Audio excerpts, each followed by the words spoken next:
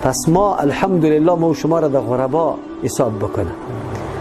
ولیکن غربا وقتی میشیم که این کارها در زندگی خود ما انجام بدیم، در هر معامله تسلیم دین الله و دنبال طریقه پیغمبر صلی الله علیه و سلم بگردیم که رسول الله صلی الله علیه و سلم چی کار انجام داده و در راهی که حرکت کردیم چون هدف بزرگ است.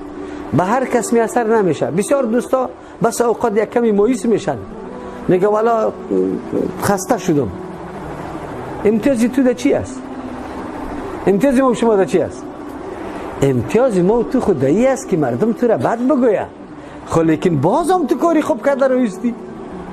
امتیازی تو ده است که در بین امی قدر مخلوق الله تو را انتخاب کرده که دفاع از سنت کی بکو،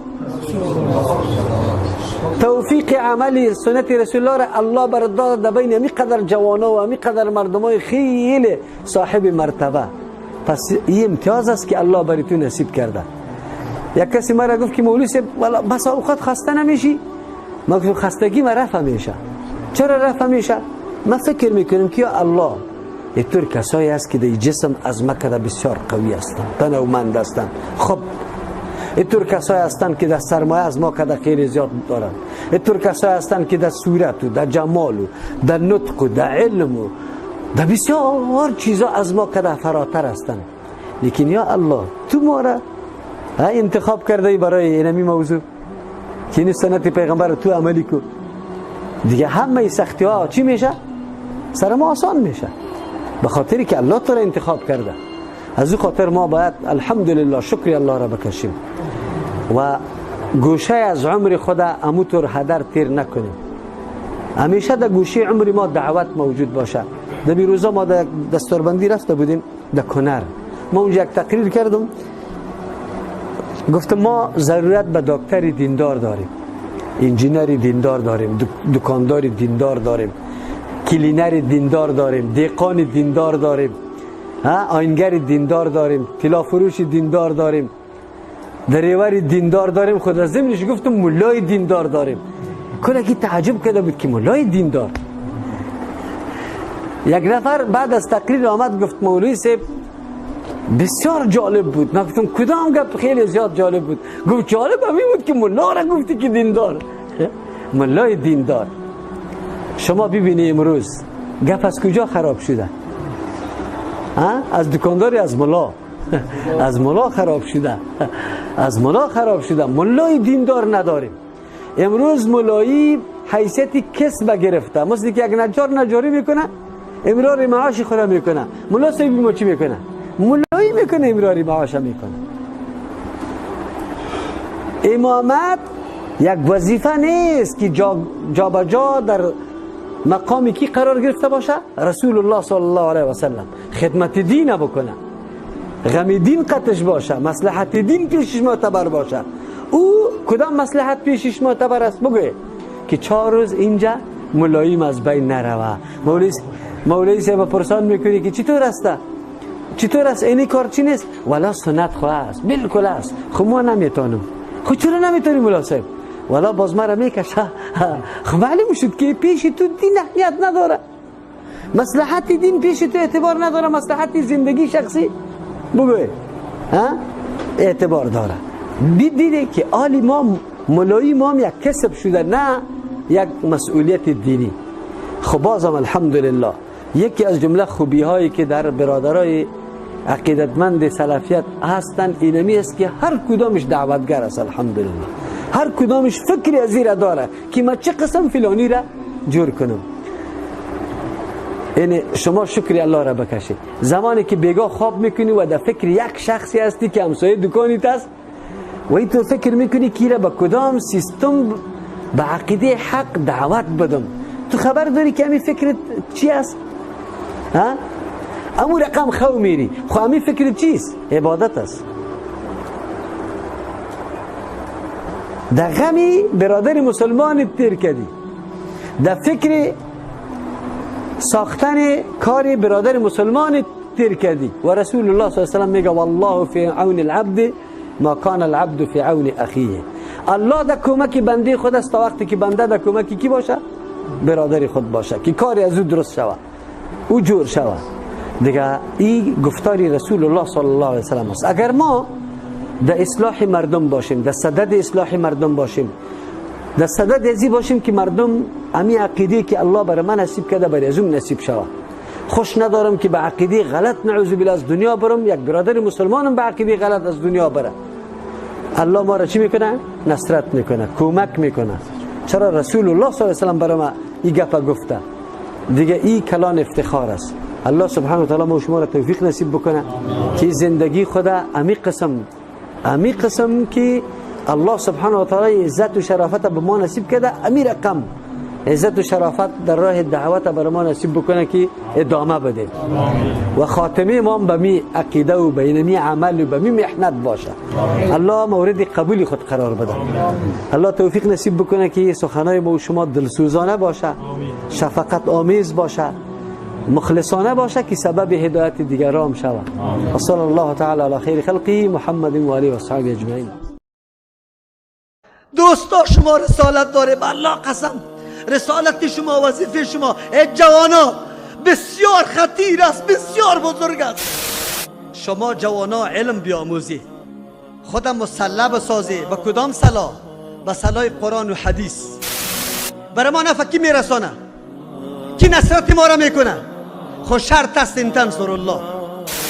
ضعیف کسی است که از مرگ میترسه، ضعیف کسی است که محبت دنیا را خوش داره، ضعیف کسی است که 4 روز زندگی با اولاد خود خوش داره. او عالم، او مردکی دعوتگر، او مؤمنی مخلص، بان که در امجو مجالسی که تقویت دین میشه اول انفجار سری تو شد. هزارها سال شکری الله سبحانه و تعالی را باید بکشیم که الله تو جان مرا قبول میکنی. کدام درد ما اول گریان کنیم؟ سری با عفت و با حجاب ما، با عوض از اینکه طفل خدا در سوریه از زیر بال بکشه اول چادری خدا جمع کرده در جان خود است. شما چی عقیده داره که جنت میره یا دوزخ؟ دوزخ میره. امروز ما محض خیلی کم حقی کتاب الله را ادا کنیم، ما را بگذار نکنه، به الله قسم نکنه، منع نکنه. این کتاب الله سرتون شاهدی میده. أمة الإسلام بشرى إننا نلمح فجرا في شباب قد أشادوا صحوة للدين. در یک نقطه اساسی متوجه می سازم تانه. کدام نقطه؟ اگر رسول الله صلی الله علیه و سلم اهمیت دعوت میدانه، از عقیده را میدانه و در سر مرکب سوار صحابی را در حالت رفتار نصیحت میکنه. با ابن عباس رضی الله عنهما میگه یا غلام، عقیده را برش نشان میده. احفظ الله یحفظک، الله را حفاظت کو که تو را حفاظت بکنه. کوتاه میگیرم وقت کم است. کدام کلمات با ابن عباس رضی الله عنهما رسول الله صلی الله علیه وسلم تعلیم میده. یک نقطه اخیری را براتون میگم، دیگه را میگذارم تشریح. همه ایتان الحمدلله علما و اتمنو کتابا را خوانده. یک نقطه را رسول الله برش میگه و علم، بدان، در قلبت بشانی سخنه. و همین نکته را برای شما میگم که تا آلی را گپ زده شد، علما گفت شما و علمو بدانی، در دلتان بشانه ان الامه لو اجتمعت على ان ينفعوك بشيء لم ينفعوك الا بشيء قد كتبه الله لك. برای شما میگم سلفیا، اگر کل مخلوق جمع شود، دنیا جمع شود، یک کل دنیا فعلا جمع شده علیه محو کردن همی عقیده قرآن و حدیث جمع شده، این مبارزه کفری علیه همی عقیده است، علیه همی مراکز قرآن و سنت است. ولو به الله قسم اگر گپی دیگه باشد، خو یادتان باشه اگر کلی از یا جمع شود با کلی نیروی خود، در او زمانی نیروها نبودالی است، با این نیروی خود که برای تو نفع برسانه، رسانده میتونه. رسول الله گفت که لم ينفعوك الا بشيء قد كتبه الله لك، مگر برای تو نفع رسانده میتونه چیزی را کی براتون نوشته کرده؟ الله سبحانه. شما چی عقیده داری؟ شما چی عقیده داری؟ برای ما نفع کی میرسانه؟ کی نصرت ما را میکنه؟ خود شرط است این تنصر الله، شرط است. اگر من نصرت دین الله را کردم، با الله قسم الله مرا حفاظت میکنه، الله مرا نصرت میکنه. پس چی ضرور است؟ حفاظت دین الله سبحانه و تعالی به اندازه توان و طاقت ما، به اندازه توانم که در هر نقطه قرار دارم. ولو اجتمعوا على ان يضروك لم يضروك الا بشيء قد كتبه الله عليك. چیزی را که الله با بالایت نوشته کرده ضرر برات رساندن نمیتونه. خیر ما ضعیف هستیم یا نه که قوی هستیم؟ بگوی ما قوی هستیم. ضعیف کسی است که از مرگ میترسه، ضعیف کسی است که محبت دنیا را خوش داره، ضعیف کسی است که 4 روز زندگی با اولاد خود خوش داره. کدامتان خوش داره که در راه الله سبحانه و تعالی سر بدی؟ همه ما خوش داریم که در راه الله سبحانه و تعالی جان خود فدا کنیم. امی جان ناقصی مرا ای چه حیثیت داره؟ اگر الله سبحانه و تعالی بر رضامندی خود در راه خدمت و فداکاری دین خود قبول کنه، از این کده نعمت عظیم دیگه است. هزارها سال شکری الله سبحانه و تعالی را باید بکشم که الله تو جان مرا قبول میکنی. از او خاطر ما انشالله ضعیف نیستیم، اما چه قسم میتونیم خدا کامیاب بکنیم؟ وقتی که رسول الله طفل یاد میده ای عقیده را، ما و شما چرا اطفال خدا یاد نمیدیم؟ این ولس افغانستان یا مردم افغانستان ستم دیده هست، ظلم دیده هست، حکمت ها آمده سرازیر شده، هر کس یاره خشپه کرده. دیگه ظلم ها خیلی زیاد شده دوستا. خود ظلم عقیده و ظلم علم و ظلم دین خیلی زیاد سری ملت شده. هر کس دکانداری جور کرده و این مردم به سجده خود دعوت داده که بیا پای مرا بلیس، آب دست مرا بشوی جانتا و ایره دوا جور که. هر کس گفته که با مجرد از خانه میبرم بر چفک مردم استاد شود. ظلم دین زیاد شده. این مردم قابل ترحم و شفقت و دلسوزی هست. شما جوانا علم بیاموزید، خودم مسلح بسازی. با کدام صلاح؟ با صلاح قرآن و حدیث، با صلاح علم. اولاد مردم درس بده، تعلیم بده، ملت به خیرخواهی دعوت بده، نه به تاپ زدن، نه به مشرک گفتن، نه به کافر گفتن، نه به مرتد گفتن. چاپلوسی کو در مسئله خدمت دین، چاپلوسی کو. عزتی تا پایین بیار، غیرتی تا پایین بیار. خبان که یک برادری مسلمان عقیده توحید الله سبحانه و تعالی را بگیره، چه گمان داره؟ اگر کسی عقیده داشته باشه که علم غیب غیر از الله دیگه کس داره، تصرف غیر از الله دیگه کس داره، مالک نفع و ضرر دیگه کس اختیارش داره، شما چه عقیده داره که جنت میره یا دوزخ؟ دوزخ میره. خیر چرا ما دلسوزی نداریم؟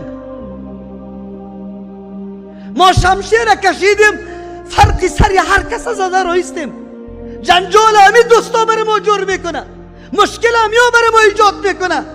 و جای از این که زانو بزنه در پیش عالم، خواب خود سیر از قرآن و حدیث بکنه، از راه علم داخل شود در دعوت خود. بله غیرتی تا ما افتخار میکنم غیرتیستی، شجاعت داری. الله دیگه ای غیرت و شجاعتی تا در چوکات علم استعمال بکنه، با بصیرت استعمال کنه، بی بصیرت نباشه. توی ملت ببین، این دنیای کفر آمده رایست. کدام درد ما اول گریان کنیم؟ سیاست با عفت و با حجاب ما، با عوض از اینکه طفل خدا در سوریه از زیر بال بکشه، اول چادری خدا جمع کرده در جانی خود است. این ظلم کفار کلگی میبینه، با چشم سر میبینه. نکو دوستم، نکو مرا بگذار که کتاب الله خورده تا قا گذاشته شده بود. امروز ما محض خیلی کم حقی کتاب الله را ادا کنیم. ما را بگذار نکنه، با الله قسم نکنه، من نکنه. این کتاب الله سرتون شاهدی میده.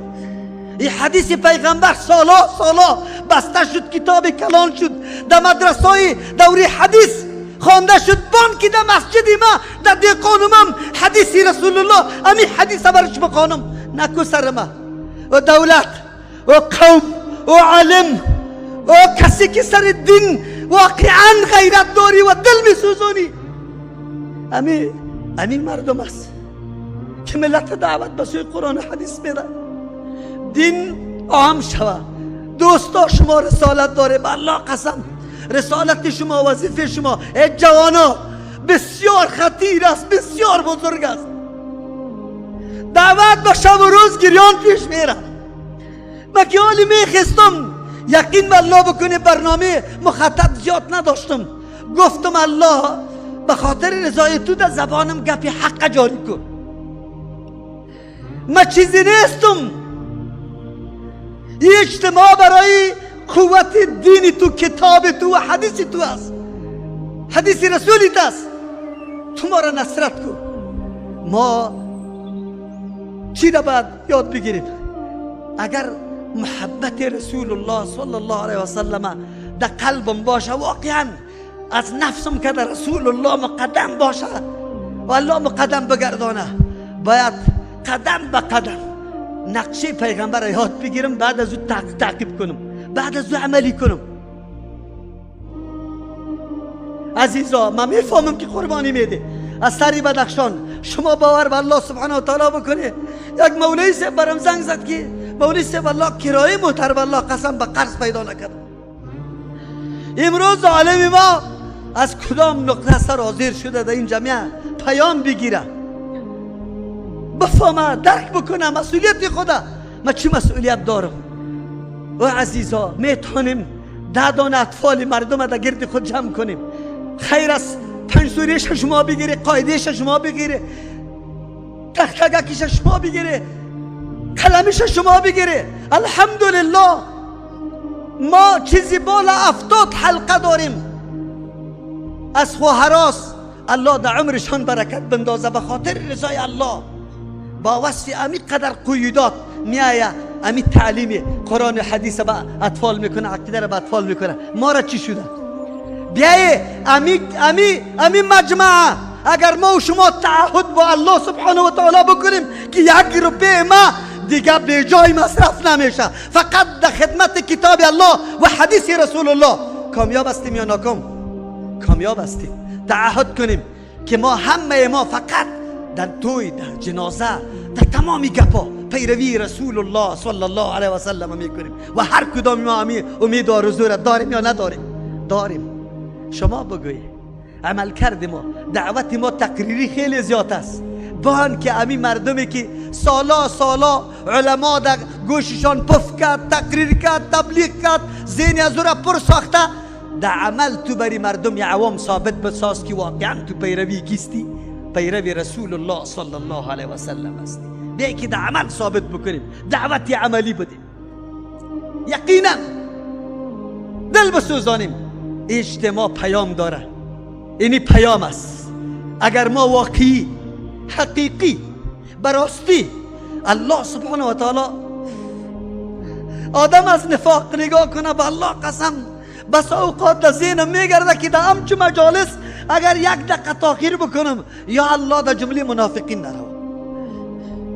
به خاطر که خود زرنگ دانسته که برو هرچی میشه انفجار میشه، هرچی میشه اموح شود. او عالم، او مردکی دعوتگر، او مؤمنی مخلص، بان که در همچو مجالسی که تقویت دین میشه اول انفجار سری تو شود. نشویم که ما در او حالت برسیم. عزیزان گرامی، مردم هم میفهمه، مردم حالات و وضعیتش هم میفهمه، گناه نداره مردم عوام بیچاره. خود دشمنا و دسیسه های خیلی فراوان دنیای کفر است که اینجا کار کرده رویست. امی علمای خودم یقین به الله سبحانه و تعالی بکن، بس اوقات من میگم ملامت نمیکنم. چرا؟ پیشتر گپ از قاضی و حمدالله و سلم شد. یقین بکن عالم ما که وقتی فارغ شده امو کتابه که خود چرمی پوش کرده، گل در بغلش کرده، امو را نگاه کرده، یک کتاب یک کتاب شرح حدیث قطش نیست، یک کتاب تفسیر قوی معتمد قطش نیست. و بیچاره از کجا بیان کنه؟ بسم الله الرحمن الرحیم. اگر اینمی معترضین یا مشککین بگویه که شما عجیب مردم هستی، اولیاء را قبول نداری، مثل که آلی مو شما را میگه الا ان اولیاء الله لا خوف علیهم ولا هم یحزنون. خبردار که اولیاء الله خو نه ترس است بالایش و نه غم سرشان است. پس ما اگر دعا را طلب میکنیم از این طور مردم طلب میکنیم که این قسم صفت و درجه داره. اینطور خو نیست که صفت درجه نداره ما از او طلب کردیم. فقل هذا هو الحق. در شک نیست اولیاء نه غم است برشان نه خوف. خوف برشان نیست به خاطر که کل اجراءات در سر رسانده. غم درشان نیست چیزی که قابل استفاده و نفع بود و کلش استعمال کرده، هیچ چیز از دست نداده. این گپ حق است، ولکن لا یعبدون. لیکن عبادت اولیاء کرده نمیشه. شما خو ولی را الله جور میکنی، به جای از اینکه شما کرامت ثابت کنی به ولی، در جای کرامت الوهیت ثابت میکنی به الله. خیلی خوب، یک ولی آلی خیلی زیاد آوازه است، مردم همی زمزمه را میکنه که اعلا در قلای مراد بی که قبر که میبینی که سرک کج شده، این بیل بلدوزر مانده شده. اگر چی مرا بلدوزر بدم یالی خاکش میوردارم. این چیزا باقی نیست، کلش دروغ است و آیات است. خب بالکل این بیل بلدوزر میده شد. این بیل بلدوزر کی میده کرده؟ اول تو کرامت بشناس. کرامت کاری کی است؟ کرامت کار خلاف عادت است که از دست یک متبع سنت رسول الله صادر میشه. اول ثابت کو که آدم تابعدار مکمل سنت پیغمبر علیه السلام است. بعد ادعای ازیره بکنه که من امتی پیغمبر هم هستم. اگر این ادعا را نکنه بازی کرامت گفته نمیشه. اگر امر خارق العاده از یک آدم فاسق فاجر بدکار صادر شوه، این کرامت نیست. این دجل است. دجل این شعوذت است، مثل که ساحرا و مداریا میکنه. این باز کرامت نیست. کسی که مکمل تابعدار سنت رسول الله صلی الله علیه وسلم باشه و از دست از او امر خلاف عادت صادر شوه، خود متبع شریعت بدانه، اینمی وقتی کرامت است. و این در حقیقت معجزه پیغمبر می باشه. از امو خاطر است که رسول الله صلی الله علیه وسلم در بین انبیاء علیهم السلام صاحب معجزات بزرگ بوده. در امتش هم کرامت های خیلی زیاد آمده. در ابوبکر رضی الله عنه کرامت ثابت شده، در عمر رضی الله عنه ثابت شده، در عثمان رضی الله عنه ثابت شده، در علی رضی الله عنه ثابت شده. بعد از او در بسیار صحابه کرام این کرامت ها ثابت شده. خیا متبع سنت پیغمبر علیه السلام بودن. صادر کننده کرامت خود شخص نیست. از ابو خاطر کسی که ادعا بکنه که من کرامت دارم، اون کرامت نیست، او شیطان است. ولی گاهی ادعا نمیکنه که من کرامت دارم، حتی نمیدانه که از من کرامت صادر شده. زمانی که عمر رضی الله عنه صدا کرد نمیفهمید که من کجا صدا کردم و چه قسم صدایم در کجا رسید. بلکه اولیاء ولی حقیقی میخواه که از دست ازی کرامت ظاهرش ظاهر نشوه، هیچ کس خبر نشوه، نفهمه. کسی که ادعا میکنه که این تو کار میکنم، این ولی نیست، او شیطان است. این که تو را میگه که گپ نزن که میسوزنم تره، این گپا کلش غلط است، از شیطان است، از ولی نیست. معجزه و کرامت اردویش کارهای خلاف عادت است. فرق در بینشان چی است؟ اردویش الله صادر میکنه، به ادعا نمیشه که ادعا بکنه که اینی کارا میکنه. لیکن یکیش مدعی نبوت است، یکیش مدعی تابعداری سنت پیغمبری خود است. این کرامت.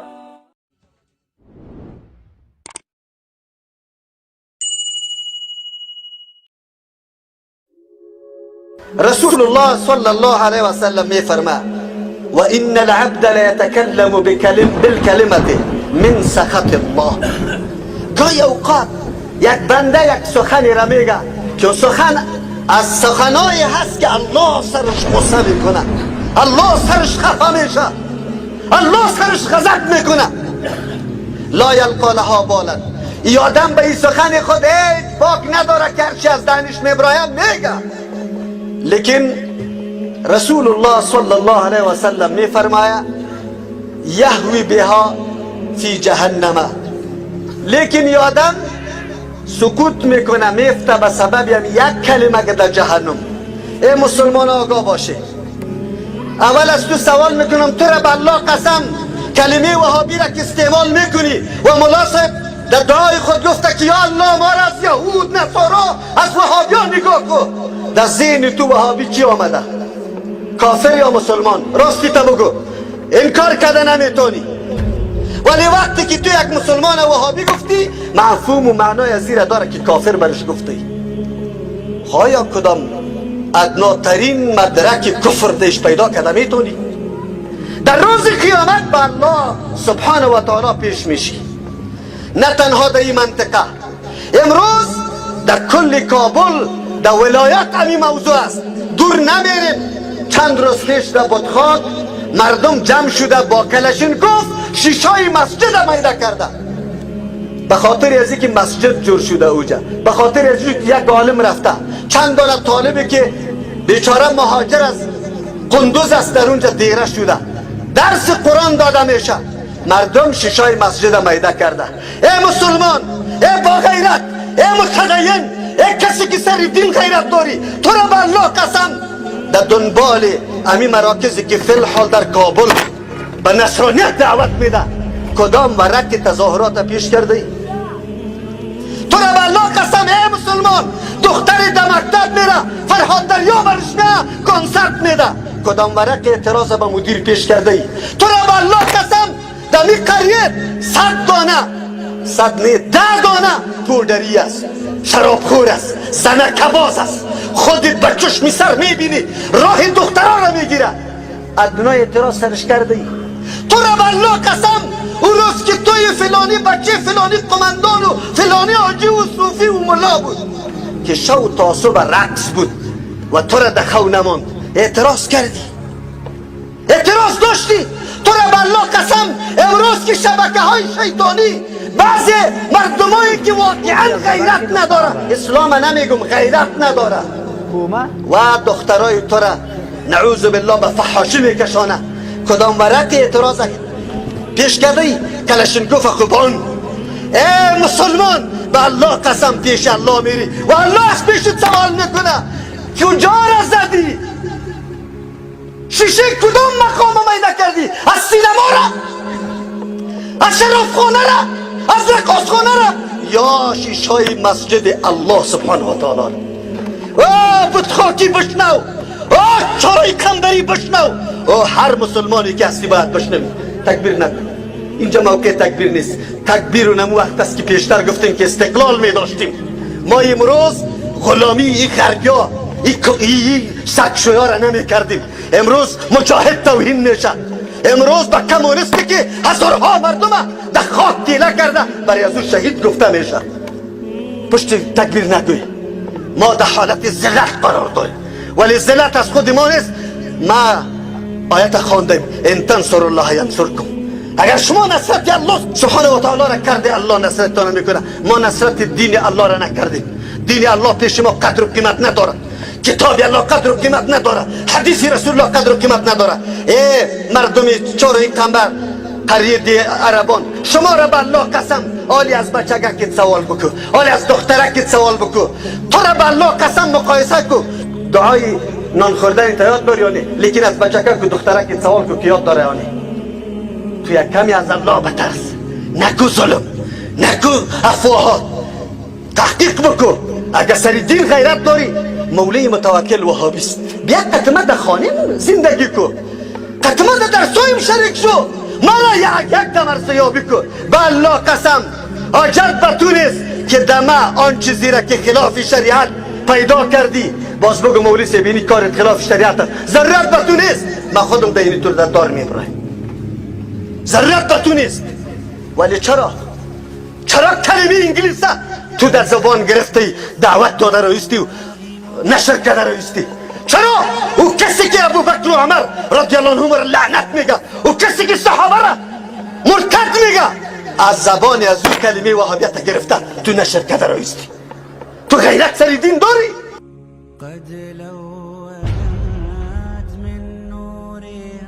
وعندك الموج، هذا الموج استغسل. هذا ولعكم، خلي يسمعون براءكم، خلي يسمعون براءكم. العن عمر هون، العن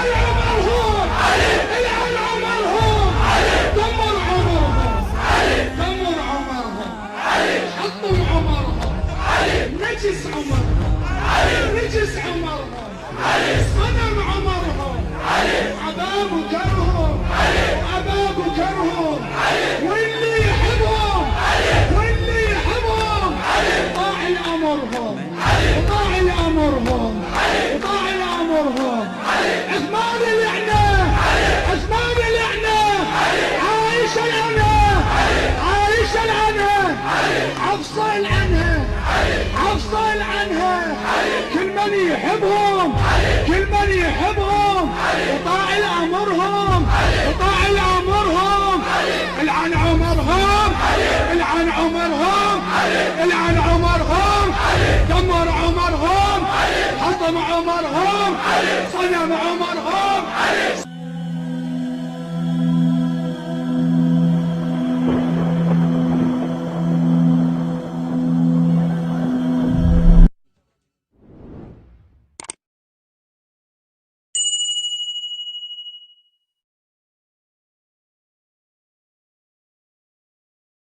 اینجا داشته باشه بهترین کار میشه. دکان کرده میتونی، موتر گرفته میتونی، هر عملی که تو بخوای برات مهیاست.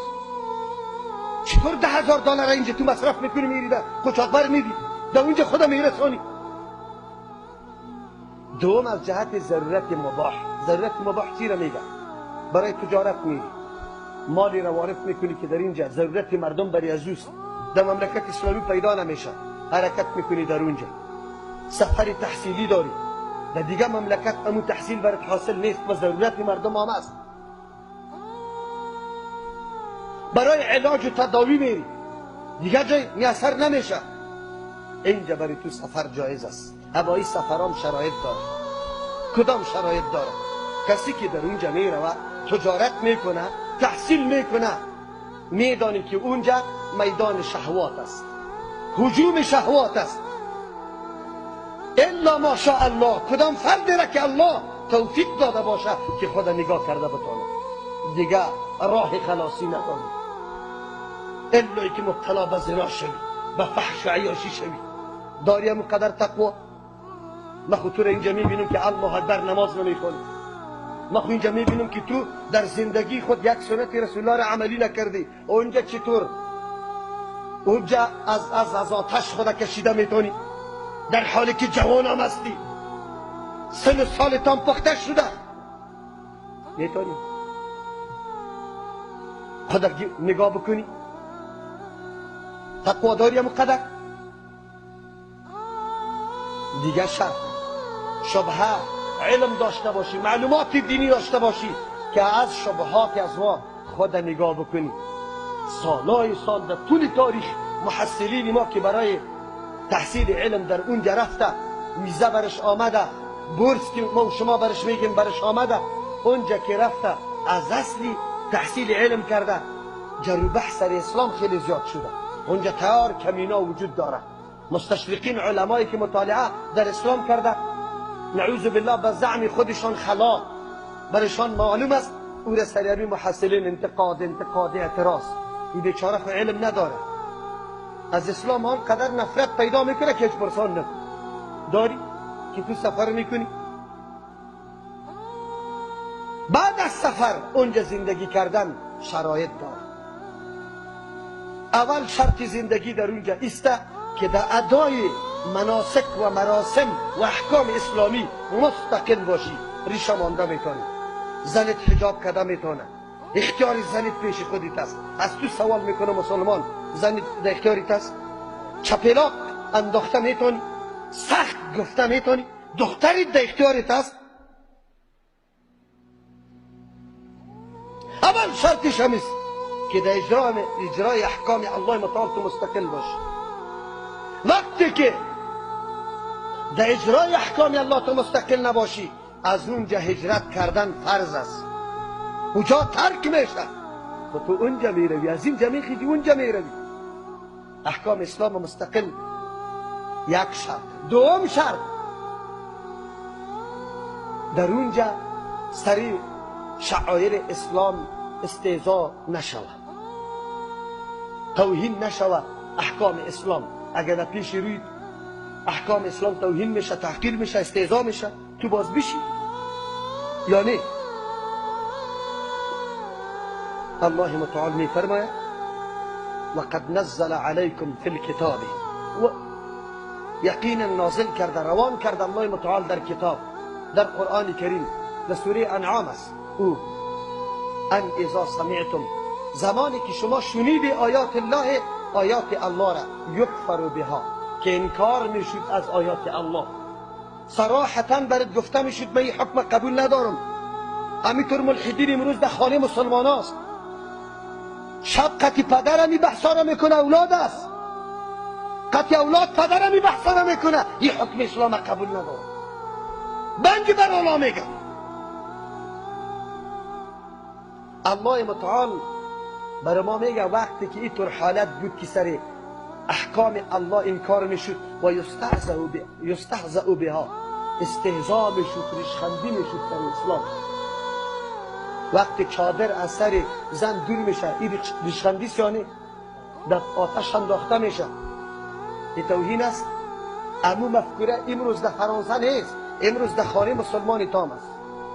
من خودم شاگرد اینطور آب دیده از چشمش ریخته، برای ما گفته که مولوی به حجابی که در جان من میبینی ایره در خانه نکرده، ایره بیرون برآمده این حجاب کرده. اگر در خانه حجاب بکنم خانواده مرا ریشخند میکنه، خانواده مرا ریشخند میکنه. در این وطن اینطور مردم است، در این وطن که همین حجاب نعوذ بالله ایره علامه عقب ماندگی میدانه. چی میدانه؟ حالی خوموم شده.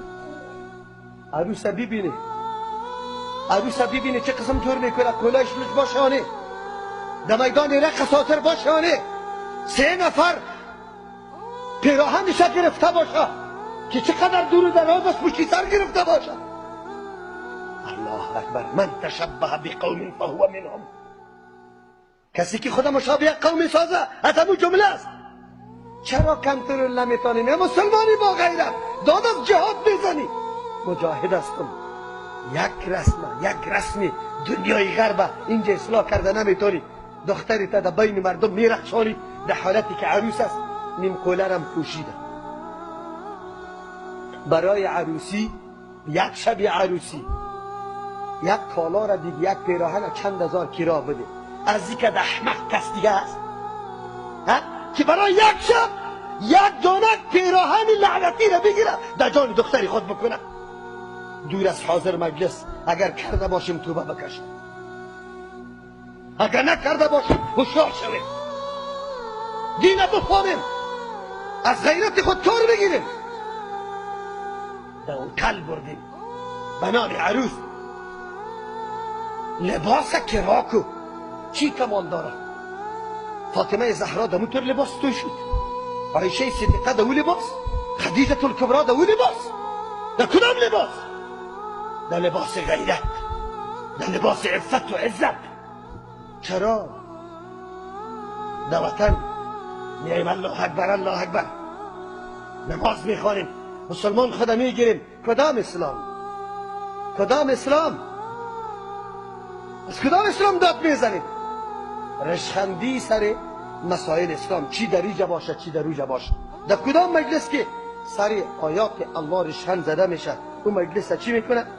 الله میگه فلا تقعدوا، نشینید اون مجلس معهم امرای اون مردم، حتی یخوضوا فی حدیث غیر، تا که در سخن دیگه اون مردم مشغول شود، در غیر از این سخن که گفته میشه شما شریک نشوید. چرا؟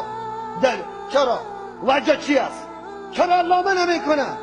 جمله خطرناک است، بسیار جمله خطرناک است، بسیار جمله خطرناک است، بسیار جمله خطرناک است. الله متعال میفرماید، من نمیفرمایم انکم اذا مثلهم.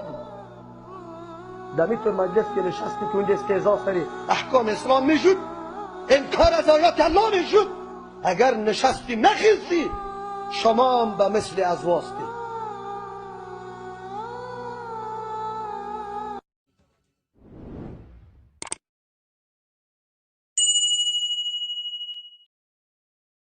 آیا به خاطر هجرت برای الله فقیر شدی؟ آیا به خاطر دین الله از خانه تو را کشیدن؟ چرا کسی که برای دین الله خدمت کنه او را در خانهش آرام نمیماند. آیا به خاطر دین الله مالت چور شده؟ خبر داری که الله از قلبت با خبر است؟ آیا قلبت بر الله تسلیم است که عمل کرده تو به خاطر ازی است که فضیلت از الله بگیرم و رضایت الله نصیب ما شود؟ و آیا نصرت دین الله را کردی؟ نصرت رسول الله را کردی صلی الله علیه و سلم که باز مستحق مدال صداقت الهی شوی که اولئک هم الصادقون، کسانی که این صفات داشتن همین مردم راستگو و صادق بودن. چرا ما از مرگ فرار میکنیم، میترسیم ولو در مسیر حق باشیم؟ اصحاب رسول الله و بزرگان دینی ما این رقم نبودن. با ضربه خوردن میگفتن فزت و رب الکعبه، میفهمیدن ملاقات پروردگار خود میریم. میگفت اگر من کسی بکشه خب با ملاقات پروردگار خود میریم، من میرم میخوایم زندانی بکنین با پروردگار خود من خلوت میکنم. انسان کسی را دوست داشته باشه زیاد، بزرگترین خوشی همیست که کته از او تنها باشه. میگه در زندان ما با پروردگار خود خلوت میکنم. من تبعید بکنین در زمین الله سیر میکنم. چی چیز بیشتر از این کرده میتونه؟ معنویت انسان را قدرتمند میسازه. انسانی که باورمند به الله هست، انسانی که محبت الله در قلبش جا گرفته باشه، از روز جزا نمیترسه. به معنای از این نیست که غافل است از حساب کتاب الله، نه، برش آمادگی دارن. جالب از اصحاب رسول الله من از پیامبر پرسان میکنن که قیامت چه وقت است؟ یعنی گویایی که اونا منتظرن. پیامبر ازشان پرسان میکنن چی آماده کردی برش؟ مالک یوم الدین چی برش آماده کردی؟ گپ جالبه میگه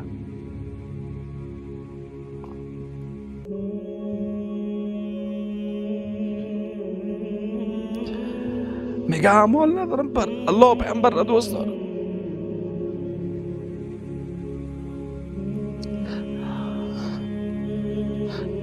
این مفاهیم ایمانی در قلب اونا زنده و بیدار. ما از این نعمت ها محرومیم، به یاد ما نمیآید. از نعمت محبت الله محروم شدن از همه نعمت ها محروم شدن است. گاهی وقتا آیا با خود فکر کردیم که در قلب ما محبت الله پیامبر وجود داره؟ او محبت الله پیامبر باعث شده بیای از پیامبر وقوع قیامت پرسان بکنه. عجیب است. قیامتی که در قرآن کریم خیلی خطرناک معرفی شده، خیلی خطرناک، که همه هستی به لرزه میآید. این میاد از امو پرسان میکنه چه وقت قیامت میاد رسول الله؟ چرا تو از این پرسان میکنی؟ محبت الله در قلب من است.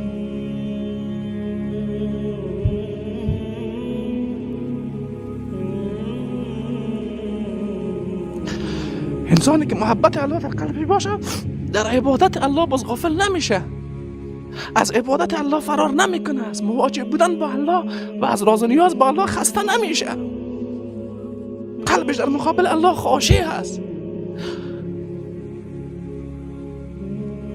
ما این حالت نداریم. از عبادت خود فرار میکنیم، از ملاقات پروردگار خود فرار میکنیم. توقع نجات در روز قیامت را داریم، توقع رسیدن به رضایت الله و ملاقات پروردگار خود داریم. با چی چیزه؟ با ایمانهای ضعیف ما که با کوچکترین فشار ازش فرار میکنیم، با عبادتهای ما که اوج سراسر از ریا و عجب و گناه و تکبر و غرور و ریاست. خود دیندارم فکر میکنیم چی چیز داریم؟ چرا از عبادت الله غافلیم؟ چرا از روز جزا غافلیم؟ چرا ما را دنیا در خود غرق کرده؟ چرا این کلمات بسیار عظیم الله قلب‌های ما را بیدار نمی‌کنه؟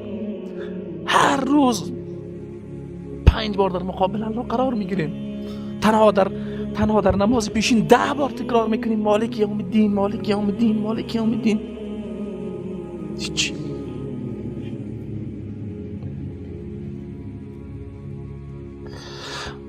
پس باید قدری گپ را بدانیم، از الله فرار نکنیم، به طرف الله باز بگردیم، قیامت را فراموش نکنیم. این مفاهیم در ذهن ما وقتی زنده بود، الله را خواهرشانه عبادت میکنیم، از عبادت الله خود لذت میبریم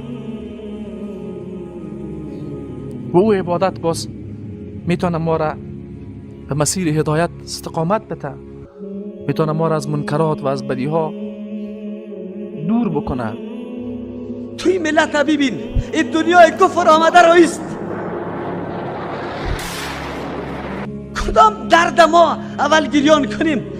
سری با عفت و با حجاب ما، با عوض از اینکه طفل خود در سوریه از زیر بال بکشه، اول چادری خدا جمع کرده در جان خود است. این ظلم کفار کلگی میبینه، با چشم سر میبینه. نکو دوستم، نکو مرا بگذار که کتاب الله خورده تا قا گذاشته شده بود. امروز ما محض خیلی کم حقی کتاب الله را ادا کنیم. ما را بگذار نکنه، با الله قسم نکنه، منع نکنه. این کتاب الله سرتون شاهدی میده. این حدیث پیغمبر سالا بسته شد، کتاب کلان شد، در مدرسه های دوری حدیث خوانده شد. بان که در مسجد ما در دیقانم حدیث رسول الله، امی حدیث برش بخوانم. نکو سر ما و دولت و قوم و علم و کسی که سر دین واقعا غیرت داری و دل میسوزانی، امی مردم است که ملت دعوت به سوی قرآن و حدیث میده. دین عام شوه. دوستا شما رسالت داره، به الله قسم رسالت شما، وظیفه شما ای جوانا بسیار خطیر است، بسیار بزرگ است. دعوت به شب و روز گریان پیش میره.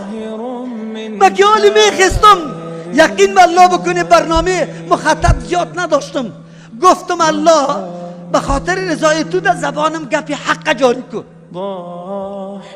ما چیزی نیستم. این اجتماع برای قوت دین تو، کتاب تو و حدیث تو است، حدیث رسولیت است. تو ما را نصرت کن. ما چی را باید یاد بگیریم؟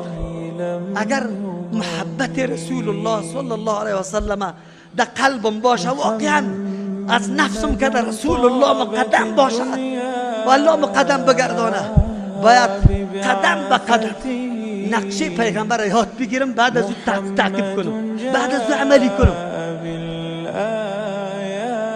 عزیزا من میفهمم که قربانی میده. از سری بدخشان شما باور به الله سبحانه و تعالی بکنه.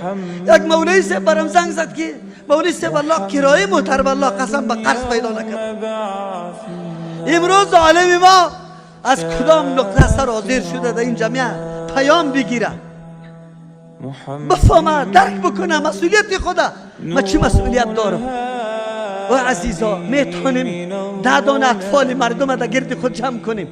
خیر است 5 سوریش شما بگیره، قایدش شما بگیره، تختگکش شما بگیره، قلمش شما بگیره. الحمدلله ما چیزی بالا 70 حلقه داریم. از خواهراس الله در عمرشان برکت بندازه به خاطر رضای الله. با وصف امی قدر قیودات میایه، امی تعلیم قرآن حدیث با اطفال میکنه، عقیده را با اطفال میکنه. تعهد کنیم که ما همه ما فقط در توی، در جنازه، در تمامی گپا پیروی رسول الله صلی الله علیه و سلم میکنیم و هر کدام ما امی امید و آرزو را داریم یا نداریم؟ داریم. شما بگویید عمل کردیم ما، دعوت ما تقریری خیلی زیاد است. با که امی مردمی که سالا علما در گوششان پف کرد، تقریر کرد، تبلیغ کرد، ذهن از را پر ساخته، در عمل تو بری مردم عوام ثابت بساز که واقعا تو پیروی کیستی؟ پیروی رسول الله صلی الله علیه و سلم است. بیا که در عمل ثابت بکنیم، دعوت عملی بدیم. عزیزان گرامی، مردم هم میفهمه، مردم حالات و وضعیتش هم میفهمه، گناه نداره مردم عوام بیچاره. خود دشمنا و دسیسه های خیلی فراوان دنیای کفر است که اینجا کار کرده رویست. امی علمای خودم یقین به الله سبحانه و تعالی بکن، بس اوقات ما میگم ملامت نمیکن. چرا؟ یقین بکن عالم ما که وقتی فارغ شده، امو کتابه که خود چرمی پوش کرده، گل در بغلش کرده، امو را نگاه کرده، یک کتاب یک کتاب شرح حدیث قطش نیست، یک کتاب تفسیری قوی معتمد قطش نیست. و بیچاره از کجا بیان کنه؟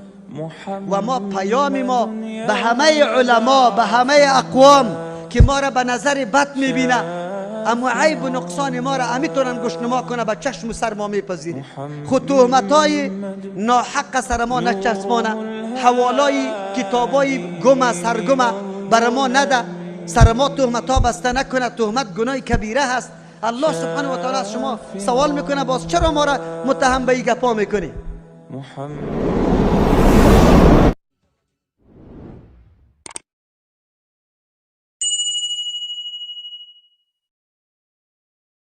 ما بارها در هر محافل گفتیم کاش ای امت صرف تفسیر سوره فاتحه را یاد می داشت، صرف معنا و مطلب سوره فاتحه را یاد می داشت، امت در این دیگرگونی نمی بود، امت در این بدبختی ها نمی بود. خود میگیم خود در هر رکعت نماز اهدینا الصراط المستقیم، الله بر ما راه درست راهنمایی بکن. به زبان میشه آنی که اقدام عملی بکنیم. صراط مستقیم کی را گفته؟ در خود قرآن کریم الله صراط مستقیم چی را گفته؟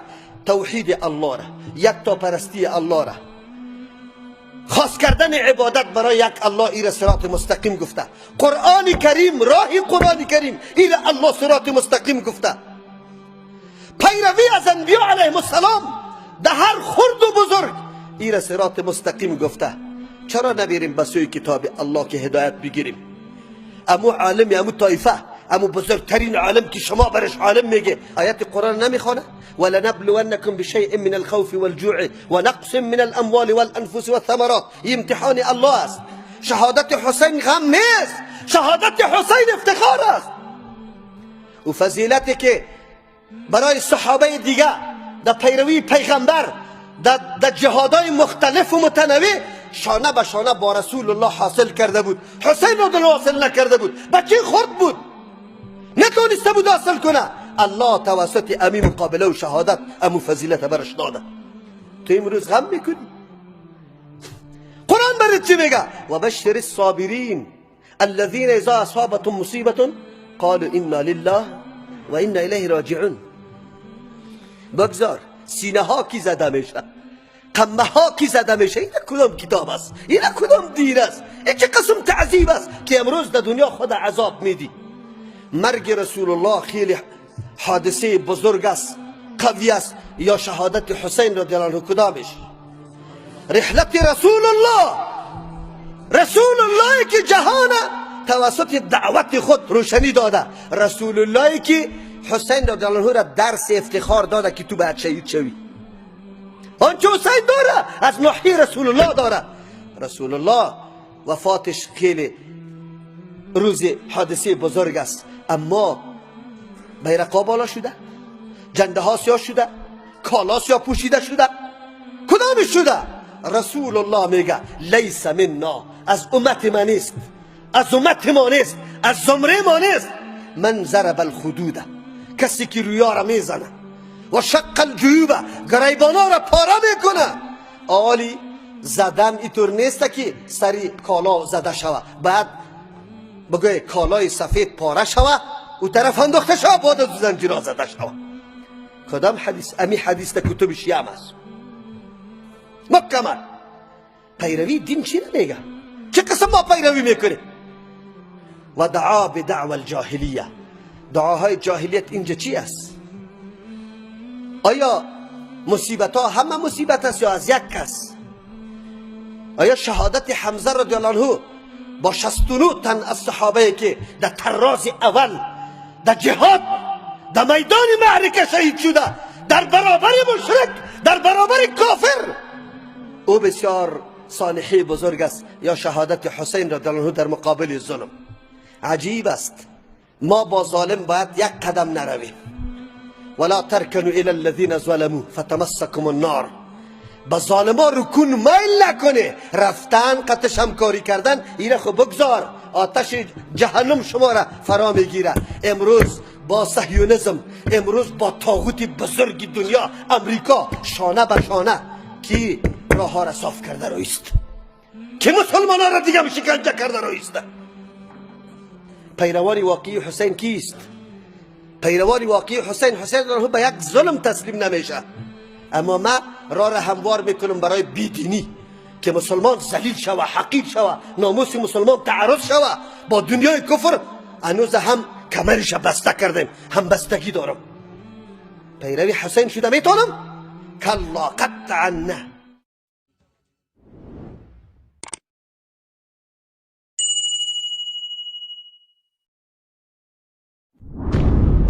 دنیای فساد است.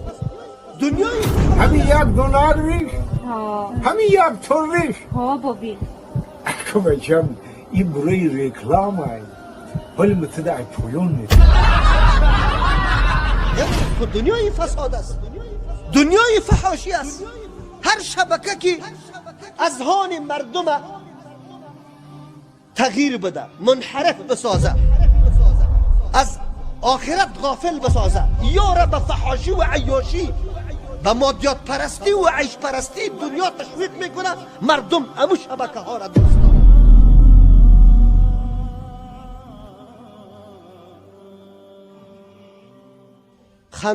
خندانیدن دو قسم است.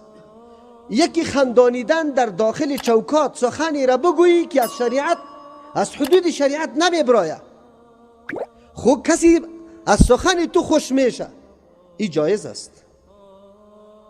یکی خندانیدن شبکه های شیطانی است که طور مردم در لغت عربی ضحکه میگه، چیزای دروغ و ناروا و نادرست جمع میکنه صرف به خاطر که مردم بخنده بخنده بخنده. حالی امروز این دنیا در حد رسیده که مردمای رشید و عاقل و با ثبات وجود نداره دور از مسلمانای واقعی و متدین و باهوش و با عقل. امو شبکه زیاد تعقیب میشه، بیننده زیاد داره که امی کارا را نشر میکنه. امروز خود دنیای فساد است، دنیای فحاشی است. هر شبکه که اذهان مردم تغییر بده، منحرف بسازه، از آخرت غافل بسازه، یا را به فحاشی و عیاشی، به مادیات پرستی و عیش پرستی دنیا تشویق میکنه، مردم امو شبکه ها را دوست داره. خود در روز قیامت هم المرء مع من احبه، شخص همراه کسی حشر میشه که قطعی از او محبت داره. این مردمایی که قطعی طور مردم محبت داره او را میگیره، او را رشد میده، او را تمجید میکنه، روز قیامت با می فاسقا، با می فجار خلق میشه. شان مومن یک لحظه خود امو طور تیر نمیکنه، یک لحظه عمرش پیشش خیلی اهمیت و قیمت داره. والذین هم عن اللغو معرضون. الله کی صفات کامل مؤمنا را بیان میکنه، مؤمنای مفلحه، مؤمنای رستگاره. یک صفتش است که از امور لغو و بیهوده بیفایده اجتناب داره. از این که بیهودگی چی باشه که ها ها ها ها ها ده هر مرتبه خنده بکو. خو لیکن مردمی را برای خود کسب جور کرده، پیسه میگیره سرش. خو من میدونم که امی شخص نخواد که وعیدات شنیده باشه و یک روز در مجلس دین نشسته باشه، آگاهی از آخرت داشته باشه. این نمون مردم است. از پدر و مادر تولد شده، در بازار رفته، اختلاط مرد و زن است و نموتور کلان شده، یک روز نه در تقریر جمعه رفته در کدام مسجد و نه کدام آیت و حدیثی پیغمبر شنیده، آیت قرآن یا حدیث پیغمبر شنیده. خلاص یک زندگی نعوذ بالله لا ابالی بمسئولیت.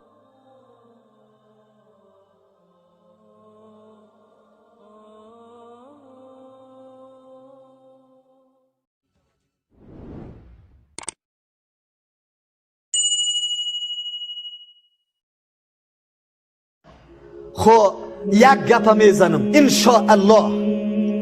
انشاءالله ملت به مثل سابق خو برده نیست، ملت به مثل سابق دنبال روام نیست، ملت به مثل سابق اینقدر غافل هم نیست.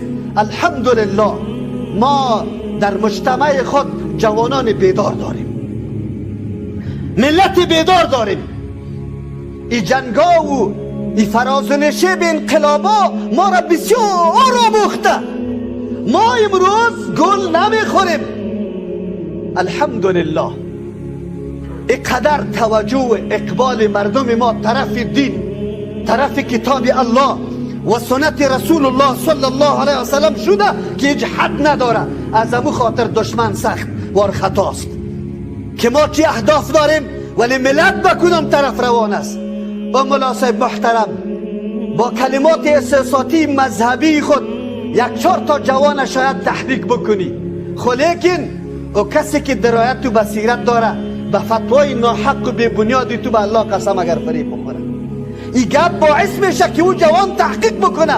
در روزی که مرا مولا صاحب فتوا داد و در این دفتر رفتم، در این دفتر چی بود؟ انجیل موجود بود یا تورات؟ چی موجود بود؟ او جوان تو را به الله قسم در روز قیامت رفتنیستی. و ریش سفید و دکاندار امو مولایی که فتوا را میده، تو را به الله قسم در او دفتر که رفتی چی را یافتی؟ قرآن، درس تفسیر و حدیث صحیح پیغمبر صلی الله علیه و سلم. و تو سری چی حمله کرده ای؟ خودت یک دفعه متوجه شو که سری کجا حمله کرده ای. ای کاش که تو ملا و تو حاجی و تو صوفی و تو دکاندار و تو سردمدار و تو مجاهد که خود مجاهد میگی و لاف میزنی که ما از مذهب امام ابو حنیفه رحمه الله دفاع میکنم. کاش که تو از مذهب امام ابو حنیفه رحمه الله دفاع بکنی. کاش که تو بشناسی مذهب امام ابو حنیفه رحمه الله را. کاش که تو حمله میکردی به یک فاحشه خانه. دمو منطقی که تو این فتوا را میدی جناب، بچه را کالای زن پوشانده میشه و رقصانده میشه. شو تا صبح ساز است. لواطت و سطح جهان نشر شد که مرکز لواطت در افغانستان است. ها جناب مولایی که فتوا داده ای، تو را به الله قسم ده همسایگی دمی کار نمیشه.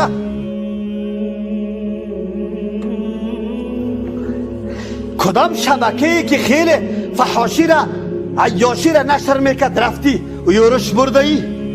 در کدام مجلس قمار یورش برده ای؟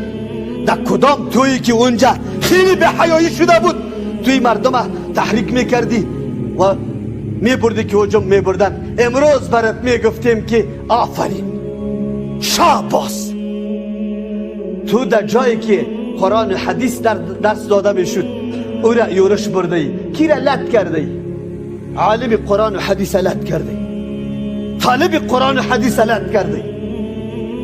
و عجیب است بی غیرت تو غنیمت میبری از یک اتاق نمیشه غنیمت میمانی. تو مفهومی غنیمت فهمیدی راستی تا بگو تو را به الله قسم و عالم که توی فتوا را داده ای. بشنو غنیمت مفهومیشه میفهمی؟ و بیچارگک در کدام داری حرب استی که ملکت کافر آوردی احراز کرده ای در دار اسلام که نامش غنیمت بگذاری؟ تو تالی را مفهومی غنیمت هم نفهمیده ای. چرا؟ تا کی گل میخوری او مولایی؟ تا کی گل میخوری در پارلمان نشسته؟ تا کی؟ اما ملت کدام طرف میره راستی تا بگو؟ ملت اموتر خو برده است؟ ملت خو برده نیست. امروز جوان ما در تلاش عزیز که حقیقت دین چیست؟ دین چی را میگه؟ ما که به کدام دین معتقد هستیم؟ این دین چی مفهومی داره؟ چی مقاصد داره؟ اگر الله سبحانه و تعالی اعلان قبولیت توبه را نمیکرد، اگر الله سبحانه و تعالی اعلان قبولیت توبه را نمیکرد، چه راه و چاره داشتیم؟ کدام طرف میشدیم؟ آیا مال و متاع و اولاد کفایت میکرد؟ نه. یوم یفر المرء من اخیه، روزی آمدنی است که اونجا فرار میکنه برادر از برادر و امه و ابیه و از مادری خود و از پدری خود و صاحبته و بنی، از زن و فرزند خود فرار است. او تو روز میایه چی میکردی؟ الله قبول میکنه. ان الله یقبل التوبه عن عباده. الله است که قبول میکنه توبه از بنده های خود و یعفو عن کثیر عن السیئات. الله عفو میکنه از گناه ها. الله هست چه موقع برات داده، چه عظیم نعمت برات کرد. میشه. ولی کجاست؟ ما دلیل گفته رایستیم ریش سنت است، هر روز زنگ زده میشه مولوی صاحب ریش سنت است یا فرض است. جناب و محترم، اگر رسول الله را دوست داری، عملی رسول الله است، حلیه رسول الله است، بس دیگه بگذار، پشتی فرض و سنت نگرد اگر محبت با رسول الله داری. لیکن ما امو مردم نیستیم، از دروغ دعوا داریم که محبت با رسول الله داریم. ما ببینم که بعد از این ما رو بیاریم، پس از این هر عملی ما باید مطابق عملی رسول الله باشه. سلام ما، کلام ما، نان خوردن ما، خواب ما، معامله ما، همه ما. و کی میشه این گپ؟ وقتی میشه که ما در مسجد عالمی که حدیث خوانده بتانه، هر روز دست داده بتانه. ما ببینیم که محبت رسول الله با تظاهرات نمیشه، با 4 دانه بیان مولا نمیشه. محبت رسول الله و تظاهراتی که راه را بند که سری مردم تکلیف بیار، و تظاهراتی که دکانا چور شوه، و تظاهراتی که غلط انگیزه را مردم بگیره، تایید دموکراسی لعنتی شوه، تایید دموکراسی لعنتی. اگر ما واقعا از رسول الله دفاع میکنیم، بعد از این رو میاریم به حدیث پیغمبر صلی الله علیه و سلم، عام میکنیم مجالس درس از حدیث رسول الله در کل مساجد اعلان میکنیم، در اینترنت میدیم، تصویرها را میدیم که مخلوق نشسته باشه و عالم برش حدیث رسول الله را درس میگه، عالم حدیث رسول الله را درس میگه. ولی شما خبر شده که در این وطن ما، این وطن بدبخت ما، در مرکز کابل ما جای تدریس حدیث نداریم. داشتیم یک مرکز داشتیم بند شد، یک کسی دیگه غیرت کرد گفت که ما یک مدرسه جور میکنم، در چهارراه سرسبزی رفتیم 2 هفته درس گفتیم بند شد، باز حدیث رسول الله بند شد، استادان نشسته است اینجا. بعد از او باز عالی برای هفته 2 روز به خاطر او خواهرایی که گریان میکرد که ما از درس اگه درس نباشه میموریم. ما گفتم خیر هفته 2 روز انشالله درس میگیم. امورم عالی ماندنی نیست مردم، اما کسایی که داد از محبتی که میزنن رسول الله، اما حدیث رسول الله را قبول نداره. او ملت مسلمان، اگر ما رسول الله را قطش محبت داریم، باید حدیث شعام کنیم با پیغمبر، هر عمل ما مطابق پیغمبر باشیم، دفاع از پیغمبر کنیم، از راه پیغمبر کنیم، نام پیغمبر، عمل و حرکت پیغمبر در سر فرست خود قرار بدیم. ای کاشکی که ما کار بتانیم. کجاستیم؟ داد از کجا زده میشه؟ دعوای محبت از کجا میشه؟ اما وقتی میبینیم در وجود خود ما نشانه های رسول الله را در خود مشاهده نمی کنیم، عجیب است. باز تو متوقع داری که ما حکومت اسلامی بیاریم، فلان کار شوه، فلان چیز شوه.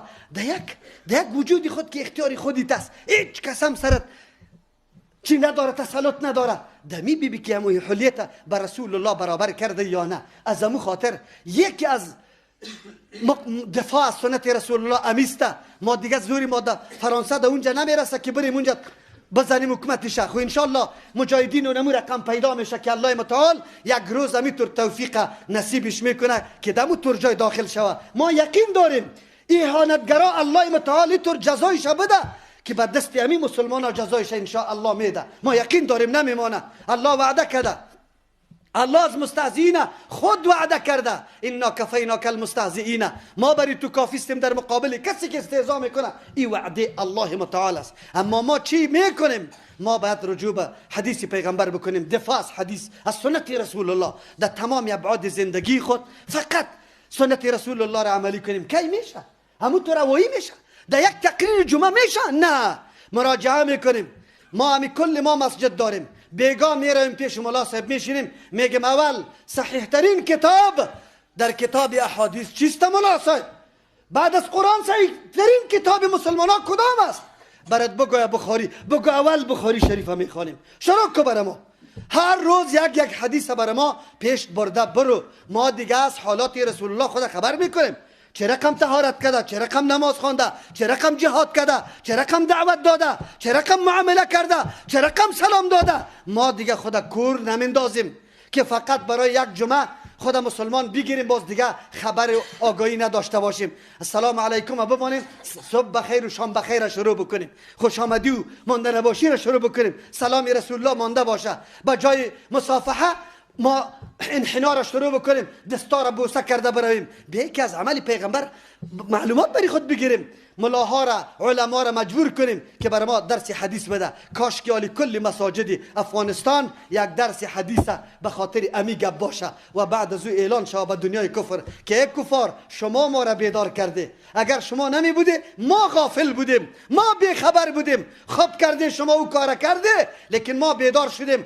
آلی رسول الله خدا میشناسیم که رسول الله ما کدام رسول الله است و ما چه قسم از او دفاع کنیم و چه قسم محبت داشته باشیم. ولی افسوس است که امروز علیه جوانا نعوذ بالله فتوای غلط داده میشه.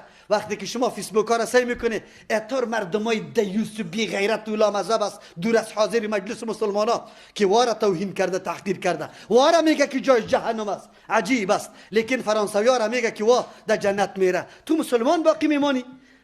تو باز در جنت میری؟ تمی جنت داری؟ کلا قطعا نه.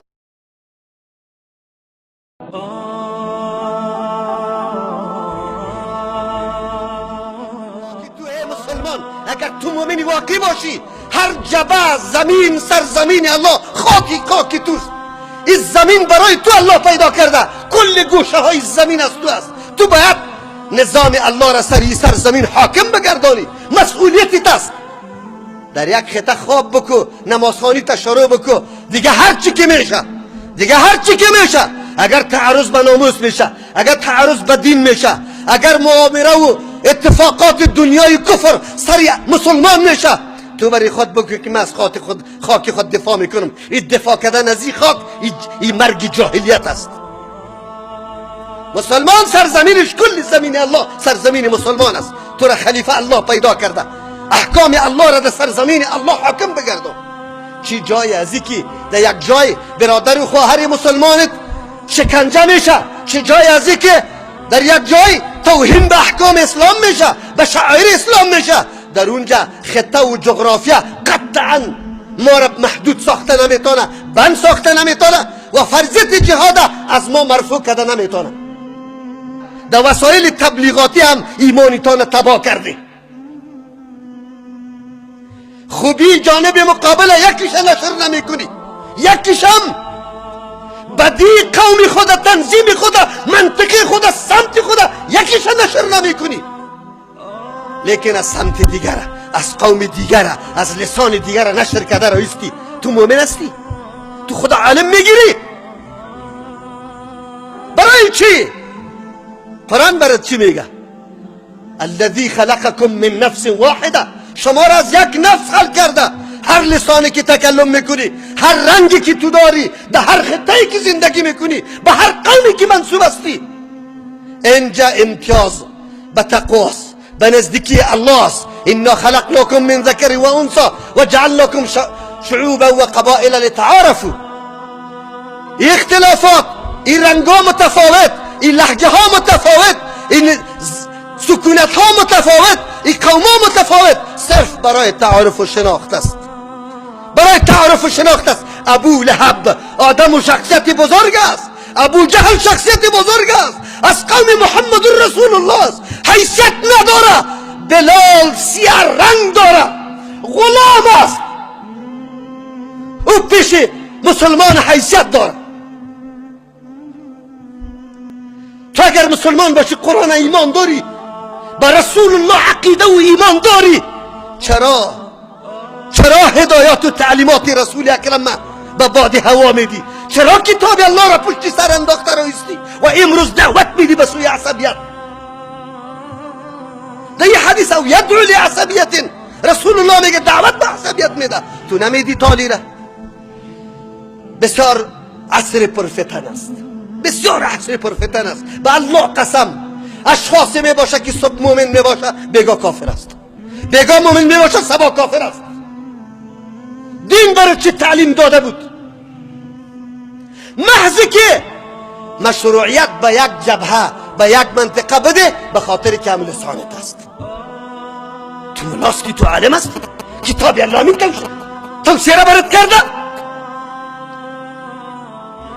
کدام طرف روان هستیم؟ چی میکنیم؟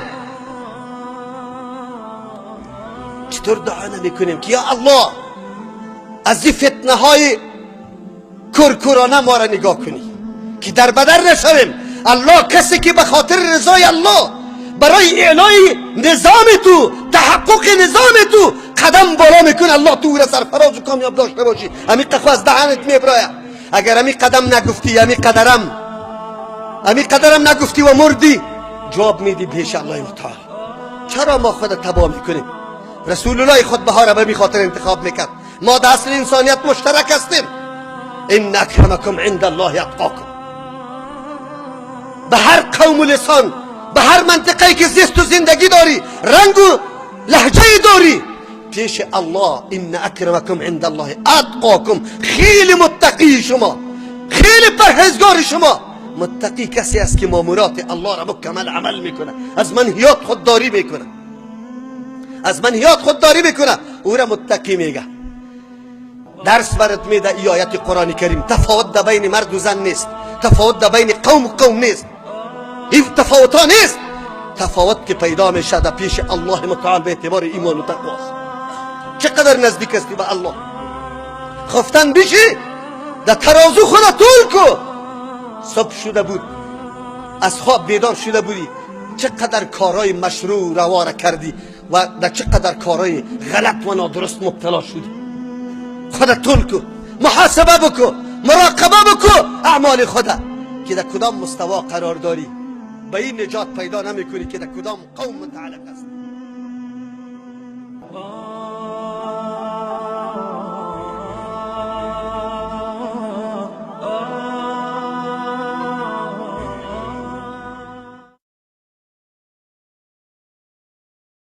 رسول الله رسول الله رسول الله رسول الله رسول الله ربنا. بعضی مشاکل دیگر خود ملاهای ناملا برای ما ساخته. اون ملاهایی که 4 روز درس نخوانده، قرآن حدیث نمیفهمه، فقط ملایی را کسب زندگی خود جور کرده، مسلم نجاری و آینگری واره.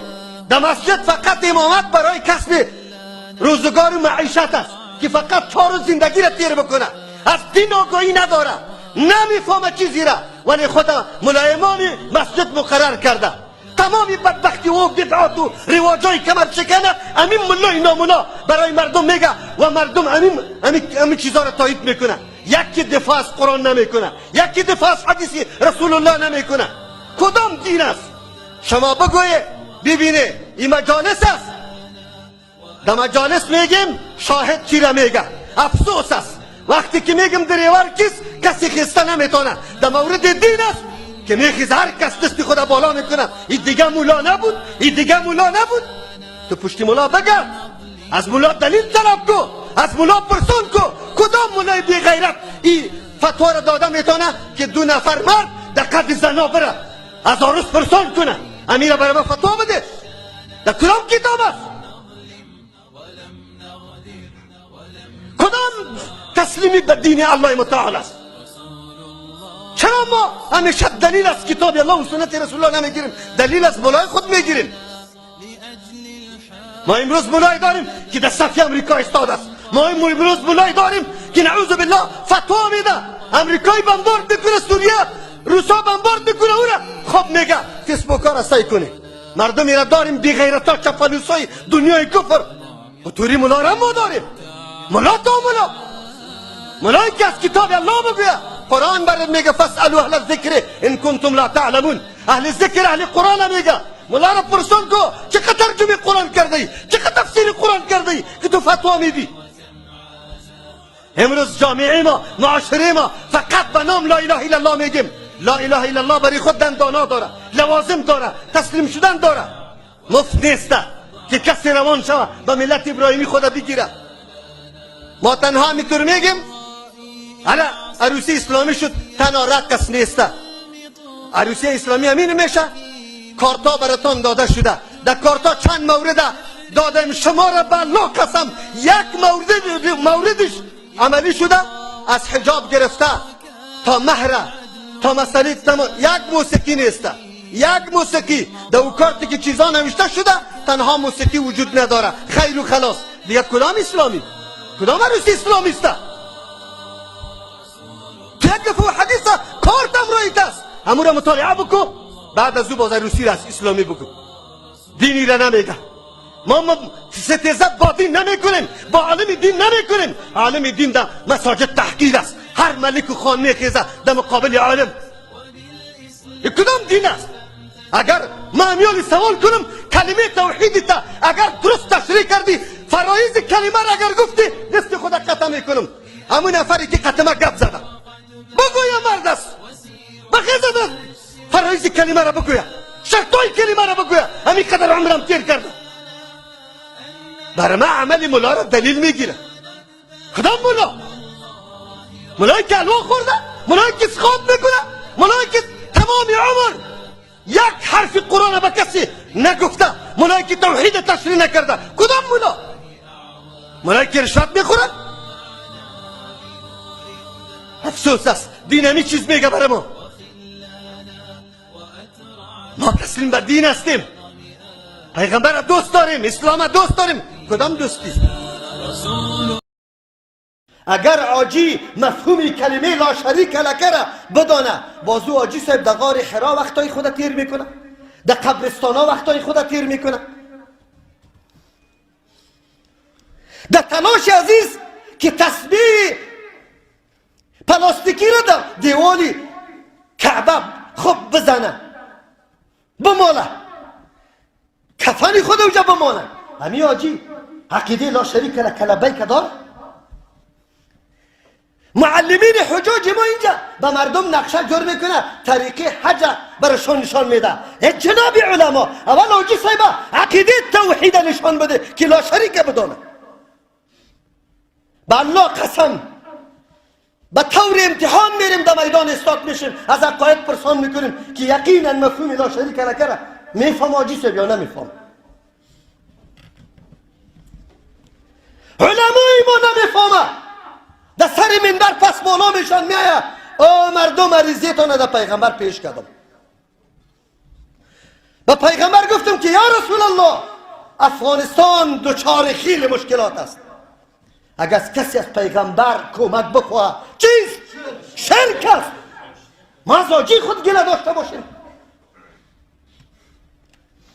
این حالت ماست. مراسم حج نشان میده. اول ایره بگو که زمان این تلبیه را شروع کرده، این مفهوم میدانست همی که لا شریک لک لبیک.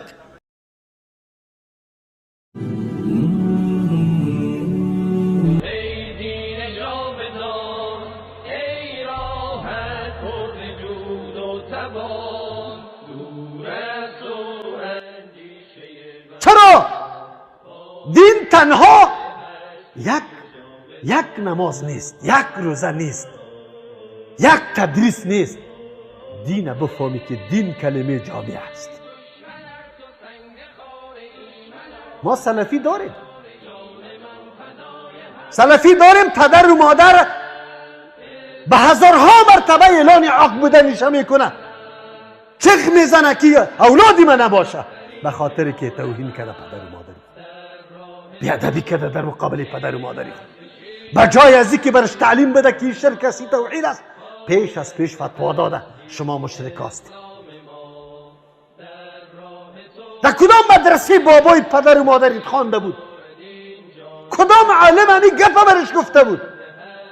در تلویزیون دو نفر مصاحبه گفتگو داره، یکیش برادری وزین صاحب، نفری دومی برش میگه که ما در زمان الله حضرت ظاهر شاه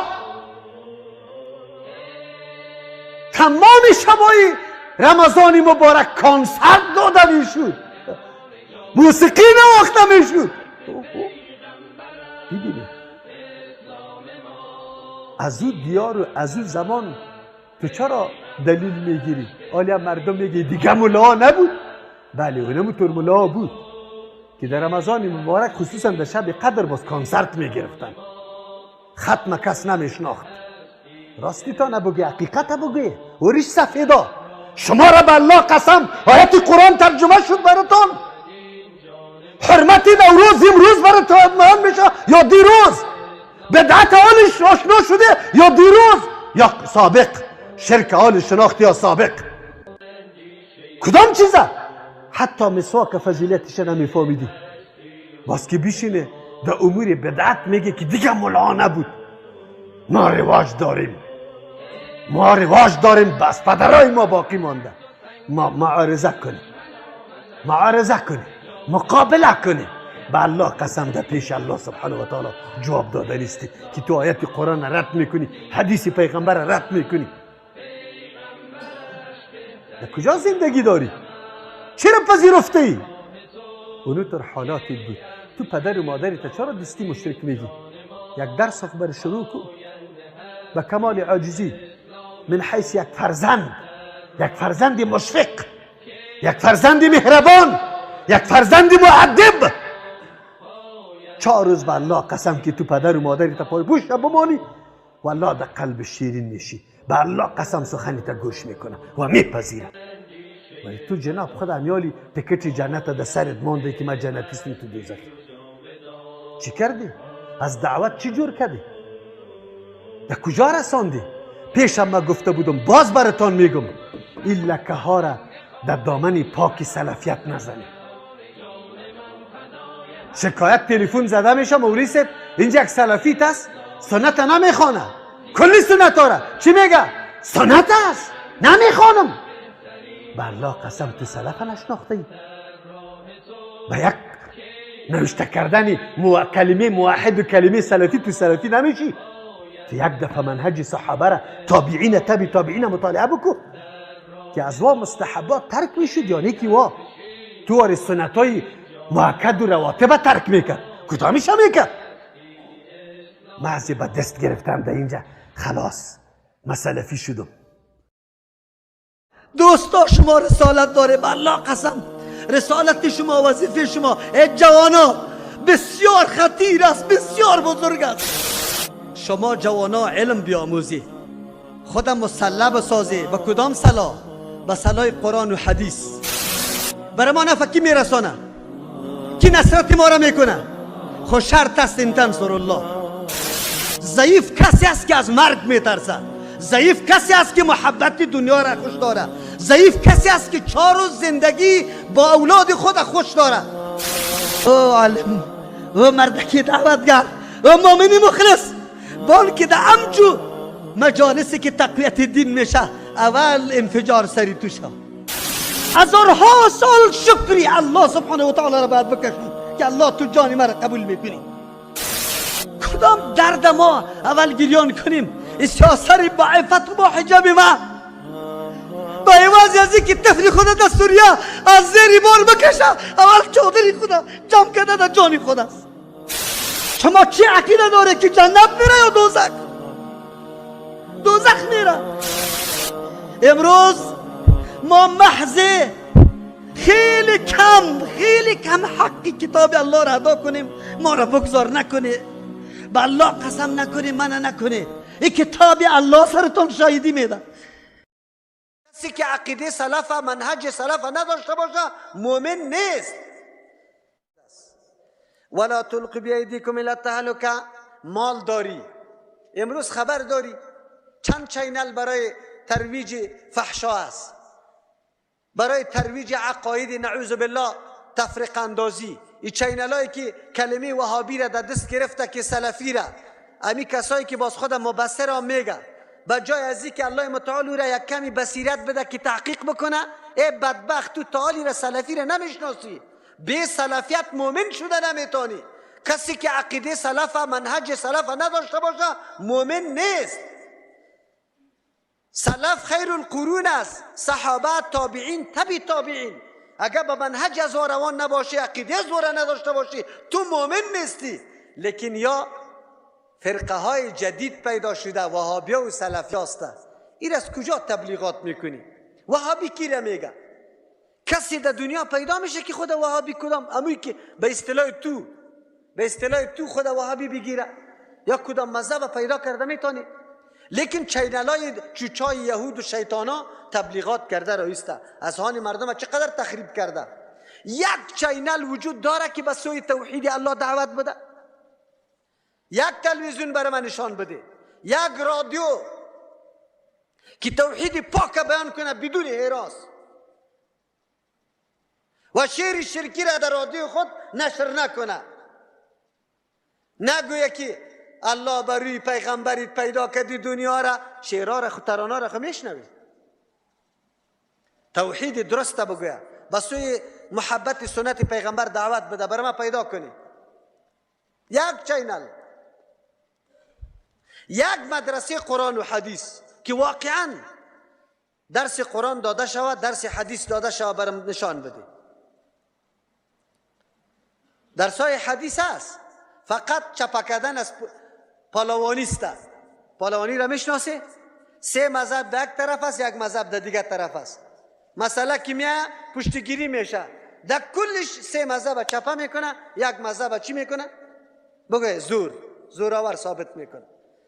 از حدیث پیغمبر که مطلب گرفته میشه او گفته نمیشه. درس حدیث کما حقه وجود نداره، واقعیت است. ایرا من واقعیت میگم، نداریم، یک مرکز نداریم. اول ما و شما هستیم، 2 سال میشه ما پروسه خریدن مرکز شروع کردیم، تا حالی را کامیاب نشدیم که یک جای بگیریم که یک کمی وسیع باشه، در اونجا مدرسه داشته باشیم، لا اقل خصوصا برای ولایت 5 نفر لیلیه داشته باشیم، هم از برادرها هم از خواهرها. الحمدلله یک جامعه اثریه در پشاور است، 2 جامعه اثریه است. مدرسه شیخ صاحب عبدالسلام الله مرحمت کنه، مغفرت کنه. چقدر خواهرای امروز که ترجمه قرآن روان است توسط خواهرها شاگردای امو مدرسه است. نمیتونیم در افغانستان یک لیله برای خواهرها داشته باشیم، فارغین بدیم خواهرها را، علمای دین جور شود. این دین خود تنها برای مردان نیست. کدام غیرت کردیم؟ مکاتب خصوصی است که پرسان نکو، مکاتب خصوصی است که پرسان نکو، پیسه جمع کو، پیسه فیس بالا ببر، بگو اولاد مردم تباه کردن بیچاره. ای در کدام طرف میکشانه؟ غریب بیچاره زیر گل است. از مکاتب کلی استازای فامیده میره در مکتبای خصوصی، مکتبای دولتی همونطور کسای باقی میمانه، مردمای با اولاد غریب در اونجا میره، درس نیست. بگوی خیری اولاد غریب سبا روز رئیس و وزیر شده میتونه، مامور و معلم شده میتونه، باز دیخانی میکنه. این نظام اینمی دموکراسی و لعنتی آورده، فکرتان باشه. در کدام حالت رسیده؟ امروز چی گپ است؟ مکتبای خصوصی جور شده. حالی ما از خود سوال بکنیم که نیاز به چقدر مصرف است که ما بکنیم؟ بگوی چقدر نیاز داریم؟ شما در افغانستان کدام مؤسسه خیریه را پیدا میکنی غیر از این که از بیرون جور شده باشه؟ اوی که از بیرون جور شده او را نمیگم، از داخل افغانستان مؤسسه خیریه که واقعا در مردم مظلوم در خیرش برسه داریم؟ در کجاستیم؟ قرآن کریم برای ما میگه انجینر صاحب، دکتر صاحب، معلم صاحب، مولوی صاحب، مالدار صاحب کل گیره میگه وانفقوا فی سبیل الله، خرج کنید در راه الله متعال، انرژی تانه، قوت تانه، مال تانه، علم تانه، مهارت تانه، تجربه تانه در راه الله متعال. وقتیش است. دنیای کفر بیبی از کجا شروع میکنه، چقدر مصارف میکنه برای ترویج فرهنگ غلط خود. ما تو مسلمان جور شده ما را پس میگیره، اعلان چی میکنه؟ یکیش اعلان مهدی میکنه که من مهدی استم، دیگهش اعلان پیغمبری میکنه، دیگهش معاون مهدی میکنه، دیگهش چی میکنه؟ نصرانی. سرا کشیده میشه وقتاً فوقتاً. لیکن کجاست؟ ما چی داریم؟ چقدر مقابله داریم؟ مصرف کردیم؟ ولا تلقوا بأيديكم الى التهلكه، در موقع ضرورت که برای تو نیاز است تو مصرف نکردی، خدا به دسته ده هلاکت انداختی. اگر ما تو مدرسه را جور نکردیم، اولاد ما خامخا فرهنگ بیگانه را، اگر ما تو تلویزیون دینی را جور نکردیم، رادیوی دینی را جور نکردیم، مرکز دینی را جور نکردیم، پوهنتون دینی را جور نکردیم، مردم خود به خود به مو طرف روان است. برو از اولادایت پرسان کو که دین زیاد میفهمه یا نامای سازنداره از این دواره؟ پرسان که خودت حالت در کجا رسیده؟ قرآن بر ما میگه که به دست خود در هلاکت خود نندازی. در جمعه پیشینگه براتون نگفتم که فتوا چقدر باریکات داره؟ نوروز حرام است. گفتم نه، غلط میگی، خطا میکنی. نوروز حرام نیست، تجلیل و بزرگداشتی نوروز حرام است، تعظیم نوروز حرام است. که روز تو ارزش میدی، اهمیت میدی. چرا؟ روز خوشی زردشتی است، مجوسی است. ما مسلمان به عیدای خود افتخار داریم، به روزهای خود افتخار داریم. ما نیاز و محتاج به روزهای و کسایی که آتش پرستش میکنه به روزهای خوشحالی از ما نیاز نداریم.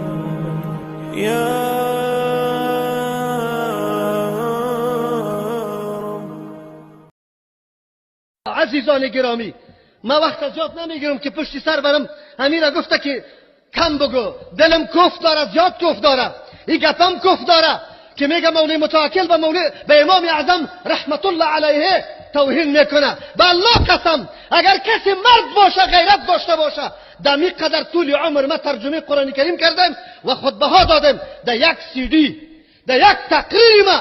اگر امام ابو حنیفه رحمه الله قطش رحمه الله نباشه، ما خود اعدام میکنم ان شاء الله.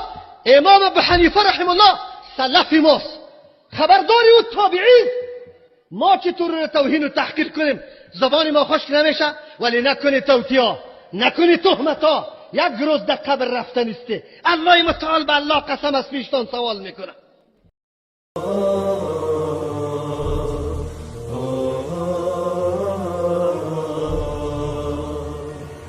ای اسلام، ای دین جاودان، ای راحت پر جود و توان، دور است و اندیشه بدان، پاینده هستی و جاودان. ای دشمنت تو سنگ خاره، دشمنت تو سنگ خاره، جان من فدای حرف پیغمبرم. اسلام ما دین برترست، پیغمبرش بهترین عالم است. در راه تو کی ارزشی دارد این جان ما، پاینده هستی اسلام ما. در راه تو کی ارزشی دارد این جان ما، پاینده هستی اسلام ما.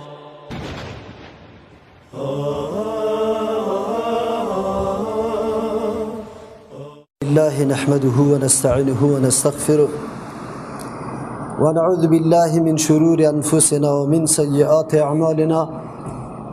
من يهده الله فلا مضل له ومن يضلل فلا هادي له. وأشهد أن لا إله إلا الله وحده لا شريك له، وأشهد أن محمدا عبده ورسوله. أما بعد، فإن أصدق الحديث كتاب الله، وأصدق الهدي هدي محمد صلى الله عليه وسلم، وشر الأمور محدثاتها، وكل محدثة بدعة، وكل بدعة ضلالة. أعوذ بالله من الشيطان الرجيم. بسم الله الرحمن الرحيم. إنا أنزلناه في ليلة القدر وما أدراك ما ليلة القدر. ليلة القدر خير من 1000 شهر. تنزل الملائكة والروح فيها بإذن ربهم من كل أمر. سلام هي حتى مطلع الفجر. وعن أبي هريرة رضي الله عنه قال رسول الله صلى الله عليه وسلم: من قام ليلة القدر إيمانا واحتسابا غفر له ما تقدم من ذنبه. رواه البخاري رحمه الله. حضار گرامی، تقریبا در حصه آخری رمضان مبارک قرار داریم. از همه اولتر باید یادآور شوم که بازم رمضان از پیش ما در غفلت تیر نشوه. چی ده شب اخیر هم یک فرصت طلایی برای ما بنده های الله متعال است اگر ما حقیقت ارزش این وقت درک کرده باشیم. تقریبا سبا 20 رمضان است، 2 دهه رمضان مبارک تیر میشه و فقط متوجه شیم که 20 روزه با کدام قسم تیر کردیم، در کجا تیر کردیم، چقدر اعمال خیر از دست ما صادر شد و چقدر خود بند کرده بودیم از اعمال شر. یک مرتبه باز رجوع کردن به حالت اولی خود. آیا اکثر اوقات در خواب تیر کردیم و بعد از او شروع کردیم برای مهیا ساختن آن چیزی که دلخواه ماست، خود هم مصروف و اولاد خود هم مصروف در کارا کردیم؟ یعنی که در این رمضان مبارک ما تعالی را چقدر تلاوت قرآن کریم کردیم، چقدر صدقه کردیم، چقدر پابندی عبادت الله سبحانه و تعالی را کردیم و چقدر رجوع به سوی الله متعال کردیم. خب باز هم از دست ما نرفته. این 10 شب آن شبهایی است که مشتمل به شبی است که اگر واقعا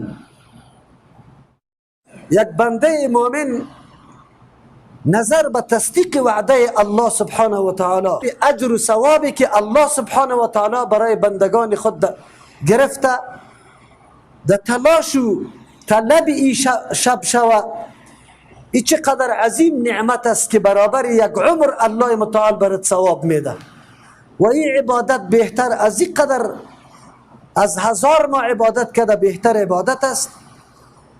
از او خاطر باز هم از ما فرصت از دست نرفته، خو شرط است که ما این فرصت غنیمت بدانیم و آمادگی برش بگیریم. تأسف در است که مردم ما خصوصا در شبهای اخیری که زیاد احتمال از این میره که لیلت القدر در او شبا باشه که 7 شب اخیری است، در موجه مردم هم میبینی که آنقدر مصروف میشن، آنقدر خودم مشغول میسازه. ام کسب کارای ما وخو خوش هستن که موسم تجارت است، دکان خوب خرید داره و ام مردم عادی ما شما باور به الله سبحانه و تعالی بکنی پیش ما وقت هیچ اهمیت نداره. دنبالی 2 کیلو نخود این تا مندهی را رفته می باشه، کل روز خود در اونجا مصرف کرده، امیقا فکر نمیکنه که 10 افغانی 20 افغانی اگر من قیمت بگیرم خو 1 ساعتی خدا که اونجا ضایع میکنم و در شهر میرم و سبب ازدحام مردم میشه. این چقدر سبب اذیت برای مردم میشه، این را در نظر نمیگیره. در این فکر نمیشه که بیا علی در مسجد الله برم، در گوشه مسجد بشیرم، یک کمی از حالات عمر خود در پیش روی خود بگذارم که چه اعمال دارم. مردم ها ببینی زن و مرد در بازار راه نمی باشه، موترا آنقدر ازار اذیت میشه. به الله قسم مسلمان کاش که اسلام بفهمه. المسلم من سلم المسلمون من لسانه و یده. مسلمان کامل کسی است که دیگه مسلمان از ضرر زبان و دستش مکمل به امن باشه. لا یؤمن احدکم، مؤمن شده نمیتونه یکی از شما حتی یأمن جاره بوائقه، تا ای که همسایش از ازرار تو به امن باشه.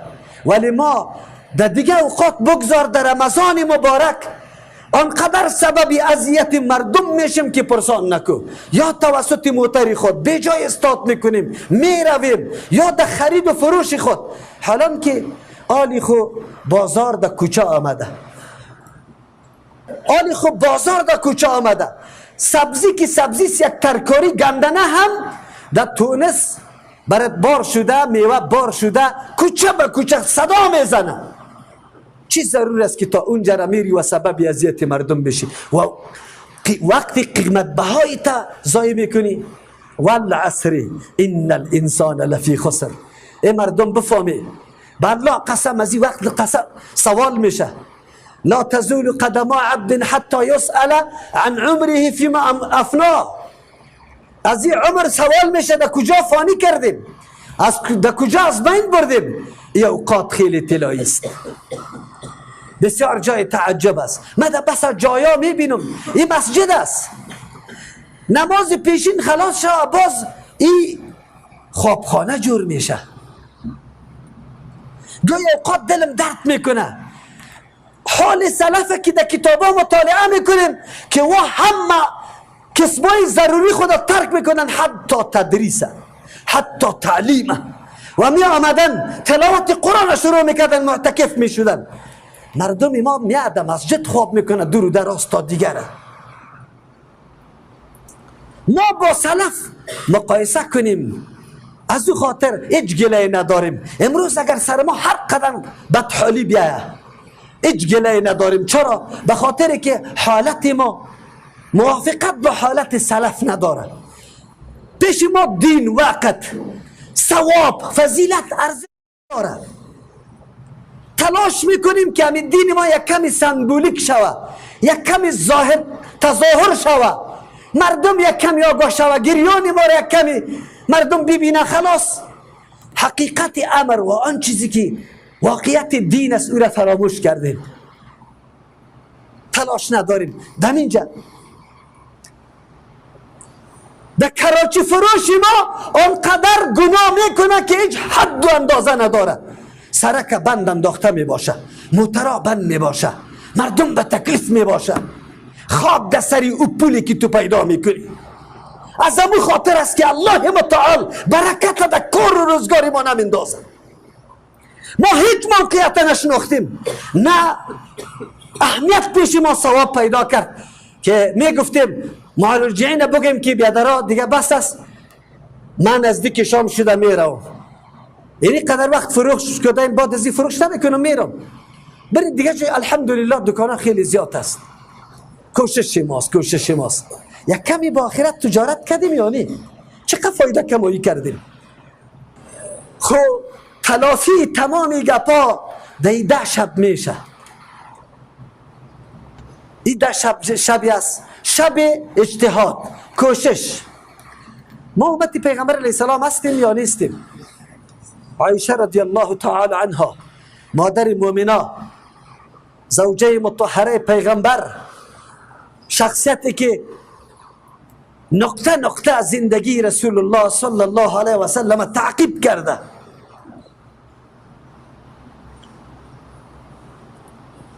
فهم دین، زیرکی دین، دقت در دین هر کس الله برش نصیب کرده نمی باشه. بعضی کساست که الله متعال برش این فضیلت نصیب کرده می باشه.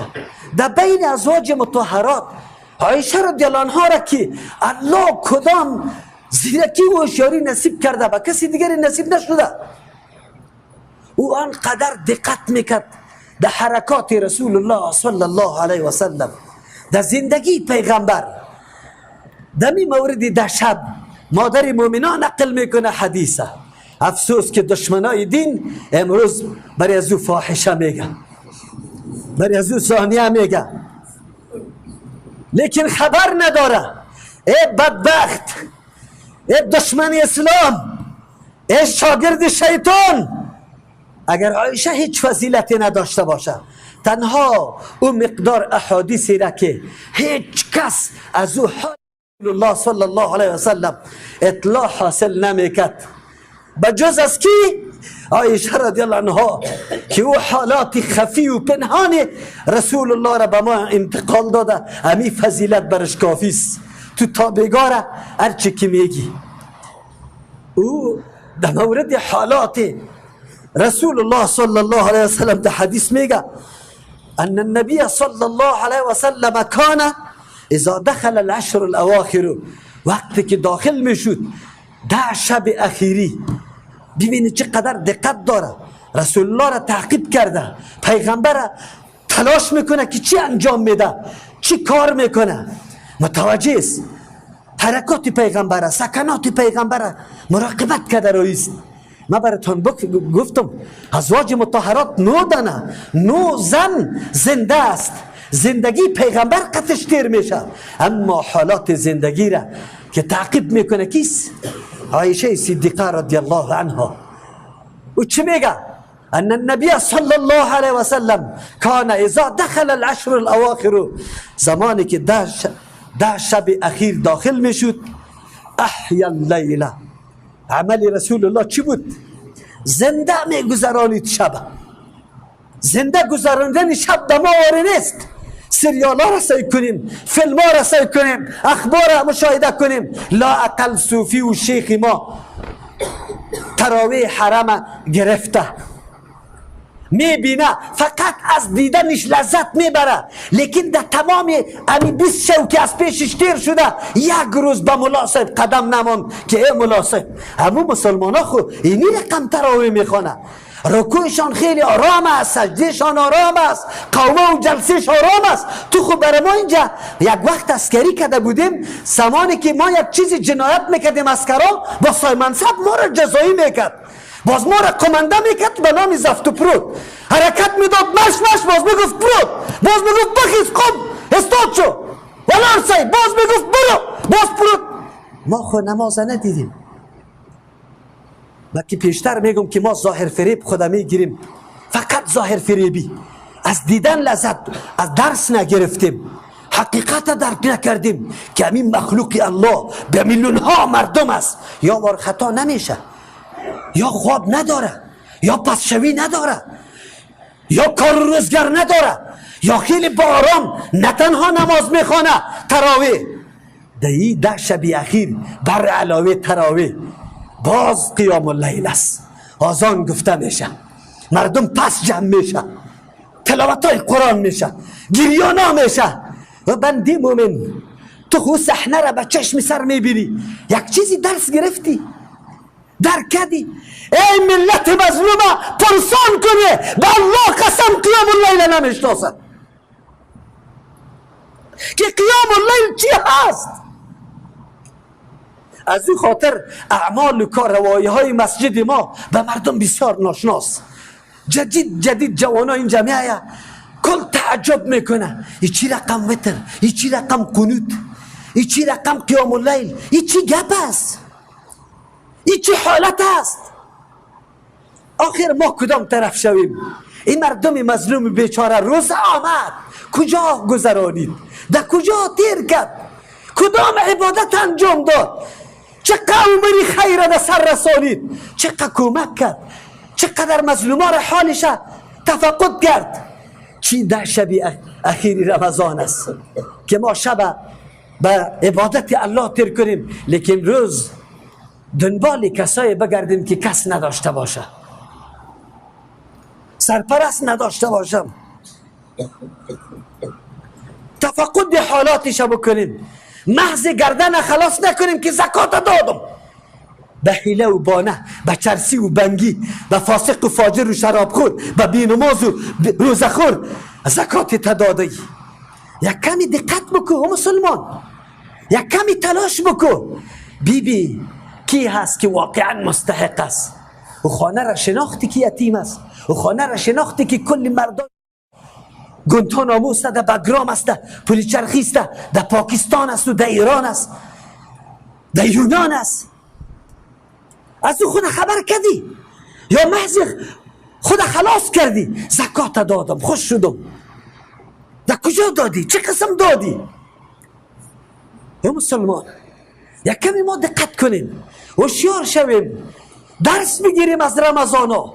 رمضان ها ما را تربیت میکنه، ما را تعلیم میده، چی را یاد بگیریم؟ تقوا را یاد بگیریم، لعلکم تتقون. هدف فرضیت رمضان چقدر تقوا دم آمده، چقدر مامورات الله انجام دادم، چقدر از منهیات خود دور کردم.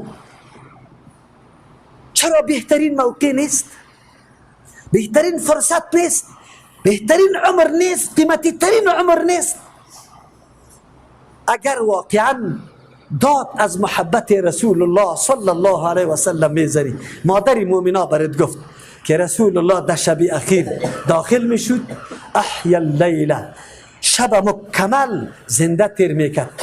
تنها پیغمبر هیچ خیر نمیخواه، کدام کسی باشه که خیر اول برای اهل خود نخواه، چیزی که مفید و فایدمند باشه تجارتش فایده زیاد داشته باشه.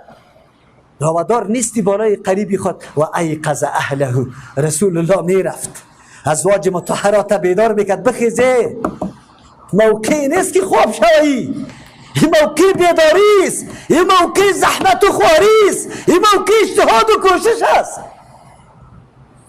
و شد مئزره، و شد المئزره، ازاربند بسته میکرد.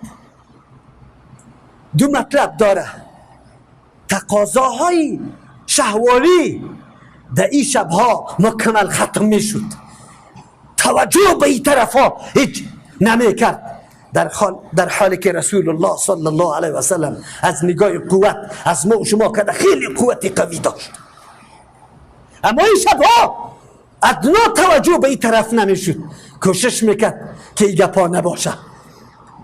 شبها و روزهای فقط توجه به الله سبحانه و تعالی است، شبهای کوشش است. در یک روایتی که احمد و مسلم رحمه الله روایت میکنه، امی حدیث مادر مومنه رضی الله عنهاست، کان بود رسول الله یجتهد فی العشر الاواخر، بسیار کوشش میکرد، طاقت خود خرج میکرد در عبادت الله، در طاعت الله، ما لا یجتهد فی غیرها، که در غیر شبها حتی در 20 شبی سابقم که تیر شده بود با این اندازه قوت و طاقت خود خرج در طاعت و عبادت الله نمیکرد. امروز دعوای امتی بودن رسول الله را داری؟ امروز تو فکر میکنی که من واقعا رسول الله را دوست دارم؟ یقین داری که رسول الله کدام کار کرده دو خیر و فلاحی خیلی زیاد است، دو برکت زیاد است؟ به الله قسم از دکانداری مکده اونجا خیر زیاد است، اونجا فایده زیاد است، اونجا ثمره زیاد است، اونجا ثواب زیاد است. به الله قسم از موتروانی مکده، از دفترداری ما کرده، از هم مکده. یقین داریم که رسول الله دنبال چی گشته و من دنبال چی میگردم. 12 بجه دروازه دکانت بند میشه، 12 بجه موتریت داخلی اویلی میکنی، مانده و زله میفتی، پس شویرم نمیخوری، سبا روزه گنگ سگل اونجا مردم برات سودا طلب میکنی، جنگ که در رایستی، دشنام داده رایستی، لطوکم شروع میشه. کدام رمضان، کدام تابیداری پیغمبر، کدام تابیداری؟ ای کاش ما حقیقت تابیداری رسول الله را درک میکردیم. بالله قسم اگر ما مقام و منزلت رسول الله صلی الله علیه و سلم بفهمیم، آن قدر دقیق میشیم. مثل عایشه رضی الله عنها واره، مثل ابن عباس رضی الله عنهما واره که شب در خانه خالی خود تیر میکنه، مراقبت میکنه حالات پیغمبر، که پیغمبر شب چی میکنه. زمانی که رسول الله میخیزه برای تهجد، ابن عباس رضی الله عنه مشتاق بچه است، میخیزه او هم وضو میکنه، میاده پالوی رسول الله صلی الله علیه وسلم استاد میشه. بچه است، بچه او باید غم آخرت نداشته باشه، تشنه بازی خود بکنه، قطعی بچه تو بازی بکنه. ای الله، کسی را که الله انتخاب میکنه برای فهم دین، او را انتخاب میکنه. ابن عباس همونطور مفسر قرآن نیست، همونطور رسول الله برش دعا نمیکنه. اشخاصی است که الله زمیرش برای دین ساخته، دنبال دین میگرده. او میگه که در طرف چپی رسول الله استاد شدم، رسول الله دست تیر کرد، از گوش گرفت، طرف راست استاد کرد مرا. ای افسوس. انس نقل میکنه، انس رضی الله عنه شاگرد در صالح رسول الله در خانه ام سلیم رسول الله میآید، نفل استاد به نفل استاد میشه. انس رضی الله عنه در پالوش استاد میشه، ام سلیم رضی الله عنها در پشت سر استاد میشه. طریقی صف جور کردن بر ما نشان میده، بر ما نقل میکنه. ای دعاگرای محبت پیغمبر کجاستیم؟ رسول الله در کل عمر اعتکاف کرده، در سالی که وفات میکنه رسول الله 20 شب اعتکاف کرده. ما اعتکاف هم میشناسیم.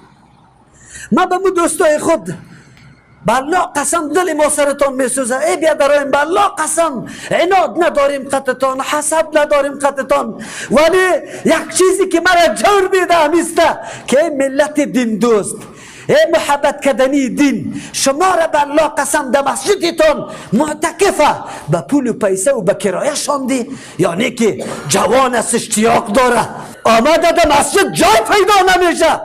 این مسجد که خردک از خردک به نسبت مساجد کابل نه جای داره، نه احاطه داره، نه جای وضوعی صحیح داره، نه فرش ظرفی صحیح داره، نه رنگ و روغنی صحیح است.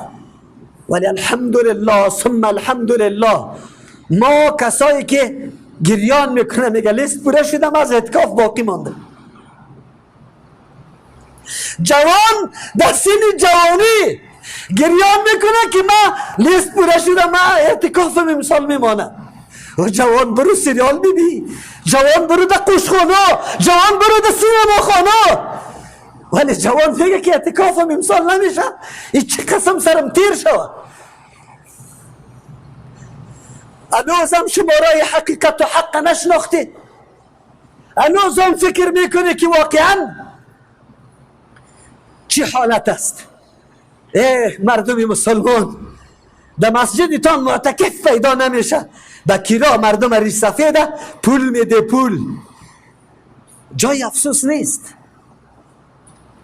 جای افسوس نیست، بسیار جای افسوس است. چرا اینطور است؟ دین بیان نشده و ملت اعتکاف نمیشناسه، و ملت ثواب اعتکاف نمیشناسه، و ملت رسول الله را تعالی نمیشناسه، و ملت عمل کرد رسول الله را نمیشناسه.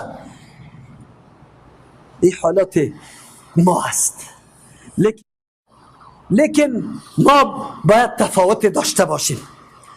من بارها یادآور میشم، توصیه من میسته که اهل مسجد و مشترکین مسجد دعوت تنها به زبان نیست، تقریر خطبه جمعه نیست، آنقدر که مؤثر دعوت عملی است. از ملا کده، از مکده دعوت تو جوان خیلی زیاد تاثیر داره. حرکات تو مراقبت میشه، عمل کردی تو مراقبت میشه، در کوچت مراقبت میشه، در محله و مسجدت مراقبت میشه. کدام کار اختیار کرده ای؟ راستی تا بگو سلفی جماعت ترک کردی به نام ازی که نماز پشتی ازی نمیشه؟ شیطان ابلیس یک بهانه را برات جور کرد. تعظیم ریش سفیده نمی کنی که برو مبتدی است با این بهانه. یعنی که در رمضان رفتی ریش سفیده تعظیم کردی، پای پوشش هماندی، جماعت تکبیر اونا را گیر کردی، دستی دسترخوان را برابر کردی، از وسط خورما را تقسیم کردی. کدام کار کردی؟ که مردم ببینه، که مردم بشناسه کی آدم کدام آدم است. همون شخصی است که ما از پیش نفرت داریم، همون شخصی است. او جوانی سلفی چی کردی؟ دمی رمضان قدی پدری تام جنگ کردی، مشرک گفته از خانه برآمدی، یعنی که پدر جان ملم کردی. پدر جان بسیار مردم میه امروز جمعه است دمی ترجمه قرآن محتر این دوستم است محتر آورده، نمیشه که یک دفعه بریم پای پوشکی شماندی، به مادر گفتی کالای از زیر تبدیل کو، در صحنه میدان ترجمه بردیشه. چی کردیم؟ چی دعوت کردیم؟ کی را دعوت کردیم؟ کدام طرف؟ مردم از خود توراندیم یا جمع کردیم؟ چی کردیم؟ رمضان به ما چی درس داد؟ چقدر مردم در صحنه تراویح آوردیم، در صحنه نماز آوردیم، در صحنه ترجمه آوردیم. چی تصمیم داریم؟ چی تصامیم داریم؟ چند نفر دوستم صنفی تا جمع کردی که یک درس تربیتی شروع شده. خیر است اگر اعتکاف از ما رفته، درس از ما نرفته، اون جمعی معتکفین قیام اللیل میکنه، ما و تو از طرف روز میریم در ترجمه قرآن، از طرف شب قطعیزیو قیام اللیل بکنیم، درس بشنویم، یک چیزی را آشنا شویم. چند نفر آماده کردیم، چند نفر کوشش کردیم و بسیار مهارت و بسیار دلسوزی به یقین ای گپ که یک نفر اگر هدایت کنم از شترهای سرخ بر ما بهتر است. چرا؟ رسول الله این بر ما گفته، پیغمبر بر ما فرمان داده. میایم باز میایم دمی گپی کیست؟ گپی کی است؟ گپی دکتر صاحب است. برام نسخه داده، برام گفته کی را پرهیز کو. پس خانه آمدیم، گوشت لذیذ، اشتهای قوی برش وجود داره. دمی رمضان دست دراز نمی کنی. چرا؟ دیگر نسخه از دکتر صاحب گرفته، دکتر صاحب پرهیز کرده تا شکر زیاد شده، چربی خونت زیاد شده، از گوشت مال بالکل اجتناب بکن. من از خاطر اول میگم که چقدر باور به رسول الله دارم، چقدر یقین به سخن رسول الله دارم، چقدر محبت به رسول الله صلی الله علیه وسلم دارم. اول این را موازنه میکنم در وجود خود، بعد از او گپش میشنوم تا که محبت پیغمبر در قلب ما جا نگرفته.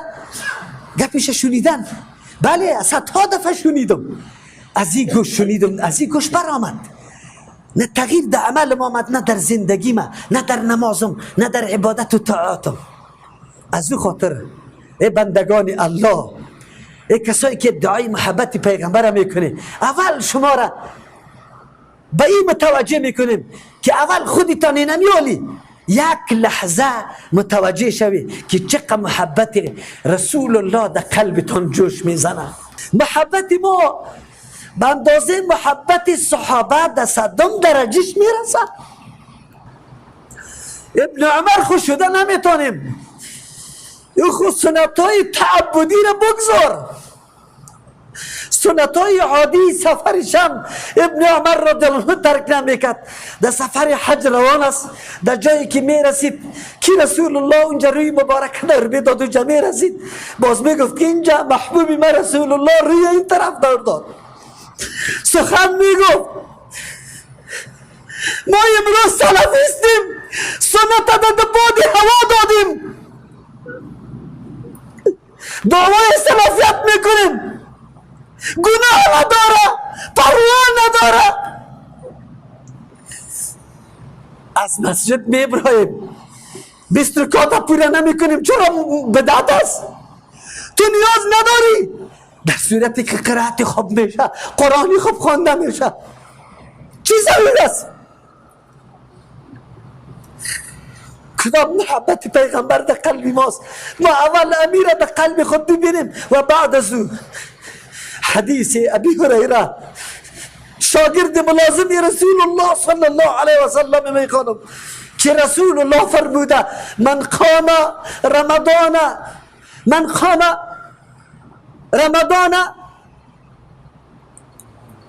ایمان و احتسابا، کسی که رمضان قایم کرد، نماز تراویح خواند. من صام رمضان ایمان و احتسابا، کسی که رمضان روزه گرفت. من قام لیلة القدر ایمان و احتسابا، کسی که شب قدر قایم کرد. خو سه گپ، روزه، نمازهای شب، احیای زنده کردن لیلة القدر. من میگم که سخن رسول الله قدر وقت پیدا میکنه که دو کلمه را قطعش بفهمیم، ایمانا و احتسابا، که من عقیده داشته باشم، باور داشته باشم سخن رسول الله است، سخن پیغمبر است، سخن کسی است که از نفسم کده بسیار پیش است برای من، سخن پدر معنوی هم است، سخن شخصیتی است که بدون موقف و نقشه ازی راه نجات ندارم، بدون تابعداری ازی راه رسیدن به الله ندارم. سخن شخصیتی است که بدون شفاعت ازی من هیچ راه خلاصی ندارم. سخن شخصیتی است که الله برام انتخاب کرد امام. سخن شخصیتی است بالمؤمنین رؤوف الرحیم حریص علیکم. الله اکبر، لقد جاءکم رسول من الله. برای شما شخصیت پیغمبری آمده. میشناسی شخصیت پیغمبر؟ کدام شخصیت است؟ پدر جان خدا چقدر دوست داریم. پدر جانم وصیت کرده، ما این وصیتش نافذ میکنم. و مردکه بدعت است نکو، پدر جانم گفته، ماندنیش نیستم. از پدر کده که خیلی به درجه ها بالاتر قدر و قیمت داره، که الله برات گفته لقد جاءکم رسول من انفسکم عزیز علیه، سرش خیلی دشوار تمام میشه، سخت تمام میشه. رسول الله نمیخواه که امت در تکلیف باشه. پیغمبر میگه کسی که نماز خفتنه با جماعت ادا کرد نصف شب زنده تیر کرد. الله اکبر. ای بنده مومن، قدر تا میدانی، عزت تا میدانی، شخصیت تا میدانی. عزیز علیه ما عنتم، سخت تمام میشه مولای رسول الله چیزی که شما را به سختی و دشواری میندازه. حریص علیکم، حرص داره بالای شما یک لحظه تون ضایع تیر نشوه. این لحظات قیمتی، این ده شب اخیر، این قطعا نمونطور تیر نشوه. به اون خاطر رسول الله میگه من قام لیلة القدر ایمانا و احتسابا غفر له ما تقدم من ذنبه. بنده مومن به چی خیلی نیاز داری؟ به چی خیلی ضرورت داری؟ آنی خو حالت شاید اصلاح بکنی، گپ شنیدی، به هوش آمدی، لیکن حالات سابقی تا چطور میکنی که در غفلت تیر کردی، در تکبر تیر کردی، مغرور بودی، خطاها از پیشت شده، میخوایی گناهایت بکمل نحو شود؟ ای بندی مومن، ای بندی مومن، میخوایی گناهایت نحو شود؟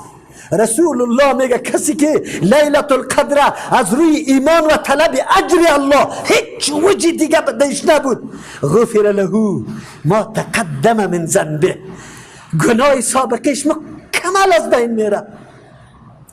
ای بنده مومن دیگه چی نیاز داری؟ احسان الله را ببین، چقدر عظمت بری تو قائل است، ذاتی که تو را پیدا کرده، چقدر حیثیت به تو قائل است، ذاتی که تو را رزق داده، چقدر مقام و منزلت برای تو قائل است، ذاتی که تدبیر اموری تا کرده که تو شده ای. او جوان، او انسان تنومند، او انسانی که طیاره را داسمان به پرواز در میاری، کشتی را در بحر در حرکت میاری، موتر در زیر پای حرکت کرده رویسته، این جهان در خدمت تو است. و انسان میدانی الله برات میگه انا انزلناه فی لیلة القدر، و قرآنی که در خانیت است، و قرآنی که تو قطعش تعلق داری، میفهمی منزلت ازوره. ما نازل کردیم قرآن در این شب. نزول قرآن در این شب در کدام مرتبه رسوند، به کدام درجه رسونده؟ یک نزول قرآن، همسایگی قرآن با شب آمده. شب کدام منزلت به دست آورده؟ کدام منزلت؟ قرآنی که در شب لیلة القدر آمده. انا انزلناه فی لیلة القدر. کدام شب؟ لیلة القدر خیر من الف شهر. و شبی که از 1000 ماه عبادت از این عظمت داره. همسایگی قرآن این قدر تاثیر در شب گذاشت و شب مبدل کرد عبادتش به زیاد از 1000 ماه. ای مسلمان، قرآن در قلبت است. لا اقل سوره اخلاص یاد نداری، آیت الکرسی یاد نداری، منزلت قرآن میفهمی؟ راستی تا بگو که دکانداری سرت آلی دیده شب خیلی زیاد ارزش داره، یا شنیدن قرآن و تلاوت قرآن و مطالعه قرآن؟ پیش کو سندی تا، سند محبتی تا، سند نیازمندی و احتیاجی تا که من بسیار گناهکار هستم، میخوایم که گناهیم بخشیده شود. موتر استاد کردی، دفتر بند کردی، دکان بسته کردی، مسئولیت های قطع کردی. الله رحم بکنه. عزیز یاد انشالله بس است بر ما، بس است بر ما. نمی بینم که تو انسان الله چقدر الله عظمت می بخشه. پیغمبر برات چی میگه؟ الله برات چی ثواب قائل است؟ خبر داری معززترین ملک به نزد الله جبرئیل امین است. کی است؟ تنزل الملائکه و الروح. تنها جبرئیل امین نه، ای بنده، ای بنده، تنها جبرئیل امین نه، ملائک میآید برای پذیری شما، برای استغفار شما، برای آمین گویی شما. اگر تو بنده از سوز دل در این شبها واقعا در تلاوت قرآن مصروف باشی، واقعا در نماز مصروف باشی، واقعا در گریان باشی، واقعا در توبه باشی، واقعا در عبادت الله سبحانه و تعالی مصروف و مشغول باشی.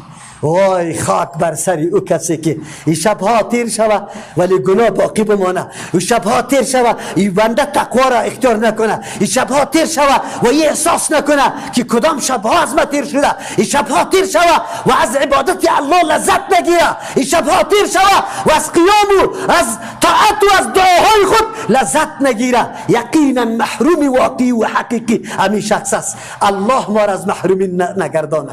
دوستان متوجه شویم، درک بکنیم حقیقت کفایت میکنه. اگرچه وقتم تیر شده به خاطر ازی که احکام صدقه فطر و بعضی گپای ضروریش گفته باشیم، انشالله در جمعه دیگه هم برایتون گفته میشه. فقط در مورد اعتکاف براتون میگم معتکفین اکثر موبایل ها می داشته باشه و خصوصا من ایره در جمعه های گذشته و در ترجمه میگم اون جوانا عمرتان ضایع نکنی، مصروف نکنی در فیسبوک ها، مناظره بیجاره نکنی، بحثای بیجاره نکنی، طاعت عبادت الله را ترجیح بدی، حدیث روان کنی، دلیل قوی روان کنی، بحثای بیجا، بدگویی های بیجا نکنی، گستاخی در حق سلفتان نکنی. به خاطر این بدبخت که خود منصوب به یک امام میسازه تو امام دودش نام نده، ایشان تو نیست، ای ادب تو نیست، در این طور شبها خودداری کنی، جر و بحثای بیجای تنظیمی، الا تو این طور کدی این طور کدی، گپ از عمل مثبت بزنی، عمل مثبت، از خیانات دفاع نکنی، از حقیقت گپ بزنی. چقدر آماده شدیم، چقدر خدمت کرده رویستیم، وقتی تا نزایی نکنی. اعتکاف میشینه لیکن کل عمر جنجال برای معتکفین دیگه میشه. اعتکاف قطع تعلقات دنیوی هست. در 10 شب تو تمام مصارف و مشاغلی که سالا بند بودی تو را مانع از توجه به الله ساخته بود قطع کردی، قطع. آلی فقط و فقط توجه تا با الله سبحانه و تعالی بسته کن. در محل قرار داری. این اعتکاف اجتماعی ما که در منزل بالا میشه خو تاثیرگذار نیست. تاثیرگذار وقتی است که خفتن مسجدی تاریک باشه، برق نداشته باشه، مردم کل گیتید شود، تو تنها در مسجد بمانی، از یک طرف وحشت میکنی کدام چیز نباشه، تاریکی را احساس میکنی وحشت بگیرته. لیکن دمی فرصت در یادت بیا که بازم مسجدی کلان است، در اختیاری خود هستم، در بیرون میبرم، دروازه را واز میکنم، کلکی نواز میکنم، بیرون نسای میکنم، گروپ قطم است او را داغ میکنم. روزگاری که در او قبر مانده میشم که کلی دروازه ها سرم بند میشه، روزنه روشنی برم هیچ وجود نداره. اونجا یک روشنی بکار است. یاران او روشنی از کجا گرفته شود؟ او روشنی از کجا بر ما حاصل میشه؟ او روشنی را پیغمبر بر ما گفته. او روشنی عقیده است. او روشنی عمل است که امر ایت است. چرت بزن. چی میکنی در این عمرت؟ از اعتکاف که بر آمدی آلی درک میکنی که چقدر عمر مضایع شده. 6 شومه بندی بودم، قدر نعمت آزادی را فهمیدم و آنقدر خودم ملامت کردم. دمی 6 شب هر لحظه بجز از اینکه خودم ملامت کنم و می گفتم که بسیار بی‌ادبی در شان الله نعوذ بالله کردی. تو چی کردی؟ چی عبادت الله را کردی؟ چی خدمت دین کردی؟ این وقتا ضایع شد از پیش تو چی کردی؟ روزی حالی خوش تمه داشته باشی که پس برایی، روزی که پس نمی برایی. الله اکبر. امی است که این مردا وقتی حالات خراب اونجا ببینه تمناها میکنه که من یک دفعه باز بگردم در طرف دنیا و من اینطور کارا میکردم. الله امو تمناها را پیش در قرآن بر ما بیان کرده. چه احسان بزرگ سر ما کرده، ما را هوشیار کرده، بیدار کرده. خب ما هوشیار و بیدار شدیم. الله متعال بکنه که ما بیدار شویم، دقیق بیدار شویم. این شبها را آنقدر عمر قیمتی خود تلقی کنیم با هیچ وجه، به لهو و لعب، به خوب. این گپا از پیش ما ضایع نشود در بازار و در را او ده مصروفیت ها و ده فیسبوک و ده یا از پیش ما مصرف نشوه، توجه و اقبال ما طرف الله متعال باشه. دیگه احکام باقی میمانیم در چی دیگه. فقط صدقه فطر براتون میگم، یک تعداد دوستا پیش از پیش پیسه داده رویسته، صدقه فطر از طعام میشه، الا در وقت ضرورت یک محصل یک کسی است که هیچ طعام پیدا نمیشه مجبور است پول بده، او رام علما کلشان اجماع نداره، قائل نیست که میشه. یک تعداد علما میگه بازم نمیشه.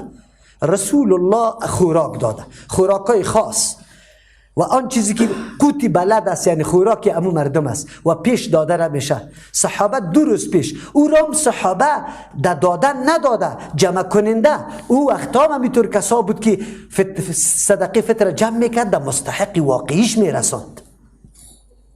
ما همینطور بکنیم. کابل جان بسیار خوب است، اما در دیهاتا در ولایتا فامیلای شهید داریم.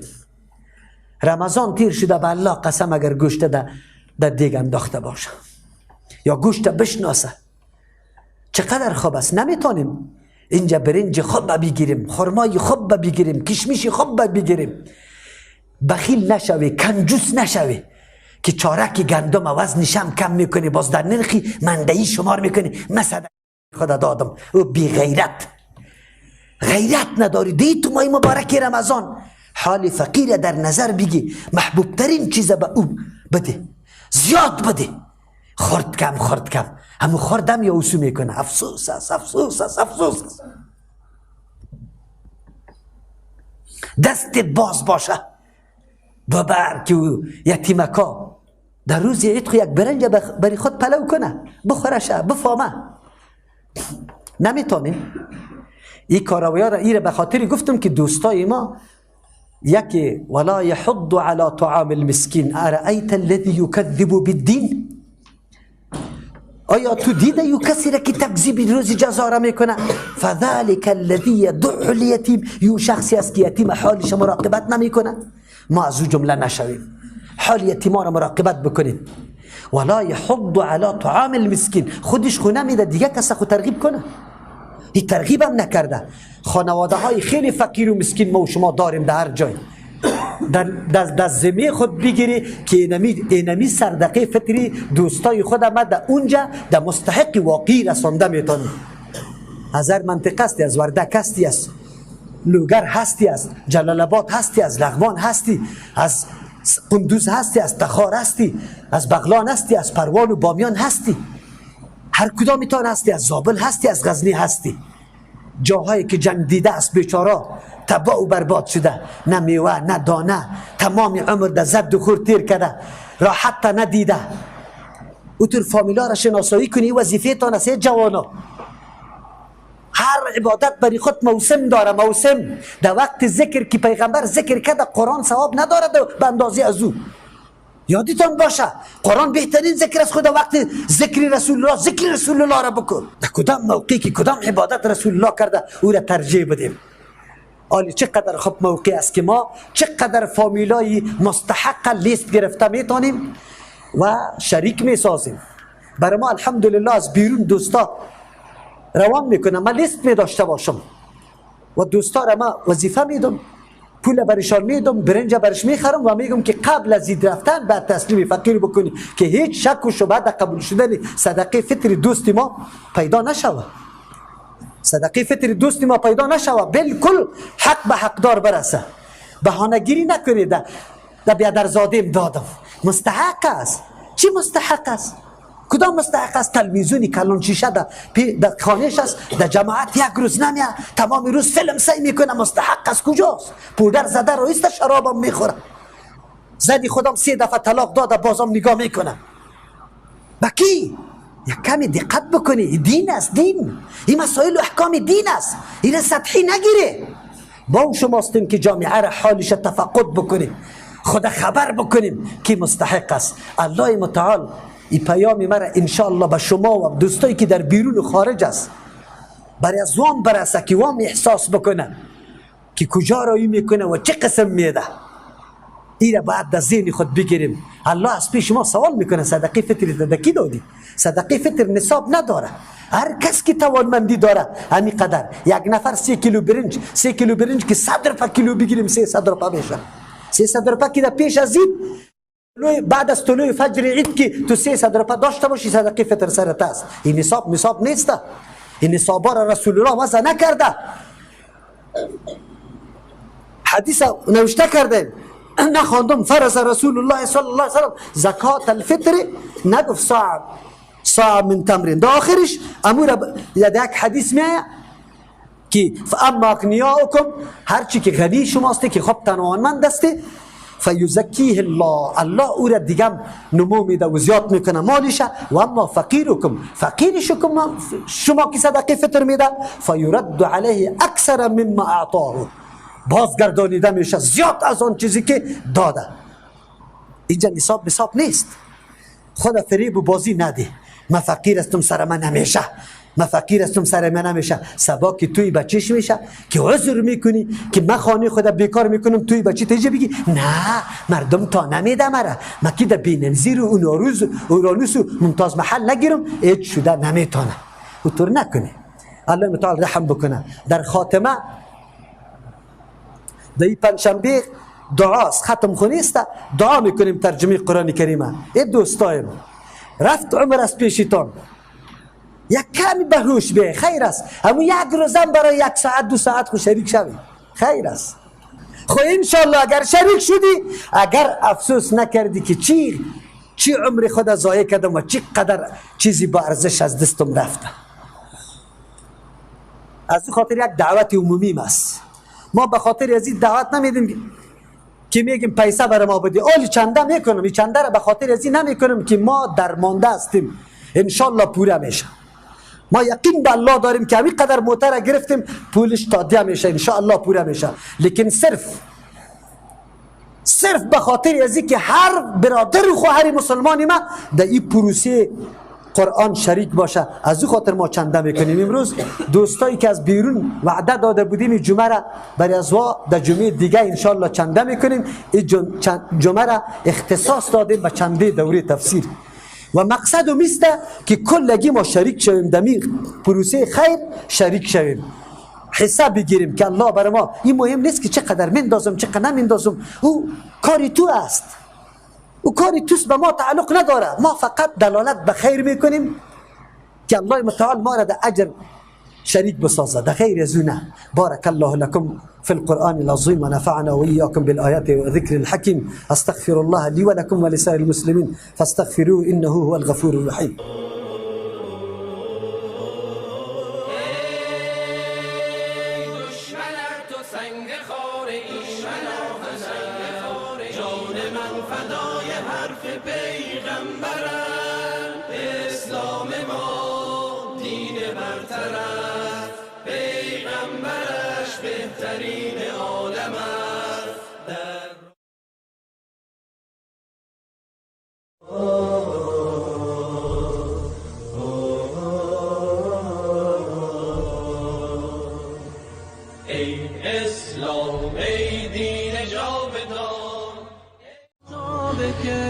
الله سبحانه و تعالی ازم چو احمقا اینمی قسم سخنایش از دهن میکشانه. شما مسلمانا را الله بیدار میسازه که ببینی دشمن چی میگه. بیت المقدس کدام جای است؟ دنیا نمیشناسه که بیت المقدس کدام جای است، کدام مقام است، چی منزلت و مکانت در دین اسلام داره. ارتباط تمام افراد مسلمان در گوشه گوشه جان با بیت المقدس از نگاه عقیده هست، از نگاه دین است. تعلق ما، رابطه ما با بیت المقدس و فلسطین از روی از این است که یک سرزمین مسلمان است.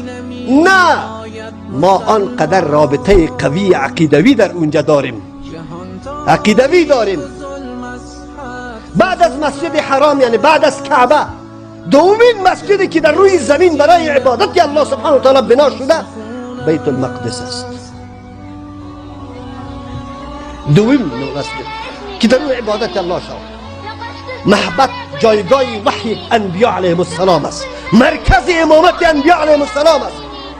جایی که در اونجا رسول الله صلی الله علیه و سلم برای ثبوت جایگاهش که حتی برای انبیا علیهم السلام در روز قیامت شفاعت بکنه، در دنیا باید امامت برای انبیا علیهم السلام بکنه. امام اعظم محمد رسول الله، الله انبیا را زنده میکنه، قطش جماعت میکنه، دمی بیت المقدس جماعت میکنه. مرکزی که رسول الله، الله اکبر، عام الحزن است. ابو طالب وفات کرده، جار جنجال کفار زیاد شده، دیکس و کوی باقی مانده. بزرگترین مشوره دهنده رسول الله خدیجه رضی الله عنها او هم وفات میکنه، عام الحزن است. الله میمانی میده به رسول الله. از کجا بالا میبره شده آسمان ها؟ میفهمی از کجا میبره؟ از صخره بیت المقدس که فعلا در زیر قبه قرار داره، در زیر قبه قرار داره. عیسی علیه السلام نازل میشه، پس دوباره همونجا نازل میشه. قبله اول مسلمان هاست. پیغمبر علیه السلام که مدینه منوره هجرت کرده 16 یا 17 ماه طرف بیت المقدس نماز خوانده، طرف بیت المقدس نماز خوانده. در قرآن کریم و سرزمین مقدس گفته، در یک جای نه، به 10 جای. من یک آیت براتون خواندم: سبحان الذي اسرى بعبده ليلا من المسجد الحرام الى المسجد الاقصى. پر از بوی خوش آیین بگردان، بده بیت المقدس را نجاتی، ز چنگال یهود این قوم جانی، ز چنگال یهود این قوم جانی.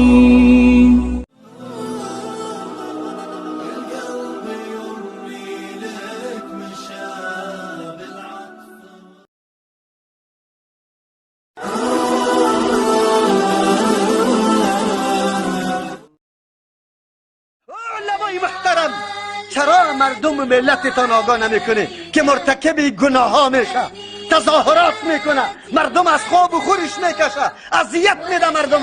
این بیان شریکیست و جناب علما و احادیث پیغمبر برای کی آمده؟ این بحث برای کی است؟ چرا مسجد ما نمیکنه؟ اهالی ما نمیکنه؟ مدیر صاحب، وزیر معارف، کرزی صاحب، پارلمان صاحب، که تو میگی که من زندگی موافق قانون اسلام است، در کدام کتاب معاف میکنی نماز؟ پیغمبر علیه السلام میگه مرو اولادکم بالصلاة و هم ابناء 7 سنین. اولادتان در 7 سالگی امر بکنه به نماز خواندن. تا که دهنی خود واس کردیم امریکا امریکا، الا از گشنگی مردیم. او مومن، او مومن، مومن استی یا نه؟ به الله عقیده داری یا نه؟ ای ملت غیرتی، ای ملت مومن، ای ملت مومن، ما وجودم دو کف میشه که کافر موزه خطبایی که دین نمیشناسه بیا یا حفاظت تو را بگیر بکنه، امنیتی تو را بگیر. ای مومن، ای مومن که بلا اجازه، بلا درنگ، نه آگاه، در شب خواب قطع سیاسر در بستر خواب اولیفتا امی کافر بالا کنه. از این که در عذابی بزرگ دیگه هست. بگای مردم، جناب محترم، تو دختریتم بی حیا ساختی، تو زنیتم بی حیا ساختی، در موتر شاندی، خنده و مزا کست ماندی، طرف قرقه رفتی. او قرآن برات میگه و قرن فی بیوتکن، با زن تا که ضرورت از نگاه ضرورت شرعی برش حاصل نشوه مرکزش جایش خانه است. و دعوای ایمان که میکنی که دعوای محبت ایمان داری، برادر مؤمنم چی جواب داری؟ به او اللهی که تو را پیدا کرده و تو را همین نعمت داده، موترم برات داده، زندگیم برات داده، چقدر عبادتی الله تبارک و تعالی را کرده. امروز در این حد برسیم که سری مساجد حمله شوه، هنوز هم آرام نشسته هستیم. چی غیرت بر ما میمانه؟ غیرت سری عقیده هست یا نه؟ شما بگوید چه کدام وجدانی تان اجازه برتان میده که من در خانه خود بشینم آرام بشینم؟ مرگ به او راحت، مرگ به اون پیسه به اون عزتی که عقیده ما در خطر باشه. لیکن ما برم چیز الله قسم اگر در همچو روز از وظیفه تیر نشدی، از مال و دارایی تیر نشدی، از جانی تیر نشدی، باز خود مؤمن مخلص و واقعی نگو. ما برد واضح برد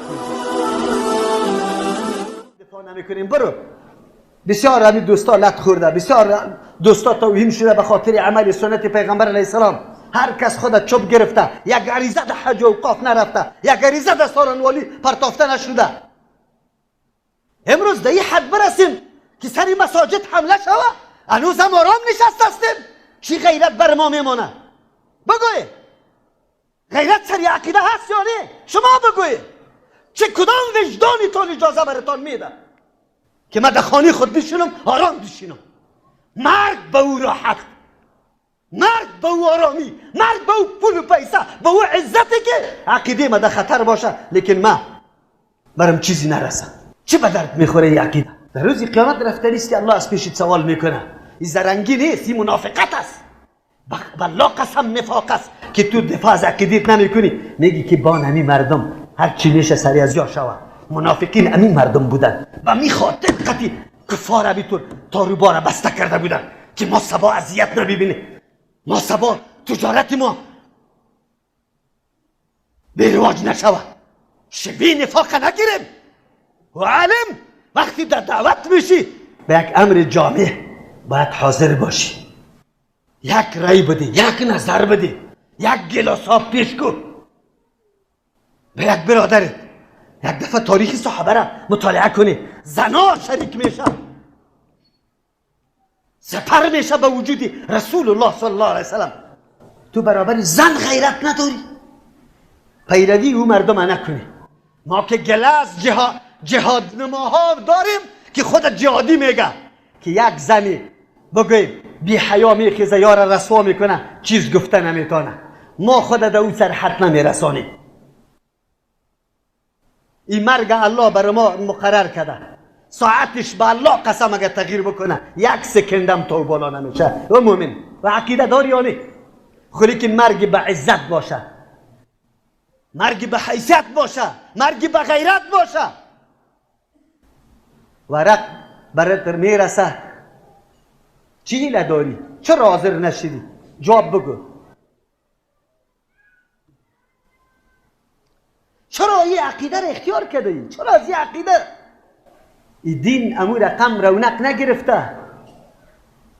این دین توسط او مردم رونق گرفته که زمان محض در دلشان آرزو پیدا میشه که حال خو اسلام یک کمی فتوحات زیاد داره.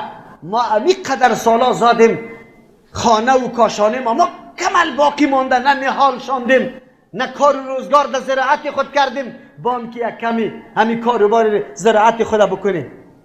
ولا تلقوا بایدیکم الی التهلکه. یا آیت ابو ایوب انصاری را در چی میگه؟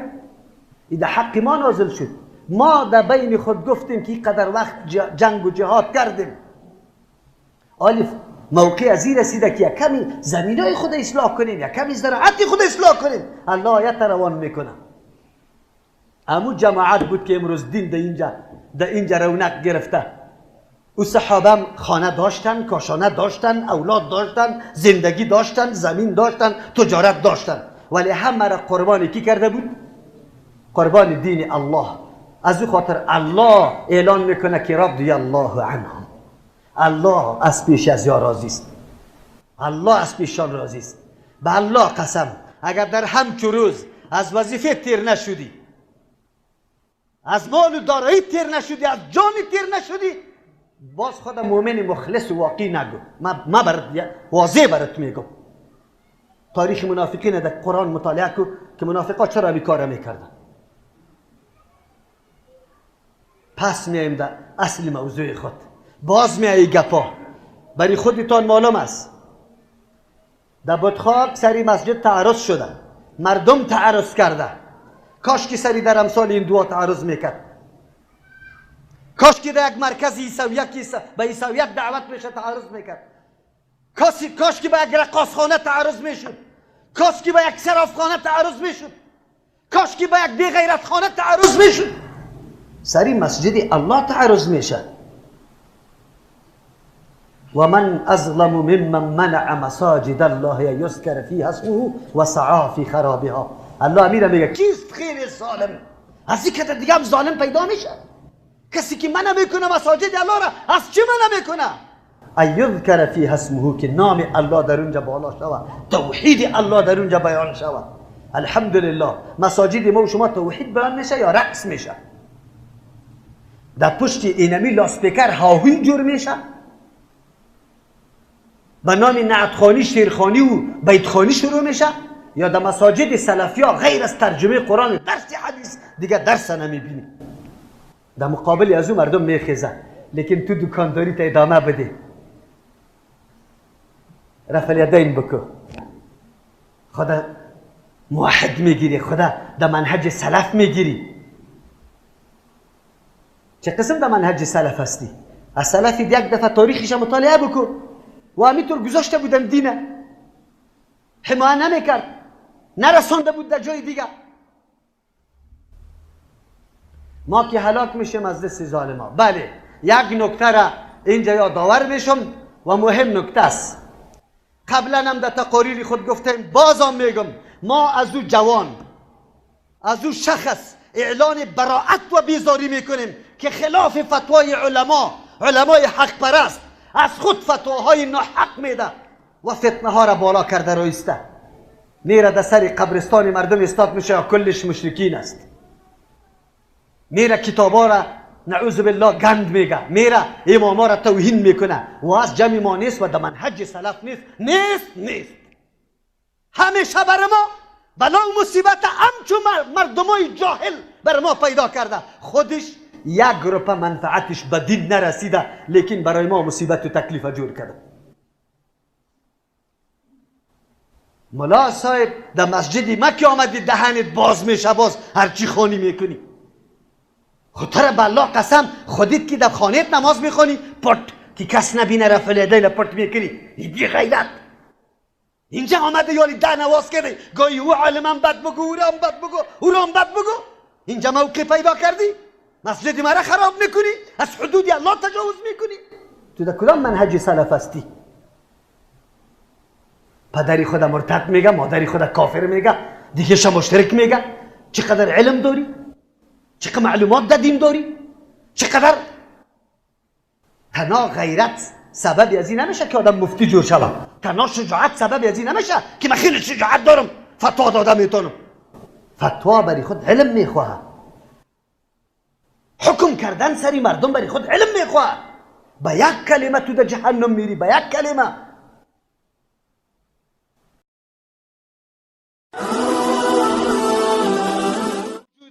و گاهی برادرها سر من انتقاد میکنه که مولوی صاحب تو خودت عالم هستی، از دهنت چی می فاش میبرایه، فاش میگی، بد میگی، علما را بد میگی، لعنت میگی. من میگم که نه، تو خبر نداری. لعنت الله گفته. الله میفرماید کسی که حکم الله را پنهان میکنه، در قرآن کریم عالمی که حق تابعداری نمیکنه، کتمان حق میکنه، او را سگ گفته. که عالمی که بیان نمیکنه دین به مردم، او را خر گفته. نعوذ بالله. الله میگه ان الذين يكتمون ما انزلنا من البينات والهدى من بعد ما بيناه للناس في الكتاب اولئك يلعنهم الله ويلعنهم اللاعنون. کسی که کتمان میکنه آن چیزی را که الله میگه ما در کتاب بیان کردم برای مردم و این مردم بیان نمیکنه، این مردم کدام طایفه است؟ الله میگه سریازی الله لعنت میگه و هر چیزی که لیاقتی لعنت گفتن داره. ماهی و پرندم سرش لعنت میگه. دیگر خود چی میکنی؟ این کار من نیست. بیا اینالی برات میگم. ششم سورت آیت امی است. میایه رسوم جاهلیت خدا ترجمه میده بالای حکم الله، سمجوته جور میکنه، راه ها را جور میکنه. دختری فلانی زنا کده، بچهش زنا کده، آلی سرش یاد دور از زدن و سنگسار است. این جمعی ملای ناملا، ملکی ناملک، آجی ناجی جمع میشه، فیصله میکنه. ما و شما برای خود یک سنگ داریم. کدام سنگ داره؟ سنگ ظلم، سنگ کفر، سنگ بیغیرتی. این مردم ها در روز قیامت جواب میدن. لذت ها را، زنا ها را بچه فاسق برادر فاسق کرده. اینی آجی ملا، اینی وکیل جمع میشه. دختری بیگناه، همشیری بیگناه بیچاره را، معصومی بیچاره را، او را به بد برای از کسی که دختر گریختانده برای از او داده رایسته نکاحش امین ملای ناملا بسته میکنه. و من لم یحکم بما انزل الله فاولئک هم الکافرون. ترجیح میده احکام جاهلیت، رسومات جاهلیت، رسومات قومی را. امروز نکاحایتان به چی میشه؟ راستتان بگوی. آرایش کردن زن چیست؟ دیوسی نیست؟ بیغیرتی نیست؟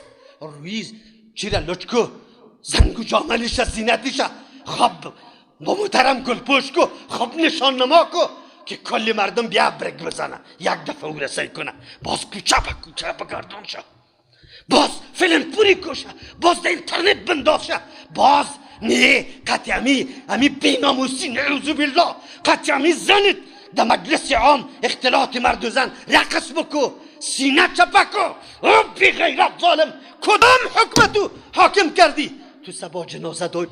تو سبا نماز میخونی؟ بگوی برم این طور ملا را آدم چی بگوی؟ اینی ملا اینا ملا میره نکاح اینی طور فاسقا را بسته میکنه دور از حاضر مجلس مسلمان های واقعی. کدام بی غیرتیست که دی دین نامده؟ ای دختری که میره در تلویزیون رقصا میکنه سینه را چپا میکنه او برادر داره؟ برادر دیوس نداره؟ پدری دیوس نداره؟ کوکوی دیوس نداره؟ بابای دیوس نداره؟ سبا باز او خبیث انفجار کشته میشه میگه شهید شد. شراب خورده میگه شهید شد. دزدی نکرده میگه شهید شد. رقصا را کرده و کسای فاسقای فاجرای که در گردش چک چک میکنه در زیر پول پیسه او گم میشه او دختر. او جماعت کدام جماعت است؟ این فیصله به کدام فیصله است؟ دین تنها امیر میگه یک وقت نمازه بخوان تسبیح از دروغی را در دست بگی دین است. من که ملا را بد میگم به می خاطر بد میگم در کل عمر در سر منبر نواقض اسلام بیان نکرده که اسلام توسط این چیزا. وضو نواقض داره یا نداره؟ وضو میده میشه یا نمیشه؟ در می مجلس نشسته استی خور خو بردته وضویت میده شده یا نشده؟ چرا میبروی؟ نماز خوانده میتونی؟ اگر حلال بدونی چی میشی؟ کافر میشی. اسلام نواقض نداره که اسلام میده شود. هر کاری که ما کردیم اسلام ما اسلام است. کل عمر در دنیای کفر تیر کرده شراب خورده کسی شاهد نداره سرش که امین نماز خوانده باشه. کل عمر در زنا تیر کرده مردش اینجا بیایه این ملای خبیث برش چی میکنه؟ برای 2 روپه برای 100 روپه برای 1000 روپه گاهی ده او سرش گاهی ده ای سرش رفته رایسته. بسیار خوب جوان بود، بسیار نیک جوان بود. ملا صاحب تو خوب ببین حقیقت ها را ببین. تو مسئول هستی در روزی قیامت. از تو سوال میشه. مصداق آیت 6 صورت شد که کفر است. 6 صورت و کلش تعلق به عقیده داره. یکی کفر عملی است که را کافر مخرج از ملت گفته نمیتونیم.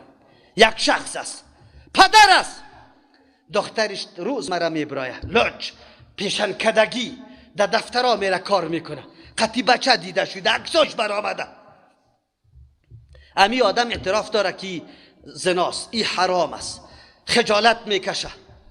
بازم این آدم چی میکنه؟ والا غریب استم اگر دخترکم کار نکنه باز کرای خانه را از کجا کنم؟ مولوی صاحب من پشت کرای خانه میگردم. این مردکه او حکمه گشتن دختری خدا روا نمیدانه لیکن هوا و خواهش دنیا او را وادار به این ساخته که دختر اجازه بده. این حکم فردی است.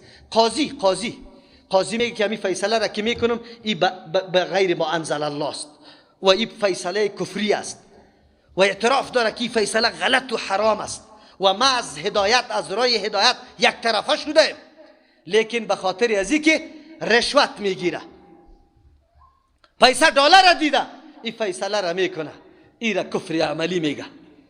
بله گناه عظیم است. گفتم از زنا کردن بالاتر، از قتل کردن بالاتر است، اما کافر برش گفته نمیتونم، به خاطر ازی که اعتراف داره که این حرام است. 7 صورت شد در آیت. 1 صورت عدم کفر است، 6 صورت دیگه که تعلق به عقیده داشت کفر میشه. آلی او دوستای ما که تاپا خود مفتی جور کرده به 1 روز ترجمه نشستن، به 1 مجله خواندن، به 1 رساله خواندن، خلاص. بعد از او دیگه مفتی قوی است، فتوا یادی نمیده، فتوای میده شدن وضو باقی ماندن وضو را نمیده، فتوای را میده که زنش سرش چی میکنه؟ طلاق. فتوایی را میده که باید جنازی آدم خوانده نمیشه، فتوایی را میده که در مقبره مسلمان ها گور نمیشه، فتوایی را میده که آدم منفور جامعه مسلمان از سلام سرش داده نمیشه، فتوایی را میده که استغفار آدم درست نیست، چرا کافر و مشرک استغفار نمیشه. جوان تینالی فکر بکو که تو چه قسم فتوا میدی. تنها درد و رنج وادار آدم نمیسازه که مرک شکنجه کده یک کسی در مقابلش بخیزم دلم درد کده بسیار زجر دیده میگم کافر هستی. نمیشه. اسلام قانون داره، من تابع قانون هستم، نمیتونم که خلاف قانون اسلام از خود حکم تیار کنم سر کسی بزنم به خاطر که او درد برم رسانده، زجر برم رسانده. نه، من پابند قانون الله هستم.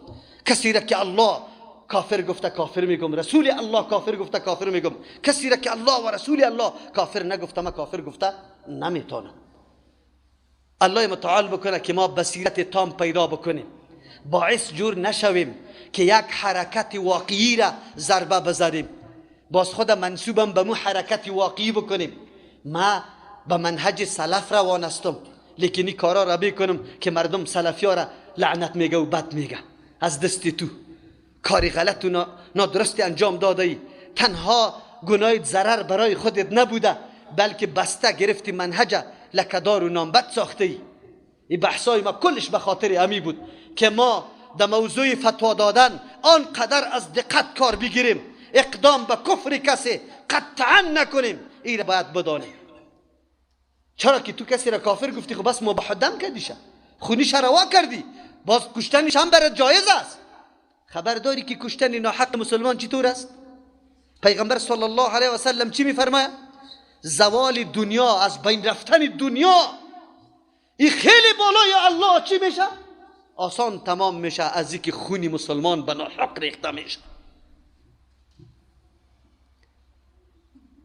فتوای دقیق باش، نشوه که نعوذ بالله منجر به بسیار گناه ها شوه.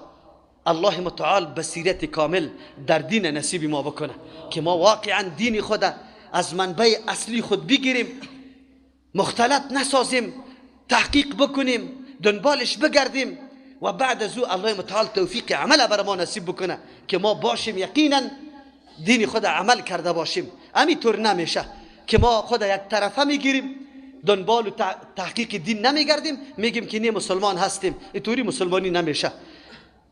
ما باز توصیه ما ایسته جوانا، شما حماسه داری، غیرت داری، بسیار غیرت شما را برمی انگیزه، لیکن چی بکنی امروز؟ از دست چی می آید؟ چقدر مردم تو شریک ساخته ای با این گپایی که قرآن گفته، با این گپایی که رسول الله صلی الله علیه وسلم گفته؟ چقدر اقاربی تا دعوت داده ای؟ چقدر محنت کشیده ای؟ تو یک کمی خو لا اقل حجت خود سرش ثابت خو بکو، حجت خود سرش ثابت بکو. آن چیزی که در قرآن حدیث شنیدی رساندن از او سری تو فرض است، تو امور برسان. قبل از اینکه ما این کارا را انجام بدیم فقط ما مفتیا جور شدیم خنجر است، خلاص سرا را بریده برو خیر و خلاص و فکر میکنی که من نجات یافتم. فکرت باشه که تو را ابلیس لعین از راه دیگری خطا میکنه، خیلی بالا میبرته، لیکن اینطور سکوتت بده که باز دیگه کشیده نمیشی از او چقوری. فکرت باشه دین بسیار دقیق است، فتوای دین بسیار تحقیق طلب داره، سرسری و سطحی نیست که هر کس فتوا بده. آسان گپ تکفیرش کردم، فلانی را تکفیر کردم. خب جناب تو تکفیر کردی، تو تکفیر نمیتونی میلیون نفر تو اشخاص جمع شوه، کسی را تکفیر نمیتونی تا که در قانون الله و رسول الله کافر نشوه. جناب به تکفیر تو تکفیر نمیشه. تو باید متوجه ای گپا باشی. الله متعال ما را توفیق نصیب بکنه که حقیقت دین خدا بسیار کما حقه تحقیق بکنیم، دنبالش بگردیم. بارك الله لنا ولكم في القرآن العظيم ونفعنا وإياكم بالآيات وذكر الحكيم. شاگردایم در قریه خودم خونه، در قریه دیگه که شاگردایم بود که تکبیر تشریقه در روز عرفه شروع کرده، بعد از نماز تکبیر تشریقه گوشتان واز است یا نه؟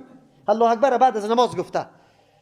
سلام از مسجد که برآمده مردم گفت نگفته بودیم که یا هم خراب شده قطع استاد خودشان یا هم وهابی گشته. سعی کنه برای بیان حقایق کلماتی که توسط دشمن در تلویزیونات زمزمه شده کلمه وهابی ایمانی حتی امر واجب بیان کردن شده. امر واجب مردم برای مردم بیان قدر چی میکنه؟ من دین روز درس مسلم گفتم، من گفتم آمین بالجعر بگوی. کسی که نفرت از سنت رسول الله داره دم پیش رویش بگوی. این عمل داده قدرش بشناسیم. ما باید بفهمیم که زمانی که رسول الله ما را ترغیب میده که عمل صالح، عمل صالح. حدیث دیگه است ابن عمر رضی الله عنهما میفرمه، پیغمبر علیه السلام میگه ما من ایام اعظم الی الله و احب الی الله، نیست روزها که خیلی معزز بزرگ باشه به الله و محبوب به الله باشه، من العمل فیهن، از عمل کردن در این روزها، من هذه العشر، از این روز. پیغمبر علیه السلام چی توصیه میکنه؟ زمانی که هر عمل نیک در این روزها خیلی محبوب و معظم و بزرگ است، پیغمبر علیه السلام میگه فاکثروا فیهن التکبیر، فاکثروا فیهن من التهلیل والتکبیر والتحمید. شما زیاد کنید در این روزا الله اکبر گفتن، عظمت و بزرگی الله را بیان کردن، تحلیل لا اله الا الله گفتن، تحمید الحمدلله گفتن، تسبیحات زیاد بگوی، عبادات الله را زیاد بکنی، تکبیر بگوی. ما تکبیر نمیگیم. این در روز داخل شده هیچ کس هم نیست، کسی هم در یک جای نمیگه. سنتی که بالکل وفات کرده، مرده. اگر ما زنده کردیم شه، بعد از اینکه هر کس سرش عمل میکنه بدون از اینکه اجر از او کم شوه بر ما اجر الله میده. سنتی که بالکل مرده و مردم خبر نداره. از تکبیرهای تشریق مردم خبر نداشت. من که از پاکستان آمدم، چون اوازه ها قبلا آمده بود و مردم همینطور فقط منتظر بودن کدام عمل خلاف عمل خودشان در ما دیده شوه. شاگردایم در قریه خودم خونه، در قریه دیگه که شاگردایم بود که تکبیر تشریقه در روز عرفه شروع کرده، بعد از نماز تکبیر تشریقه گوشتان واز است یا نه؟ الله اکبر بعد از نماز گفته. سلام از مسجد که برآمده مردم گفت نگفته بودیم که یا هم خراب شده قطع استاد خودشان یا هم وهابی گشته. سعی کنه پرسان ما برابر شدم، یک دو نفر آستا کد آمد، اما از من پرسان میکنه مولوی صاحب از همین شاگردایت ما یک عملی خیلی جدید و نو دیدیم، ما چون که تو تایید میکنی یا نمیکنی باید شاگردایت بسیار معتاد باشه. اینجا خوب میبینی که مردم اساسیت داره، اعمالی که من گفتم چی عمل کرده تو بگو. وار خطا شدم که شاگردا کدام جنایتی بزرگه کرده، او نسبت به ما میشه شاگردای تو گفته میشه، مثل که آل هر جا آمین بالجعر بگه خلاص دیگه نسبتش به ما میشه. شاگردای مولوی متوکل است. حالا به خاطر از اینکه چیسته چرا این قدر چی میکنه؟ من دین روز درس مسلم گفتم، من گفتم آمین بالجعر بگوی. کسی که نفرت از سنت رسول الله داره دم پیش رویش بگوی، دم پیش رویش بگوی. از سنت رسول الله که نفرت داری بعد برش گفته شو. خب پرسان کردم بیادرها بگوی چی عمل انجام داده؟ گفت نماز که خلاص شد یا با آواز بلند الله اکبر الله اکبر یک کلمات دیگر هم قدش اضافه کرد. ما گفتم چرا شما چند سال هستی؟ گفت دیگه چی میگم؟ من خو اینا ریشم سفید شده انشالله در 63 64 هستم، دیگهش برای من میگه که یک 52 شاید باشم 50 ساله باشم. ما گفتم در این قدر سالات تو ایره نمیفهمیدی کی تکبیر تشریق است؟ گفت بالله قسم کرد میفهمید. نگفتیم در عمر. ما گفتم خب از پیش سوال کردم، ما گفتم کتاب در کدام کتاب خب عقیده داری؟ گفت راست بگیم در کتاب حنفی. ما گفتم کدام کتاب؟ و بیچاره دیگر یاد نداشت، کنزه، اما کنزه برش کشیدم. صفحه باز کردم. گفتم بخونه میره. گفت من کم کم ملاسم قدرجات عربی رو نمیفهمم. گفتم اینا زیر ترجمه هم داره. یا کلی میخونه میگه هیچ خوب گفته که نه. یک روایت است که از 5 نماز چی شوه 8 نماز، دیگر روایت او فتوا هم در قول امام است، شاگردایش است. اول برش گفتم که امام صاحب تو هم خطا شده، شاگردا مخالفت امام صاحب کرده. امام صاحب میگه 8 نماز پشتش خوانده شده تکبیر تشریق، امام میگه 23 نماز. چقدر مخالفت میکنه ها؟ خب بیچاره خیلی چی شدن. من گفتم چطور است؟ باز رفت در سری مسجد در سری مولایشان. مولا را گفته بود که مولا صاحب یک سوال. گفت بله. گفت نه همین دین به ما بیان کردی یا نه که پنهان کردی؟ گفت نه الله نکنه ما بیان کردیم. گفتیم روز ما پیش مولوی صاحب رفته بودیم یک چیز برای ما نشان داد که تا دیده برای ما بیان نشده. کتاب و صفحه‌ش هم ورقش قاط کردگی برش داد. گفت را بخون. مولا میگه عرق کرد. بعد از عرق چی میگه؟ والا این گفتن خام میگفتیم. خب باز مردم آدم وابی میگه. امروز برای بیان حقایق کلماتی که توسط دشمن در تلویزیونات زمزمه شده کلمه وهابی، این معنی حتی امر واجب بیان کردن شده. امر واجب مردم برای مردم بیان کردن نمیتونه. بری ملایتان پرسان کنی. الحمدلله امروز کم کم سر و صدا شد، شاگردا پیدا شد، ملا صاحبا را در تلویزیونا زنگ میزنه ما کم میگیرش. ای برای آجاس. او مولوی صاحب پیغمبر علیه السلام گفته من اراده یضحیه، کسی که اراده داره که قربانی کنه این دا وجود عمره کننده هیچ مربوط نیست. دیگه چی میگه؟ در درجه مستحب است. او ملا صاحب بس پشتی سر زنگ برش میزنه که پیغمبر علیه السلام میگه فلا یأخذن، صیغه نهی است، تاکید به امرای نون. نونی تاکید قطعش یک جای شده، پیغمبر به تاکید امر کرده و قرینه خلافش موجود نیستی، واجب است که باید بگذاری. اگر ایره میتراشی یا میگیری حرام است. مولا صاحب این طرف میخیز میزنه، این طرف خیز میزنه، بیان خونه میکرد. این مشکل ماست، این مشکل امروزی ماست که ما خود آگاه نمی کنیم، خود در کوچه اصلا چپ میزنیم. باز میگیم از کدام مولا را قبول کنیم؟ از کدام مولا را قبول میکنی؟ مولایی که عمل میکنه از پیش سند طلب کو که عمل انجام میده. من امروز الحمدلله در مجلس گفتم، اخطار میدیم به سطح افغانستان.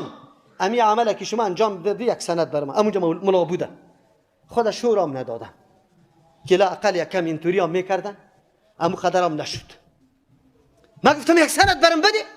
بله دین ما را ترغیب داده به عمل صالح. عمل صالح به چی میشه؟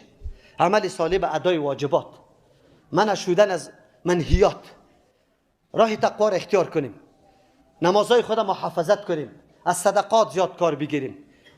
موقع صدقه است. بندی که در زندان است، اولادش که در اینجا چیزی نداره، معیوبی که چیزی نداره، یتیمی که هست، بیوی که هست، از حالش کسی تحقیق نکرد وهابیت که وهابیت چی است؟ که تو بدعت رد کنی، شرک رد کنی، قبر پرستی را رد کنی، شخصیت پرستی را رد کنی، کستی؟ نامت وهابی است. که مو مطلی که مردم دایم میکرد، میگفت که کسی برات گفت که الا بینی تا پیشک برد، اول دست در بینی ببر نه دنبال پیشک بدو. خب من در افغانستان که دیدم مردم در بینی دست نمیبره، کمی بگوی که بینی تا پیشک برد دنبال پیشک بدوی در آیسته. او اصلا جوابی وهابیت برام داده. عالی مفهومیدم که کسی نماز خواب بخونه او وهابی است، کسی که پیروی از قرآن و حدیث بکنه، کسی که دنبال سنت پیغمبر بگرده، ایره مردم وهابی میگه. و يا نفس إن لم تظفري لا تجزعي.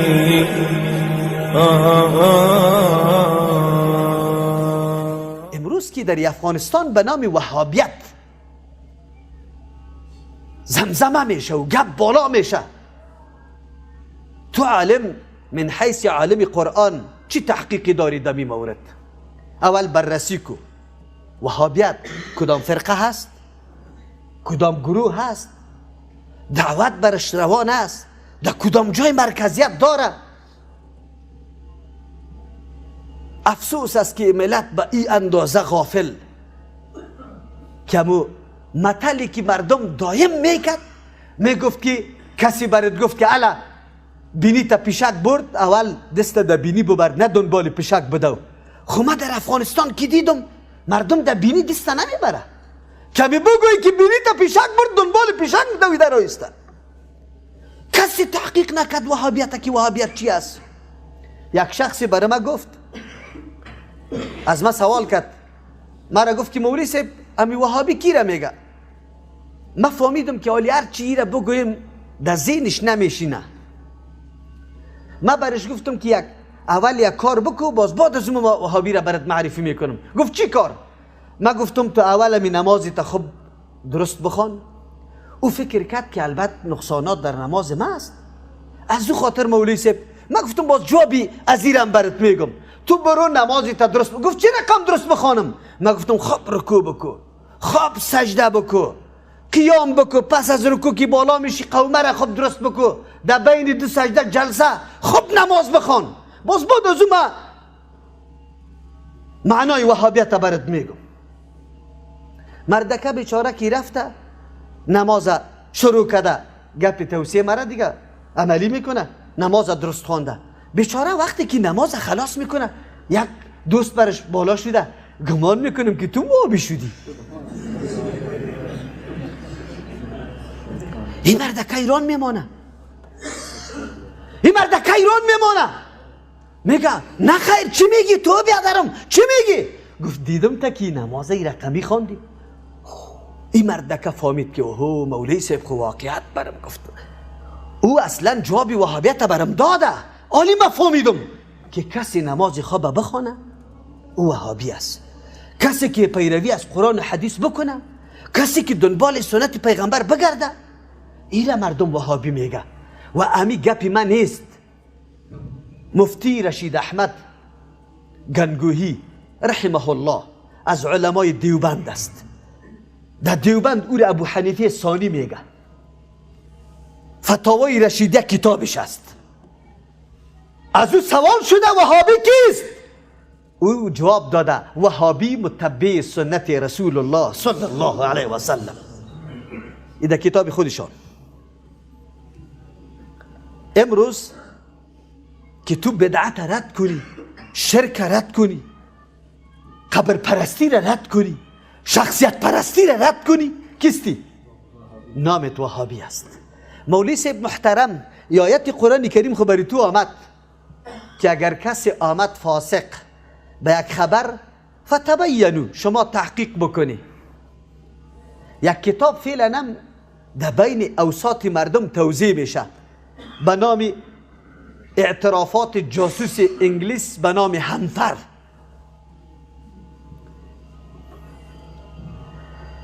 ای کاش این عقل کدام طرف میره؟ این بصیرت کدام طرف میره؟ یک چوپانم که پرسان بکنی که یک کسی که جاسوس انگلیس باشه، جاسوس انگلیس اعترافات میکنه؟ شبکه خود افشا میکنه که ما چی کاروایا داریم؟ بگوی شما بگوی. او خود پنهان میکنه، او خود کارکردگی ها و عملکردهای خود پنهان میکنه، کسی آگاه نشه که باز فریب نمیخوره. او خود اقرار نمیکنه. انگلیس فاسق است یا عادل است؟ پیشی مولا عادل است. تبیین نمیکنه. شیخ محمد ابن عبدالوهاب رحمه الله یک عالم است مثل سایر علما. شاید اقوال خطام داشته باشه، به ما معلوم نیست. تعالی را الحمدلله کتابای از او را که ما مطالعه کردیم در دسترس ما قرار داره، تحقیق کردیم، تمام مسائلش به بنیاد و اساس چیست؟ بگوید دلیل قرآن و حدیث است. کتاب توحیدش مشهورترین کتاب است، در کل جهان تدریس میشه و ایقا شهرت یافته که هیچ پرسان نکو. واقعا تحقیق توحید که او کرده، بعد از اینکه هر کس تحقیق میکنه دنبال روی ازی است. اما کتاب خود مطالعه کرده باشه. این مولوی صاحب یک دفعه مراجعه بکنه به اصل کتابی شیخ، که چی نظر داره، این جاسوس انگلیس است، این تخریبات کرده یا نه که حقیقت دین بیان کرده، ما او را میگذاریم. در افغانستان ما اینجا امی گپا خیلی زیاد بالا میشه، خصوصا هر حادثه که میشه نقطه طرفی چی میشه؟ مسجد کمپنی. او مردم خیرت است. ما خو برنامه زیرزمینی نداریم تاکاوی، ما خو برنامه علنی داریم. ما در کل جاها درسی چی داریم؟ تفسیر. او ثبت میشه، او نشر میشه، او امروز در جهان نشر میشه.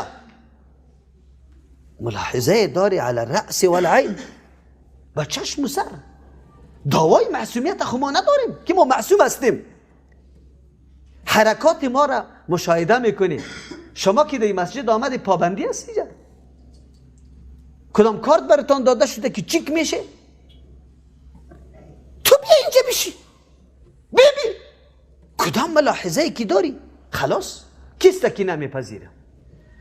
ولی با تأسف ما از آیت قرآن کریم هم پیش دستی میکنیم، فتوا را صادر میکنیم، مردم تحریک میکنیم یورش ببره، هجوم ببره. در روز قیامت او دختری که در اونجا تو پایین کردی از موتر و کتک زدی، انشاءالله در روز قیامت این دختر استاد میشه.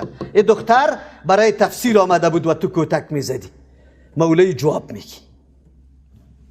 این جوانی که با این قدر دوره های فتنه انگیز که باید هر ساعت و لحظه از او نعوذ بالله در فحاشی تیر شوه، لیکن او جوان برای تعلیم و آموختن کتاب الله و حدیث رسول الله آمده، شوق و اشتیاق و محبت قرآن حدیث داره و تو ملا فتوا داده مردم کتک میزنه، در روز قیامت جواب داده نیستی. جناب مولوی صاحب محترم کلیپ دیگر هم شنیدم. جناب مولوی صاحب شاید امکان داره پیدا میشه افراد است، همیشه در ذهنتان باشه یکی حکم مجموعه می باشه، یکی حکم فرد می باشه. مثل که یکی اسلام است یکی مسلمان است. اسلام و مسلمان فرق داره. اسلام نظام الله است. در نظام الله کسی نقصانش که باره کمی کوتاهی را پیدا کرده نمیتونه تا روز قیامت اخطار است. اما در مسلمان افراد پیدا میشه که شراب میخوره، افراد پیدا میشه زنا میکنه، افراد پیدا میشه قمار میزنه، افراد پیدا میشه خیانت میکنه، دروغ میگه، غیبت میکنه. افراد پیدا میشه. این مفهوم یزیره نداره که اسلام نادرست و غلط است. این مفهوم داره. نه همه تو چی؟ تو کی؟ اوه شما ادامون اجون تو ما کلوب تو اکلوب همینجا زندگی میکنی؟ من مهمونم. نه اومدگی قبول سر گفته است. چی گفته است؟ چه گفته است؟ تو با چه همه گفتی؟ من خوشم.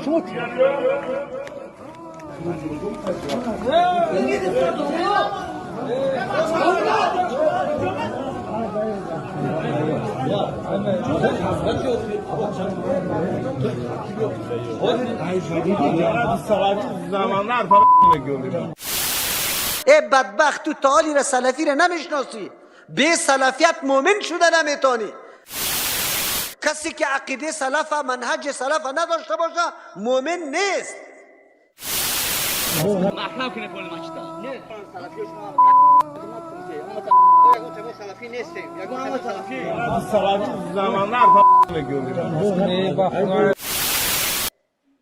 سلف خیر القرون است، صحابه، تابعین، تبی تابعین. اگر با منهج از روان نباشی، عقیده از نداشته باشی، تو مومن نیستی. ای بدبخت تو تعالی را سلفی را نمیشناسی، به سلفیت مومن شده نمیتانی. صورت چیزی؟ اوه صورت نیست همشا؟ اوه کده وقت خدا که جواب میده من مشتاق آخر نگیم نگیم زنیمش يا نفس إن لم تظفري لا تجزعي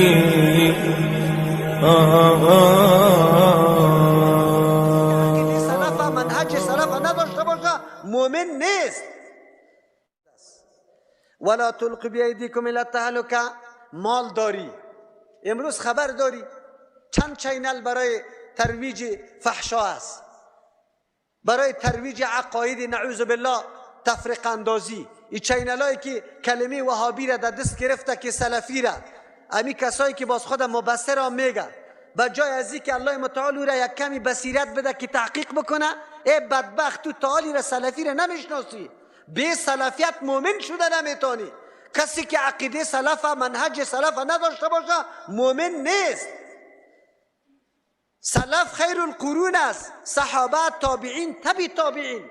اگر به منهج از روان نباشی، عقیده از نداشته باشی، تو مؤمن نیستی. لیکن یا فرقه های جدید پیدا شده، وهابی و سلفی هست. این از کجا تبلیغات میکنی؟ وهابی کی را میگه؟ کسی در دنیا پیدا میشه که خود وهابی کدام؟ اموی که به اصطلاح تو خود وهابی بگیره یا کدام مذهب پیدا کرده میتونی. لیکن چینل های چوچای یهود و شیطانا تبلیغات کرده رایسته، از هان مردم چقدر تخریب کرده. یک چینل وجود داره که به سوی توحید الله دعوت بده، یک تلویزیون برای من نشان بده، یک رادیو که توحید پاک بیان کنه بدون هراس و شعر شرکی را در رادیو خود نشر نکنه. نگویه که الله بر روی پیغمبریت پیدا کردی دنیا را، شعرها را ترانه را میشنوی. توحید درست بگویه، به سوی محبت سنت پیغمبر دعوت بده، برای ما پیدا کنی. یک چینل، یک مدرسه قرآن و حدیث که واقعا درس قرآن داده شود، درس حدیث داده شود، برام نشان بده. درس های حدیث است، فقط چپا کردن از پالوانیست. پالوانی را میشناسه؟ سه مذهب در یک طرف است، یک مذهب در دیگر طرف است. مثلا کیمیا پشتگیری میشه، در کلش سه مذهب چپا میکنه، یک مذهب چی میکنه؟ بگه زورآور ثابت میکنه. از حدیث پیغمبر که مطلب گرفته میشه او گفته نمیشه. درس حدیث که ما حقه وجود نداره، واقعیت است. ایره ما واقعیت میگم، نداریم. یک مرکز نداریم. اول ما و شما هستیم. 2 سال میشه ما پروسه خریدن مرکز شروع کردیم، تا حالی را کامیاب نشدیم که یک جای بگیریم که یک کمی وسیع باشه، در اونجا مدرسه داشته باشیم، لا اقل خصوصا برای ولایت 5 نفر لیلیه داشته باشیم، هم از برادرام از خواهرام. الحمدلله یک جامعه اثریه در پشاور است، 2 جامعه اثریه است. مدرسه شیخ صاحب عبدالسلام الله مرحمت کنه، مغفرت کنه. چقدر خواهرای امروز که ترجمه قرآن روان است توسط خواهرا، شاگردای همون مدرسه است. نمیتونیم در افغانستان یک لیله برای خواهرا داشته باشیم، فارغین بدیم خواهرا را، علمای دین جور شود. این دین خود تنها برای مردان نیست. کدام غیرت کردیم؟ مکاتب خصوصی است که پرسان نکو، مکاتب خصوصی است که پرسان نکو، پیسه جمع کو، پیسه فیس بالا ببر، بگو اولاد مردم تباه کردن بیچاره. ایده کدام طرف میکشانه؟ غریب بیچاره زیر گل است. از مکاتب کلی استازای فامیده میره در مکتبای خصوصی، مکتبای دولتی همونطور کسای باقی میمانه، مردمای با اولاد غریب در اونجا میره، درس نیست. بگوی خیری اولاد غریب سبار رئیس و وزیر شده میتونه، مامور و معلم شده میتونه، باز دیخانی میکنه. این نظام اینمی دموکراسی و لعنتی آورده، فکرتان باشه. در کدام حالت رسیده؟ امروز چی گپ است؟ مکتبای خصوصی جور شده. آلی ما از خود سوال بکنیم که نیاز به چقدر مصرف است که ما بکنیم؟ بگوی چقدر نیاز داریم؟ شما در افغانستان کدام مؤسسه خیریه را پیدا میکنی غیر از اینکه از بیرون جور شده باشه؟ اوی که از بیرون جور شده او را نمیگم، از داخل افغانستان مؤسسه خیریه که واقعا در مردم مظلوم در خیرش برسه داریم؟ در کجاستیم؟ قرآن کریم برای ما میگه انجینر صاحب، دکتر صاحب، معلم صاحب، مولوی صاحب، مالدار صاحب کل گیره میگه و انفقوا فی سبیل الله، خرج کنید در راه الله متعال، انرژی تانه، قوت تانه، مال تانه، علم تانه، مهارت تانه، تجربه تانه در راه الله متعال. وقتیش است. دنیای کفر بیبی از کجا شروع میکنه، چقدر مصارف میکنه برای ترویج فرهنگ غلط خود. ما تو مسلمان جور شده ما را پس میگیره، اعلان چی میکنه؟ یکیش اعلان مهدی میکنه که من مهدی استم، دیگهش اعلان پیغمبری میکنه، دیگهش معاون مهدی میکنه، دیگهش چی میکنه؟ نصرانی. سرا کشیده میشه وقتاً فوقتاً. لیکن کجاست؟ ما چی داریم؟ چقدر مقابله داریم؟ مصرف کردیم.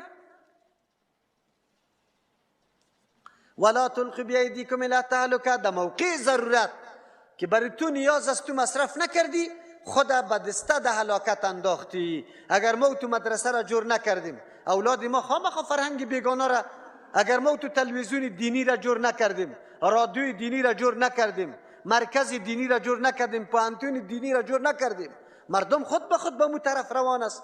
برو از اولادت پرسان کو که دین از یاد میفهمه یا نامه سازنداره از این دواره. پرسان کو خودت حالت در کجا رسیده. قرآن برای ما میگه که به دست خود ده هلاکت خود نندازی. يا نفس إن لم تظفري لا تجزعي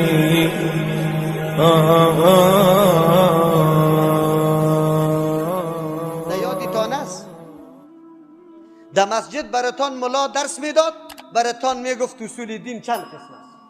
به نام چار کتاب بخارا سرتان میگفت عقیده کدام مردم براتان یاد میداد. خبر داره؟ گوشتان نواز کنه. میگه بدان که اصول دین چند قسم است. بازم کلمه اره رم قطش یک جای میکرد. خب اره با تو بگویم. حالی شما میفهمی که اصول کی بوده، کدام مردم بوده. باز برات میگفت که اصول دین 8 قسم است. اصول دین ما 3 است مردم. توحید است، یکتا پرستی الله، رسالت پیغمبر صلی الله علیه و سلم، میعاد آخرت است. این اصول دینی ماست. 3 است. اونجا برات چی میگفت؟ 8 قسم است. چی رقم برات میگفت؟ اول توحید بر مسلمان. این خوب گپ است. اول مسئله توحید به مسلمان است. چی رقم توحید داشته باشیم؟ توحید میشناسیم؟ برای ما کسی معرفی کرد؟ میگیم اقطاب است، اغواس است، اوتاد است. الله زمین ها را تقسیم کرده. متصرف ترکستان یک کس است، از کابل دیگه کس است، از سمت شمال دیگه کس است. همینطور عقیده داشتیم یا نداشتیم؟ داشتیم. اینطور توحید داشتیم. ملا صاحب یاد داده بود ما را. دوم باز میگفت دوم اصل عدل است به حکم سلطان. رسالت دوم اصل است. اونجا بگه عدالت پاچا. سوم امامت گوشکای تا نواز کنی. خوب باز چهارم نبوت که دوم بود. کدام مرحله رسید؟ امامت از پیش شد. خب گوشکای تا واز کن. باز بعد از او میگفت پنجم امر بالمعروف، ششم نهی عن المنکر، هفتم تولا، هشتم تبرا. تولا و تبرا چی معنا داشت؟ اعلان دوستی با اهل بیت و 5 صحابی و اعلان براءت از ابوبکر و عمر و کل صحابه باقی. خب باز چی میگفته مسلمان؟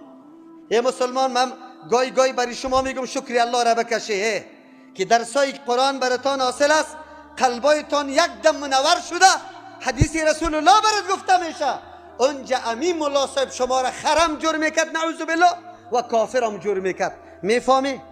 میگفت هر کس که اصول دین ندانه چون خر در گل بند بمانه. نمیگفت خر جور میکرد تانه و در گلم بند ماندگی. خب گوشت رو باز کن. موقع گریان است. خنده کردی شما، خب موقع گریان است. بابا و اجداد ما به می عقاید رفتن. تو مسلمان همینجا خرم جور میکرد. بعد از او چی میگفت؟ میگه نکایش از چیز به حکم قرآن صحیح نباشه، اولاد شرامی باشه. انکار امامت و ندانستن امامت کافر هم جور میکرد تا نه. و بعد از اون نکاحتان هم باطل میکرد، زنتان زنا میکنی. نعوذ بالله. شکر الله را بکشی، شکر الله را بکشی.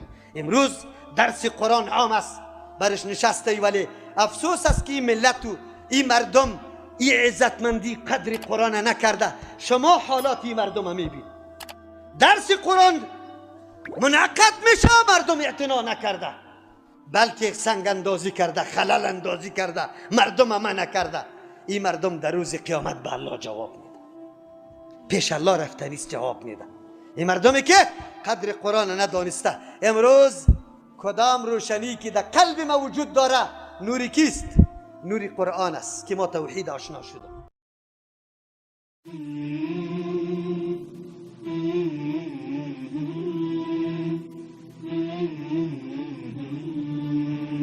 بسم الله و صلات و السلام علی رسول الله. السلام علیکم و رحمت الله و برکاته.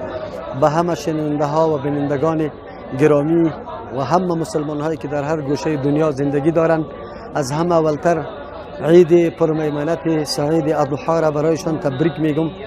امیدوار هستم که ان الله درسای عظیم شخصیت بزرگ تاریخ اسلام ابراهیم علیه السلام در قلبایشان زنده شده باشه و تعهد سپرده باشند که آینده زندگی خود مطابق منهج ابراهیم علیه السلام به پیش ببرند. در هر گوشه دنیایی که زندگی داره، الله سبحانه و تعالی توفیق طاعت و عبادت درست برای همه تان نصیب بگردانه و روزهای خوش و خندان الله برای تان پیش بیاره و از همه آفات و بلیات و مصیبت ها الله همه تان نگاه کنه. برای همه تان عید مبارک باشه. تقبل الله منا و منکم صالح الاعمال. جزاکم الله خیر. مژده بر مؤمنان عید سعید آمده، بر گلستان دل پیک نوید آمده. باغ دل خرم از بوی بهاران بود، شور و عشقی به پا به جمع یاران بود.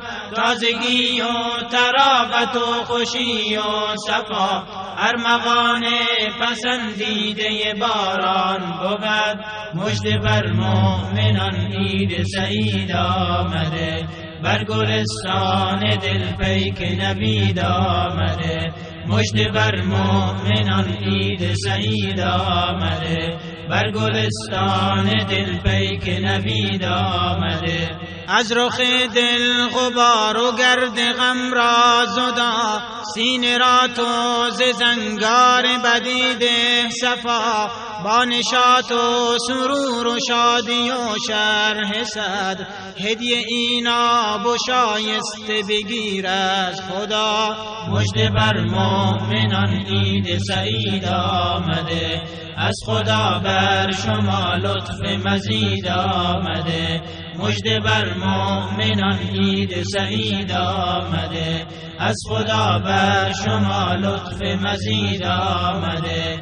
از رخ دل غبار و گرد غم را زدا، سینه را تو ز زنگار بدید صفا.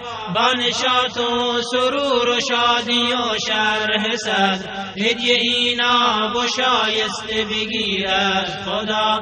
مژده بر مؤمنان عید سعید آمده، بر گلستان دل پیک نوید آمده. مژده بر مؤمنان عید سعید آمده، بر گلستان دل پیک نوید آمده. شاد و خندان کنید هر دل رنجیده را، از رخش پاک کنید سرشک غلطیده را. از محبت صفا و از باغ گل تحفه ای، بذل و ایثار کنید قلوب غم دیده را. مژده بر مؤمنان عید سعید آمده، روز شیرین و فرخنده عید آمده. مژده بر مؤمنان عید سعید آمده، روز شیرین و فرخنده عید آمده. شاد و خندان کنید هر دل رنجیده را، از رخش پاک کنید سرشک غلطیده را. از محبت صفا و از باغ گل تحفه ای، بذل و ایثار کنید قلوب غم دیده را. مژده بر مؤمنان عید سعید آمده، بر گلستان دل پیک نوید آمده.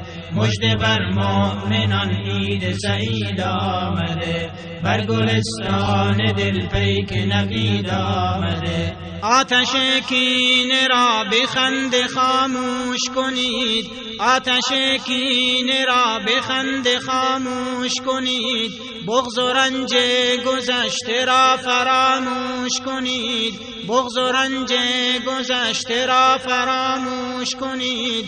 در بهشت از همان شهد و شرابی که حق خود مهیا نموده بر شما نوش کنید.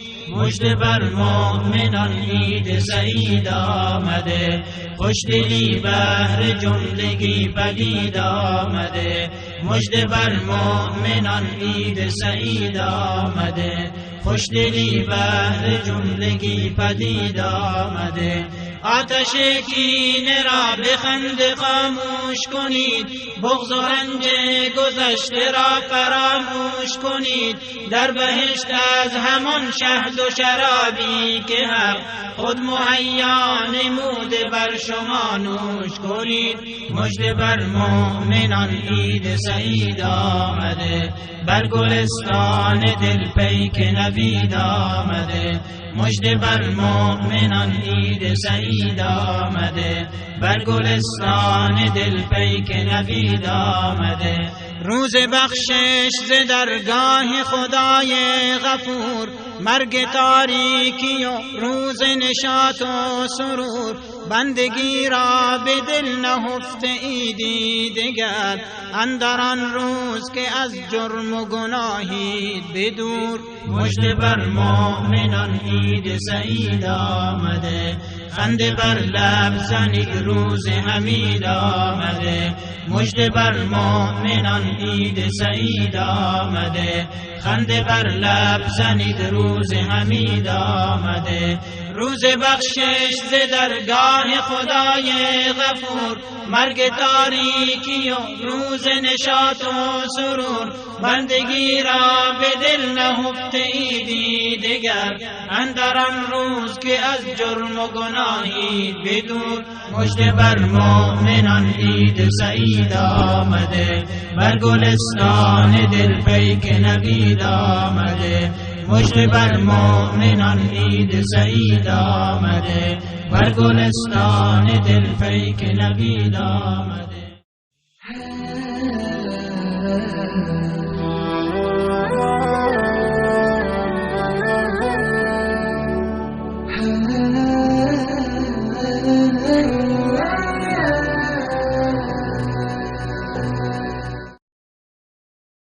از این حدیث معلوم میشه که کسی نماز میخوانه مؤمن او کسی که نمیخوانه کافر است. از همون خاطر علما در این اختلاف داره. یک موضوع اجماعی است، یعنی کلگی اتفاق داره. اگر از فرضیت و وجوب نماز کسی منکر شوه و قطعا کافر است، هیچ کس در او اختلاف نداره، در این شک و شبهه نیست. پس اگر این حدیث حمل به این بکنیم، هیچ کدام اشکال وارد نمیشه. کسی که راستی هم فرضیت وجوب نماز منکر شوه کافر است و این فرق در بین مؤمن و کافر هم شده میتونه. کافر از نماز منکر است و مؤمن نماز قبول داره. اما کسی که نماز میگذاره از روی تکاسلی و از روی غفلت، از روی ناراستی خود بی توجهی میکنه، سستی میکنه، اینطور آدم کافر گفتم میتونه میانه. مذهب صحابه کرام احمد ابن حنبل رحمه الله، ابن اسحاق، ابن مبارک رحمت الله علیهم قائل به است که اکثر محدثین گفته میشه که بله، کسی که نماز ترک میکنه کافر است. در مقبره مسلمان ها مردش دفن نمیشه، نکاحش نمیشه. امرای زن اگر زن داشته باشه زنش طلاق است و این آدم نه حجش میشه و نه کدام اموری دیگهش. بعد اونمون معامله قطعی کرده شوه مثل امرای یک کافر کدام معامله کرده بشه. این مسلک از یاست. دوم مسلک از امام شافعی و امام مالک رحمه الله است و میگن نه، این آدم کافر خو نمیشه، فاسق است، اما حدن قتل میشه. حد بری خود حد داره. کسی که نماز ترک میکنه باید قتل شوه. فرق در بین حد زنا و حد نمازی است. اونجا سنگسار میشه، اینجا قطع شمشیر باید کشته شوه یا قائل بایسته. این دو مسلک. سوم مسلک از امام ابو حنیفه رحمه الله و بعضی دیگه علماست و قائل به است که نه کافر نمیشه بلکه فاسق است، خو لیکن بندی شوه تا ای که یا توبه بکشه و یا است که اگر انکار کرد باز بعد از او قتل کرده شوه. در غیر از او بعد ای در زندان انداخته شوه تا که بپذیره نمازه. هر کدام همی علما برای خود دلایل داره. کسایی که میگه که نه کافر نمیشه و از عمومات استدلال میکنه. مثلا در آیت قرآن کریم ان الله لا یغفر یشرک به و یغفر ما دون ذالک. ما دون ذالک ترک نماز هم است، الله متعال معاف میکنه. و همچنان احادیثی که ما شما قبلا خواندیم، من قال لا اله الا الله بگه دخل الجنه، اینی گپ و در حدیث هم آمده.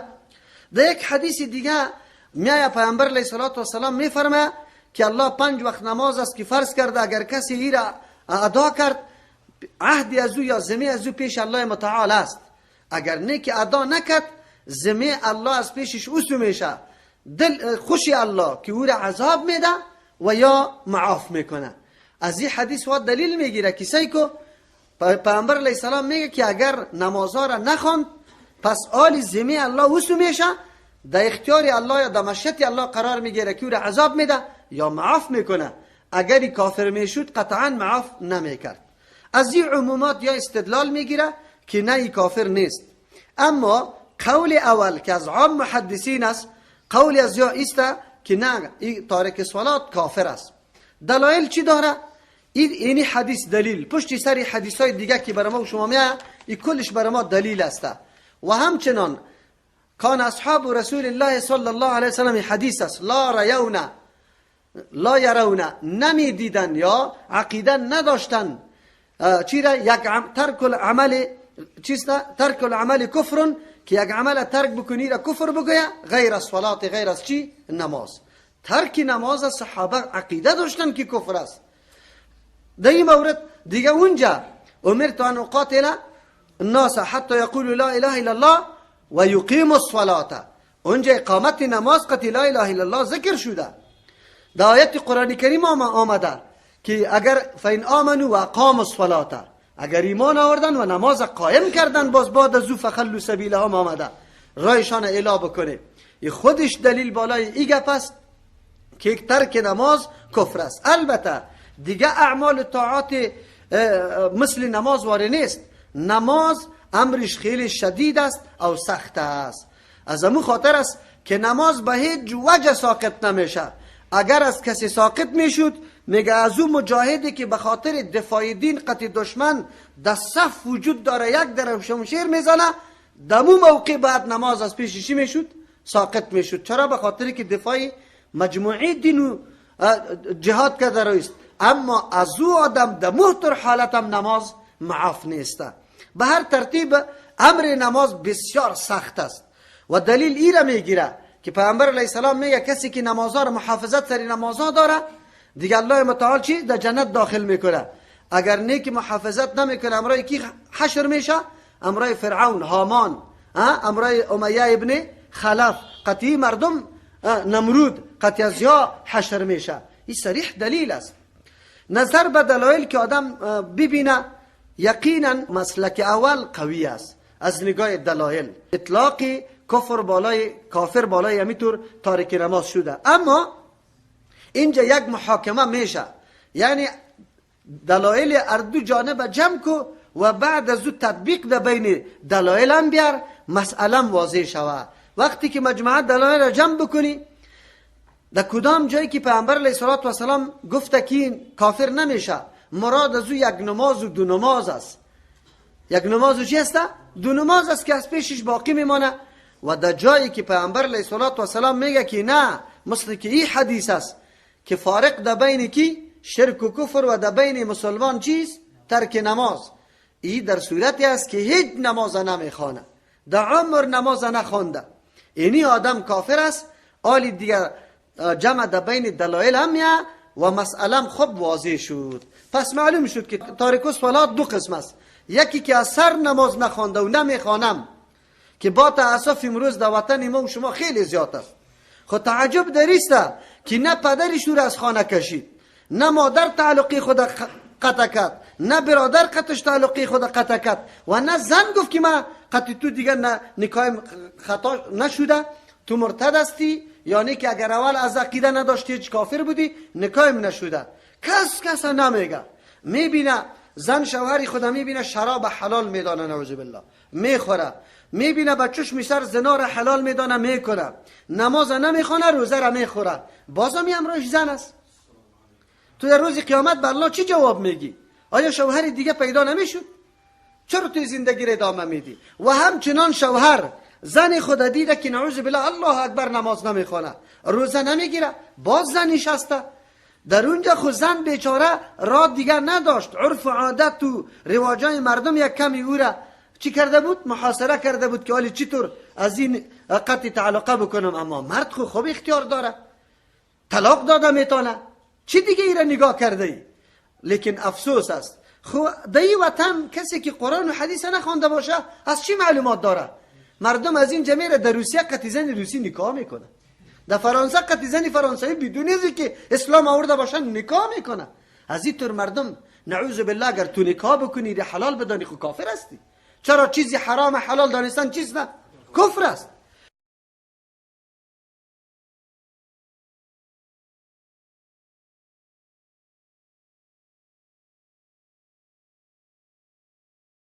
همین جان ناقصی مرا این چه حیثیت داره؟ اگر الله سبحانه و تعالی بر رضامندی خود در راه خدمت و فداکاری دین خود قبول کنه، از این کده نعمت عظیم دیگه هست. هزارها سال شکری الله سبحانه و تعالی را بر بکن که الله تو جان مرا قبول میکنی. ما قویستیم. ضعیف کسی است که از مرگ میترسه، ضعیف کسی است که محبت دنیا را خوش داره، ضعیف کسی است که 4 روز زندگی با اولاد خود خوش داره. خدا میتون خوش داره که در راه الله سبحانه و تعالی سر همه ما خوش داریم که در راه الله سبحانه و تعالی جان خود فدا کنیم. همین جان ناقصی مرا این چه حیثیت داره؟ اگر الله سبحانه و تعالی بر رضامندی خود در راه خدمت و فداکاری دین خود قبول کنه، از این کده نعمت عظیم دیگه هست.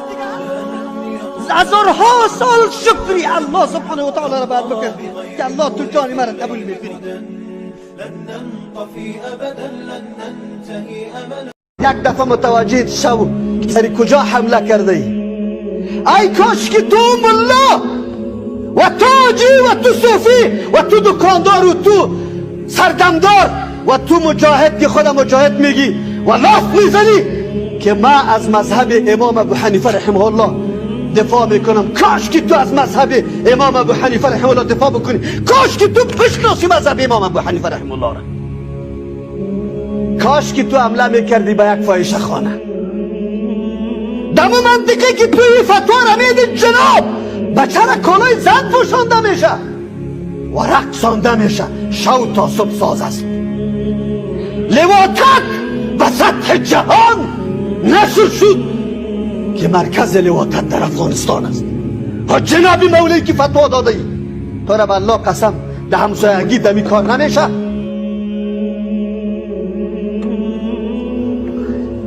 کدام شبکه‌ای که خیلی فحاشی را عیاشی را نشر میکرد رفتی و یورش برده ای؟ در کدام مجلس قمار یورش برده ای؟ در کدام تویی که اونجا خیلی به حیایی شده بود توی مردم تحریک میکردی و میبردی که هجوم میبردن؟ امروز برات میگفتیم که آفرین شاباس.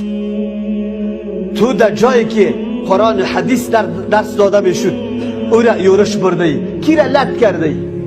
عالم قرآن و حدیث لط کرده ای، طالب قرآن و حدیث لط کرده ای. و عجیب است بی غیرت تو غنیمت میبری از یک اتاق نمیشه غنیمت میمانی. تو مفهومی غنیمت فهمیدی راستی تا بگو تو را به الله قسم و عالم که توی فتوا را داده ای. بشنو غنیمت مفهومیشه میفهمی؟ بیچارگک در کدام داری حرب هستی که ملکت کافر آوردی احراز کرده ای در دار اسلام که نامش غنیمت بگذاری؟ تو تالی را مفهومی غنیمت هم نفهمیده ای. چرا؟ تا کی گل میخوری ها مولایی؟ تا کی گل میخوری در پارلمان نشسته؟ تا کی اما؟ این ملت کدام طرف میره؟ راستی تا بگو. این ملت اموتر خو برده است؟ این ملت خو برده نیست. امروز جوان ما در تلاش عزیز که حقیقت دین چیست؟ دین چی را میگه؟ ما که با کدام دین معتقد هستیم؟ این دین چی مفهومی داره؟ چی مقاصد داره؟ زیاد نمیگم، در یک نقطه اساسی متوجه میسازم تانه. کدام نقطه؟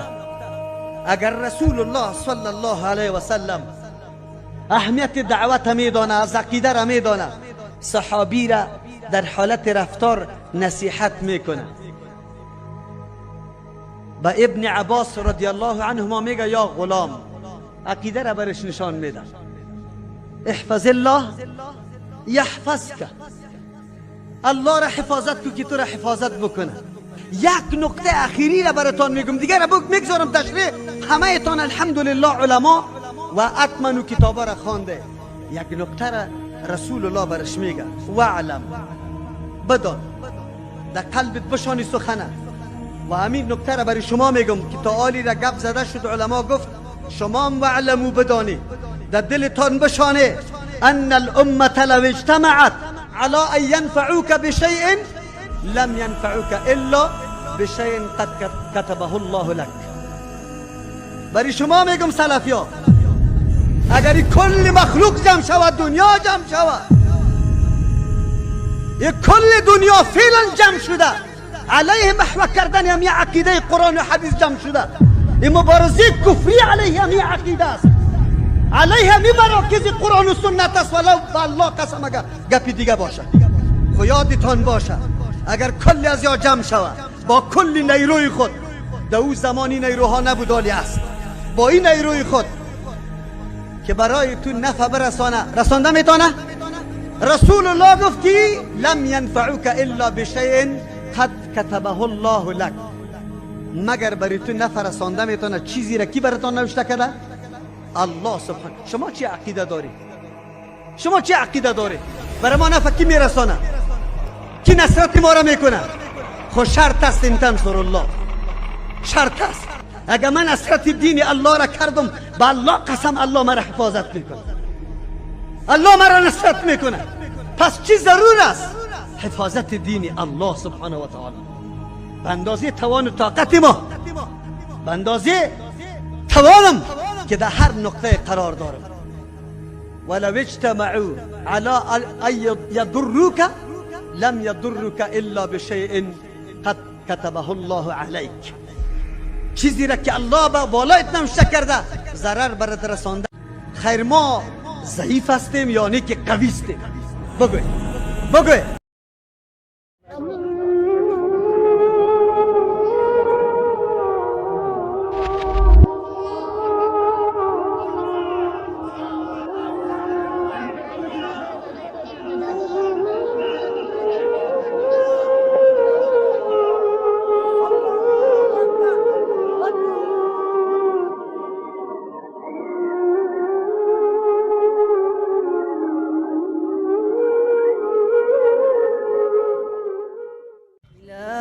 جنة الله زوف الشهيد وحي الشهيد بأحلى نشيد إلى المجد قد سار في همة فنال الأبي جنان المجيد لدى الله حي ولا لم يمت بجانب حور الجنان سعيد فلا تحسبن الشهيد بميت فما الحر منها كمثل العبيد أخي صانع المجد ها قد ربحت أهنيك يا فخرنا من جديد، وعهدا سنمضي كما قد مضيت، وعن نهج دربك لا نحيد. تقدم لم يفنه حب دنيا ولا حب مال وعيش زهيد، فنال الشهادة في عزة، وقام ضيم العدا كالأسود. لقد شهد العالم اليوم أنا أبات كمات نفل الحديد، ونسمو إلى فرقد شاهق، ونمضي سراعا لمجد تليد، ونصنع من ليبيا صرح فخر بنهر الدماء لدينا المزيد. فيا أهل ليبيا ويا خير أهل إلى جنة الله زوفوا الشهيد.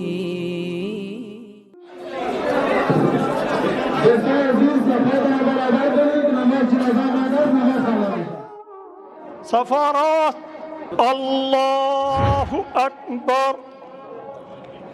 أعوذ بالله السميع العليم من الشيطان الرجيم من حمده ونفخه ونفخه. بسم الله الحمد لله رب العالمين الرحمن الرحيم مالك يوم الدين إياك نعبد وإياك نستعين اهدنا الصراط المستقيم صراط الذين أنعمت عليهم غير المغضوب عليهم ولا الضالين.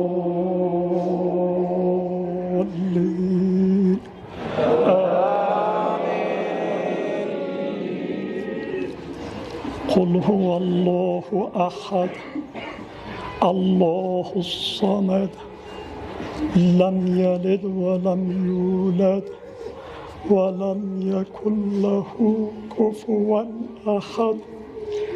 الله أكبر. اللهم صل على محمد وعلى آل محمد كما صليت على إبراهيم وعلى آل إبراهيم إنك حميد مجيد. اللهم بارك على محمد وعلى آل محمد كما باركت على إبراهيم وعلى آل إبراهيم إنك حميد مجيد.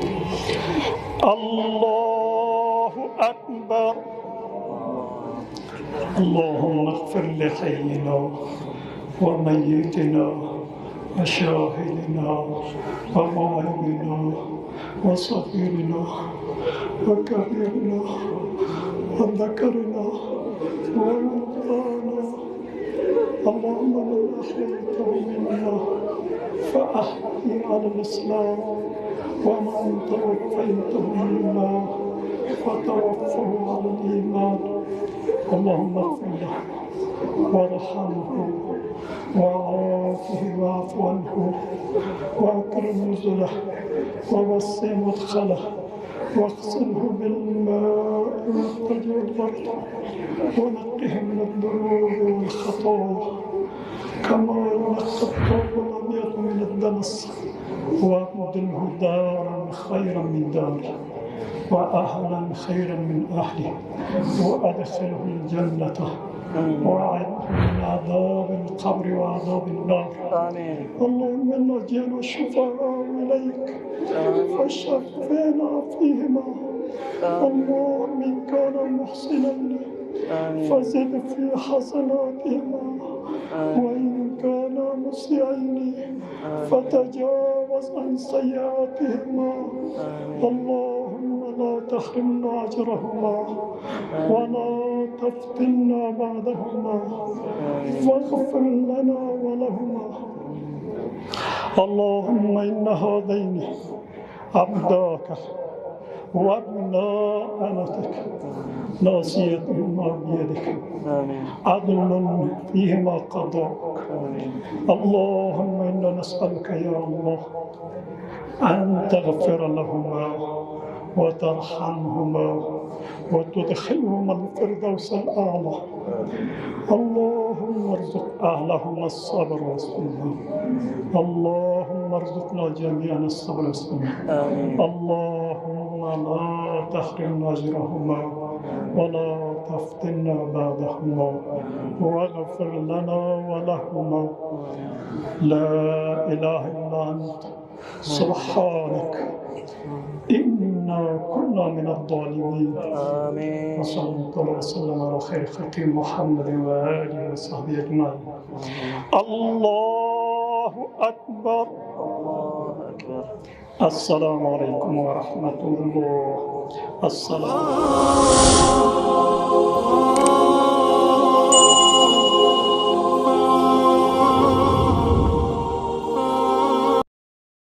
میگیرم در نظر میگیرم این درس به این خاطر نمیدم که احسان سر تو بگذارم این درس به خاطر میدم که مسئولیتم پیش الله متعال رفت چرا که الله در یادم است من بنده الله هستم الله متعال نعمت سر مرزانی کرد شکر نعمت امیست من قواعد اربعه را شناختم اهمیتش برام واضح شد معلومات هم دارم از وضعیت مردم خود که در کدام مستوی قرار دارن آیا توحید میشناسن آیا شرک میشناسن آیا اجتناب از شرک کردن آیا توحید تطبیق کردن این وضعیت هم برام معلوم است اما من چوب بشنم آرام بشنم نزد الله متعال رفته نیستم الله متعال مرا دمی نعمت میگیره برام میگه که این نعمت بری تو حاصل شد چقدر اهمیت داشت و چقدر خوش شدی سرش آیا نمیخواستی که یک برادر مسلمانی تو هم میتونه خوش شوه و همین نعمت برش حاصل شوه و اون طرف حدیث پیغمبر صلی الله علیه و سلم نشنیده بودی لا یؤمن احدکم حتی یحب لاخیه ما یحب لنفسه پیغمبر صلی الله علیه و سلم میفرماید مؤمن شده نمیتونه یکی از شما مؤمن کامل شده نمیتونه یکی از شما تا ای که دوست داشته باشه برای برادری خود آن چیزی را که برای خود دوست داره همین یک حدیث پیغمبر صلی الله علیه و سلم که شما تأمل و فکر بکنی کل دین جمع شده کل نیکی ها و کل حسنات جمع شده دیگه مردم مثل خود فکر بکن مثل خود فکر بکنم این قلم دزدی کنم از ما اگر کسی دزدی کنه خوش دارم نه مرا بد دورت ما کسی را بد دورت بگویم نه چرا به خاطر که ما نمیخوایم که کسی مرا بد دورت بگوید آبروی ما را بریزانه مال مرا کسی غصب بکنه در دینم تعرض بکنه به ناموسم تعرض بکنه به مالم تعرض بکنه خلاص کسی مرا آزار اذیت بده الله اکبر این احساس تو در ذهن بیار کل نیکی ها در درس جمع شده در یک حدیث پیغمبر آنی مصنف رحمه الله میگه اسأل الله الکریم چون که اصلی مقصد معرفت توحید الله است از اول که شروع میکنه میگه من سوال دارم خواهد از کی سوال دارم دهنده سوال و پوره کننده سوال کی است شنونده سوال کی است کی معلومات داره سر این احتیاجات من کی پوره میکنه مقصد مرا از او خاطر داول میگه اسأل الله از الله سوال میکنم الله نامی است که کل صفات کمال در او جمع شده یعنی الله غفور است الله رحیم است الله رحمان است الله تواب است الله کریم است کل صفات ها دری جمع شده نام الله را گرفته خب کدام الله از الله سوال میکنم چی دارم چی مقدمه دارم چی توفه و سوغاتی دارم که از الله سوال میکنم نه عاجز هستم هیچ چیز ندارم الله کریم است اسأل الله الکریم ما از الله سوال میکنم و ذاتی که کریم است کریم او را میگه که بخشش میکنه لیکن بگوی بخشش میکنه لیکن حساب نمیگیره که چرا وجود مرا بخشش کرده. امکاناتی که در وجود ما است، امکاناتی که در بیرون زندگی ما است، کلش الله بخشش کرده و نکرده. الله کریم است. و ذاتی که رب بزرگی الله را بیان میکنه. اینی را مردم میگه وسیله گرفتن به صفات کی؟ وسیله گرفتن به صفات الله متعال. او وسیله که الله ما را امر کرده که طور وسیله را بگیریم. ولله الاسماء الحسنى فادعوه بها. چیزی را که الله برای ما فرمان داده او را بگذاریم برویم دعاهای بدعتی را کرده را ایستیم بر روی فلانی، به برکت فلانی، به طفیل فلانی، به حق فلانی. تو طفیل از او از کجا شناختی که طفیل داره یا نه؟ برکت داره یا نه؟ روی داره یا نه؟ عزت داره یا نه؟ از عالم غیب گپ میزنی. فلانی خان تا لیل خاتمش معلوم نیست که به ایمان میموره یا به حالت کفر میموره.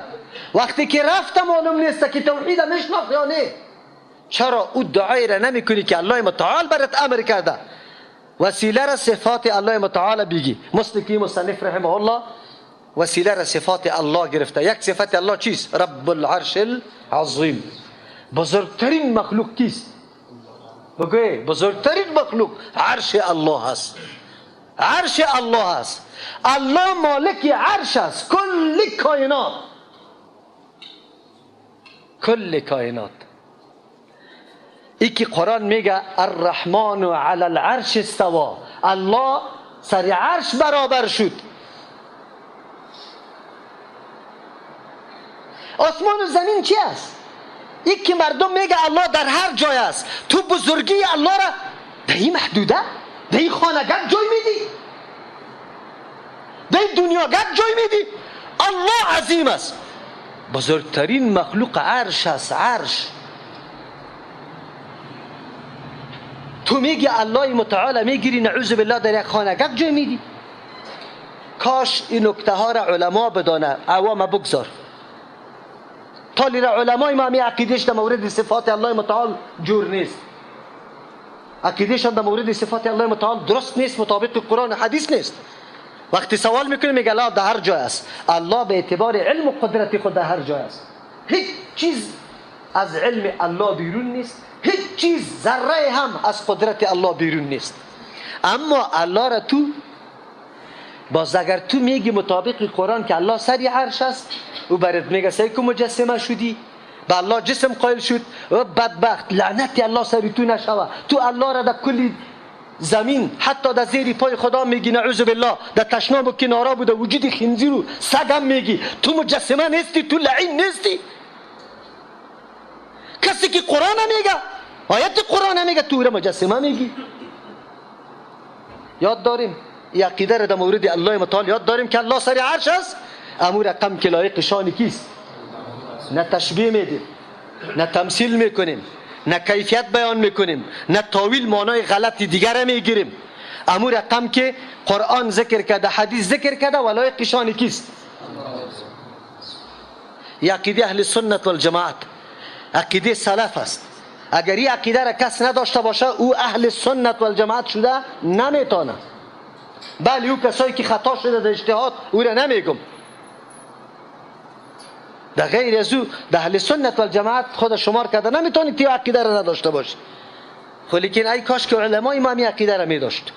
الله را میگه در هر جای است. بزرگی الله، عرش بزرگترین مخلوق الله است. در حدیث پیغمبر صلی الله علیه و سلم میفرماید حیثیت زمین و آسمان در مقابل کرسی و مثل یک حلقه انگشتری است که در یک بیابان پرتیشه، در یک دشت پرتیشه. و حیثیت کرسی در مقابل عرش الله حیثیت حلقه کیست؟ انگشتری. بزرگترین مخلوق عرش است. الله سر عرش است. الله قدر بزرگ است. بزرگی از از نگاه جسم نمیگیم که نعوذ بالله ما جسم قائل شویم. بزرگی از او را امور رقم که لایق شان کیست؟ الله متعال. مصنف رحمت الله علیه شروع کرد کتابی خود، دعا میکنه، سوال میکنه از الله، وسیله را صفات الله. یکی از صفات الله رب العرش چیست؟ عظیم است. چطور دعا کرده؟ ایتولاک، که تو را دوست بگیره الله متعال، رعایت و سرپرستی تو را بکنه الله متعال. کی را دعا میکنه؟ کسی که کتاب عالی میگیره در صدد شناختن توحید و شرک است. مصنف رحمه الله به شاگردی که در تلاش شناختن توحید و شرک است دعا میکنه، برش میگه الله رعایت تو را بکنه، سرپرستی تو را بکنه، تو را دوست بگیره برای خود، فی الدنیا و الاخره، ام در دنیا ام در آخرت دوست بگیره تو را. الله ولی الذین آمنوا، الله ولی کسی است که مؤمن واقعی هستند، عقیده توحید الله را داره.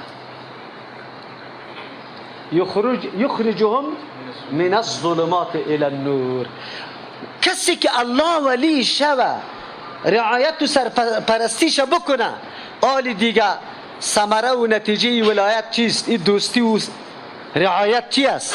بگوی میکشانش از تاریکی ها به سوی کی؟ روشنی. شک و شبهه تاریکی است، شرک تاریکی است، بدعت تاریکی است، معصیت و گناه تاریکی است، جهل تاریکی است. زمانی که الله متعال تو را به ولایت بگیره، تو را دوست بگیره، رعایت تو را بکنه، آلی دیگه الله متعال تو را در حالت تاریکی نمیگذاره. عقیده کامل انسان از جهالت میکشانه به سوی علم، از شرک میکشانه به سوی توحید الله، از بدعت میکشانه به سوی سنت، از شکوک و شبهات میکشانه به سوی یقین. عقیده توحید الله شرط است که عقیده توحید واقعا پخته شده باشه، در قلب داخل شده باشه. عقیده توحید کدام است؟ چه قسم است؟ قرآن معرفی کرده. الله نور السماوات والارض، تمام عالم که منور ساخته و هر جایی که روشنی دیده میشه ای از جانب کی است؟ روشن کننده زمین آسمان همه، یا هدایت دهنده تمام چیزایی که در آسمان و زمین است کی است؟ به هر کس نوری هدایت داده، به زنبور داده، به زنبور داده، به پرنده داده، به مرچه داده، به جن داده، به انسان داده، به ملائک داده. نور هدایت الله متعال داده، کسی دیگری نیست که نور هدایت بده. مثل نوری که مشکات فیها مصباح، المصباح فی الزجاجه، الزجاجه کأنها کوکب دری. الله متعال عقیده توحید، روشنی توحید تشبیه میده به یک چراغ که در بین شیشه باشه. قلب مؤمن شیشه است، نوری توحید در بین شیشه است، سینه مؤمن اونمو تاقچه است و این شیشه تو بگویی که یک ستاره درخشنده است که خیلی از دور نمایان میشه. تیل اینمی چراغ از او درختی است که نه شرقی است نه غربی، طور نیست که آفتاب صبحی برای ای در سایه باشه یا شام میشینه ای در سایه باشه. در هر موقع در آفتاب قرار داره ای تیل. او تیل اگر ایش پلتم نزنی خودش شفاف در میگیره، خب اگر پلته زدیشه نوری مؤمن حیثیت اونمو چراغ را داره، خودش روشن است. اما اگر از تیل زیتونی شفاف پلته برش بزنی دیگه هم چیسته؟ نور علی نور میشه.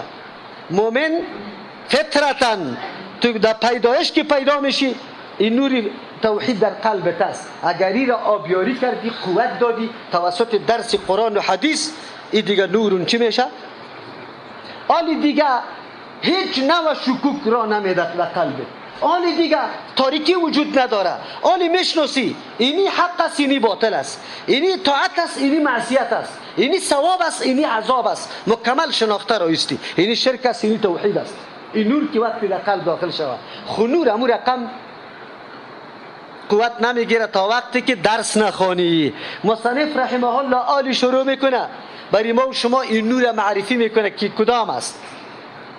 بعد از او انشاءالله این درس ها که خلاص میشه، پس از او بر ما و شما واضح میشه که کاش این درس ما 30 سال پیش میخواندم. 30 سال پیش اولی امی قدر کفایت میکنه. بس صلی الله تعالی علی خیر خلقی محمد و آله.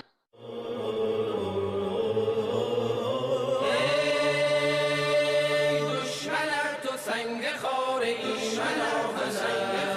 جان من فدای حرف پیغمبرم. اسلام ما دین برتر است، پیغمبرش بهترین عالم است.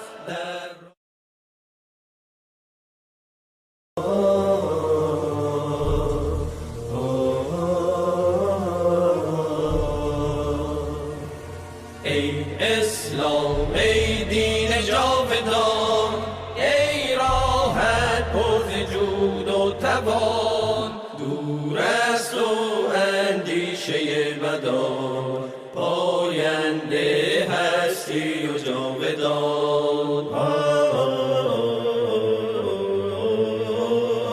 ای دشمنت تو سنگ خاره، دشمنت تو سنگ خاره، جان من فدای حرف پیغمبرم. اسلام ما دین برتر است، پیغمبرش بهترین عالم است.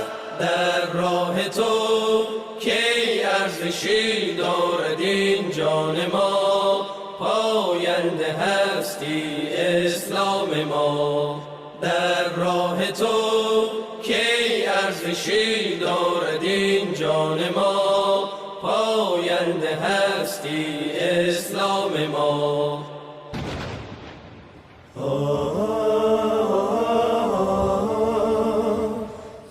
بسم الله الرحمن الرحیم. درس ما و شما در مقدمه کتاب روان است. جمله اولی مقدمه کتاب خواندیم: اسأل الله الكریم رب العرش العظیم ان یتولاک فی الدنیا والآخره.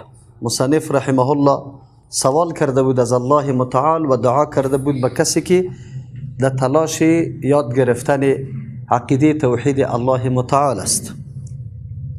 بهترین دعا را کرده بود که الله متعال رعایت و سرپرستی ما را بکنه، هم در دنیا هم در آخرت. در دنیا به هدایت دادن، توفیق دادن در اعمال خیر و نیک و عقیده صحیح را نصیب کردن به کسی و او را در تمام افعال خیر توفیق دادن.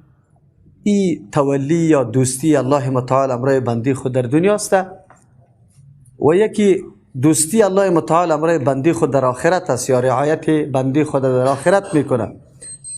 در آخرت است که الله متعال تو را در جنت داخل میکنه و از عذاب نجات میدته و بعد از او نعمتای بر تو حاصل میشه که ما لا عین رأت ولا اذن سمعت ولا خطر على قلب بشر. به اون نعمتها سرفراز میسازشه که اون نعمتها نه چشم دیده و نه گوش شنیده و نه سر قلب بشر خطور کرده. امروز جمله دیگر که برای طالب علم یا کسی که توحید می آموزه برای از دعا کرده: و ان یجعلک مبارکا اینما کنت. دعا کرده که الله متعال تو را بگردانه، تو که در طلب توحید الله متعال هستی، یعنی عقیده یکتاپرستی الله را فرا میگیری، الله تو را مبارک بگردانه. مبارک کی را میگه؟ برکت. برکت خیر کثیر میگه، خیر کثیر، خیر کثیر، خیر خیلی زیاد. اینجا یکی مبارک است و یکی مبارک است. یکی را زیر داره و یکی را پیش داره. این اسم فاعل است، این اسم مفعول است. مبارک الله جل جلاله است، الله سبحانه و تعالی. مبارک بسیار اشیا مانند چی؟ قرآن کریم،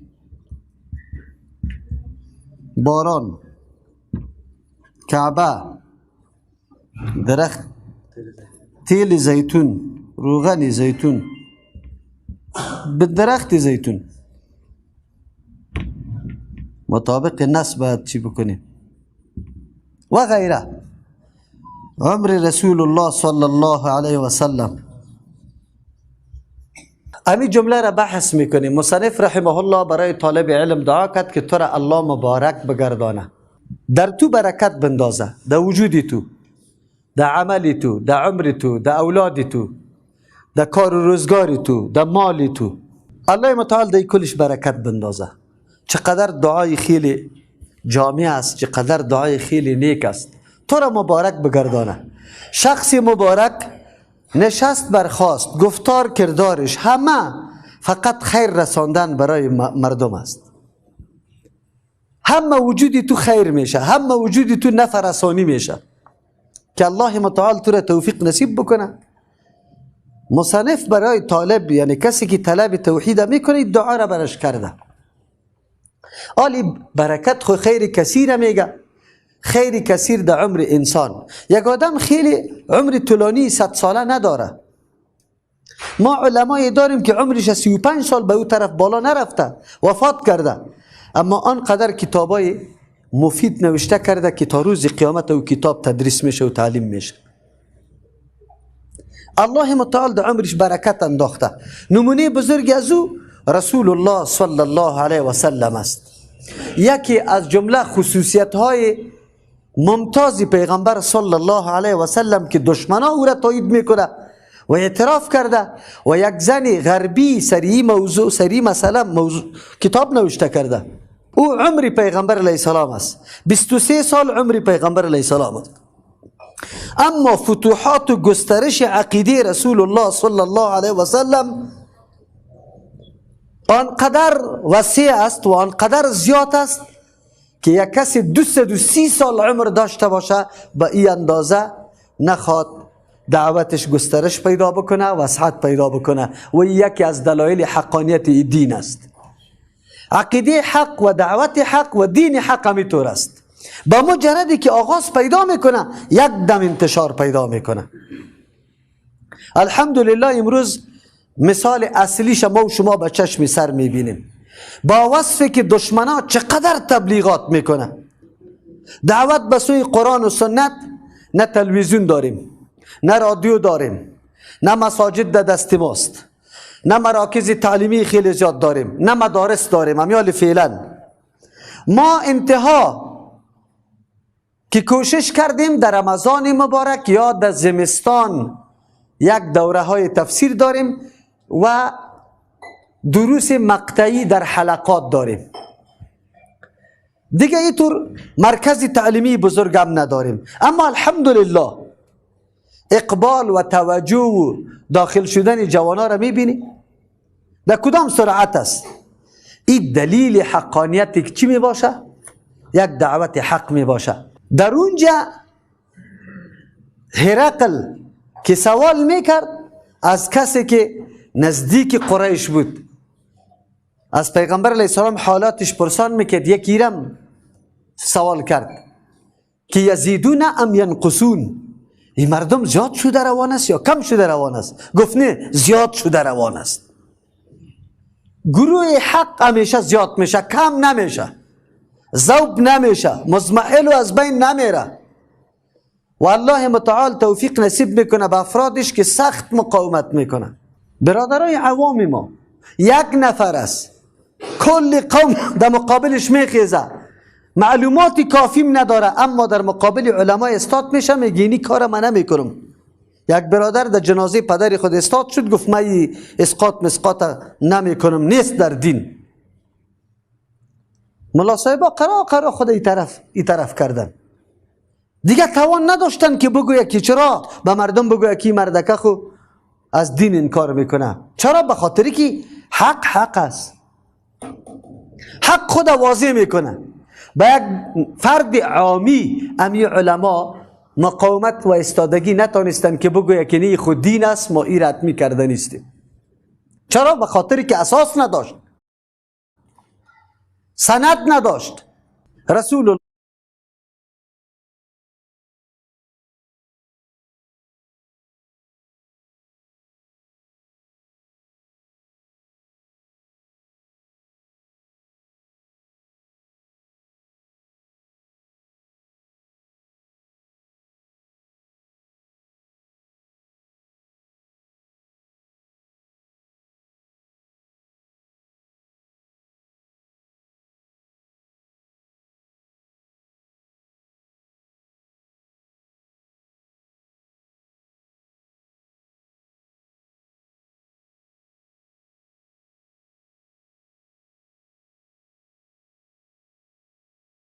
الله صلی الله علیه و سلم 23 سال عمرش است، خیلی کم، اما فتوحاتش، اما گسترش دعوتش، اما شهرت اخلاقش، اما سیرتش، اما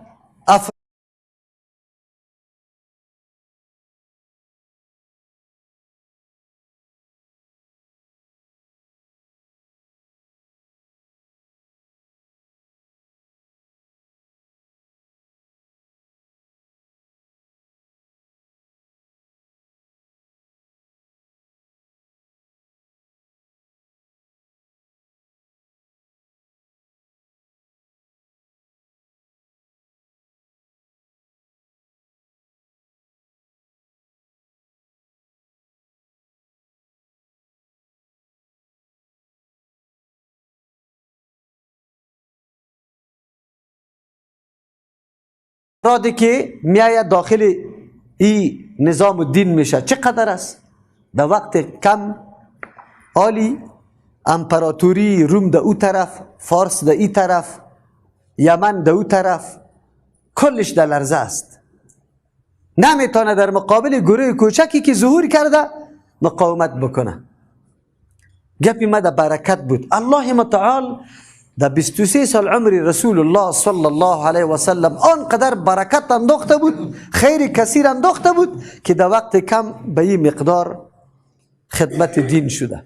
مثالش گفته مبارک کسی که برکت انداخته نیست، ای الله متعال است.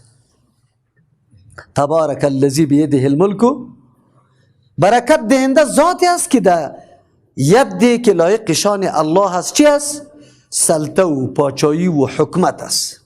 و هو علی کل شیء قدیر، و بالای همه چیز قدرت داره. برکت انداختنی الله متعال است.